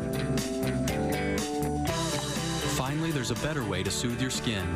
Nivea for Men Aftershave Balm is an advanced blend of moisturizers and vitamins that soothe and actually improve your skin. Nivea for Men, more evolved skincare. What is wrong with you? The flyby, the F-18, some of the spectacular pregame pageantry at the Pacific Life Holiday Bowl, as seen from the Goodyear blimp. This is the newest Goodyear blimp, Spirit of America. Christened last year, based out here in Southern California, in Carson, California. Goodyear built its first blimp in 1925 and currently operates 3 airships. You know, it's a big night when the Goodyear blimp is with us. Great to be here at Qualcomm Stadium in San Diego for the 25th Pacific Life Holiday Bowl. 2 possessions for each team. Only first downs picked up by Arizona State on its opening drive. The sophomore quarterback Walter gives to their junior running back Mike Williams, who takes it out to the 44, about 3 yards. Arizona State's explosive, but they're not a good running team. No, and I think Kansas State is trying to force them to run the football. They're sitting back here early in the game with some of their zone principles, saying, you know what, we're going to try to keep things in front of us. Make them either hit the pass underneath or make them run the football. Now, they've mixed in some man-to-man, but for the most part, they've sat back in zone and have forced Andrew Walter to try to throw the ball underneath or run the ball. 2nd and 7. 4 receivers out of base personnel. Their fullback and running back split out. It's caught underneath by McDonald. First touch of the night. Terrence Newman there to trace him across the field and take him down. Here's Doc with an update on Arizona State's receiver. And Michael Skyler Fulton, we saw him pull up a moment ago with a possible hamstring. He came to the sidelines, and Perry Edinger had him on the table there. They got him back on the table once again. That's Perry trying to stretch out that left hamstring on Skyler Fulton. The problem is, guys, it has cooled off here so much in the last 30 to 45 minutes. We've already seen an official go down with a hamstring. We have an alternate official in, and now one of the starting receivers, Skyler Fulton. I would doubt, and I would say I would seriously doubt, with that hamstring pull, he could be very effective here for the remainder of the night. Jerry Punch on the sidelines. Doc gives that report every year at this game. It gets cool quickly. 3rd and 5. Beautiful throw by Walter. Caught by McDonald. First down. We can talk a lot of things about this quarterback. The first thing that everybody sees is his arm, and leads very good. And not only that, Kirk, we talked to Dirk Cutter about him yesterday, and he said he's going to get nothing but better. Watch his form this time, see mechanically. Not bad. He's still throwing a little bit off that front leg, but Dirk told us with a year off and throwing the football every day, this guy's going to be sensational. Well, he's only a sophomore, and that's what Dirk indicated to us. Is the mechanics slowed down the process for Andrew Walter. He would have been the starter because of his ability early in the year, but he had to wait until about the 5th game to really step forward. Play action pass. A flag is down as Walter's down. He's sacked by the Tank. Tank Reese, the senior, who had 2.5 sacks this year, the emotional leader at 5'11", 280. Just a little old tough guy in there. We'll check the marker. It is offside on K-State, so Arizona State will have 1st and 5. The other thing you're going to find when you watch Andrew Walter throughout this game is how live his arm is. Offside. Defense. 5-yard penalty. Still first down. Lemonnier, Big Ten officiating crew. And when he drops back to throw, and he's going to need time to throw, but when he drops back to throw and he has time, watch how the ball just comes out of his hand, and it's able to really just effortlessly throw the football downfield. Reminds me, and I think other people in the Pac-10, I think, see the same thing. When Drew Bledsoe was a sophomore, early as freshman or as a sophomore, he looked a lot like what you see tonight from Andrew Walter. Put it in the hands of Akeem Hill, the speed of Kansas State's defense. There to deter that. Bobby Walker, who's been around the ball a few times, along with Terry Pierce, were there to make the play. Getting back to Walter, and one thing that's very important, he's going to be an excellent quarterback, but it's imperative, I mean imperative, they get a running back. They have to get somebody besides Mike Williams and Hakeem Hill who can break the game wide open. If they get some balance, can you imagine how good this kid's going to be? They're going to be sensational, but they need a runner. Maybe Hill or Williams or Candidate, these are all young backs. Maybe they can advance in the future to give them that balance that all quarterbacks need. 2nd and 10. Looking for McDonald on the right side. Sean couldn't hang on. One of the things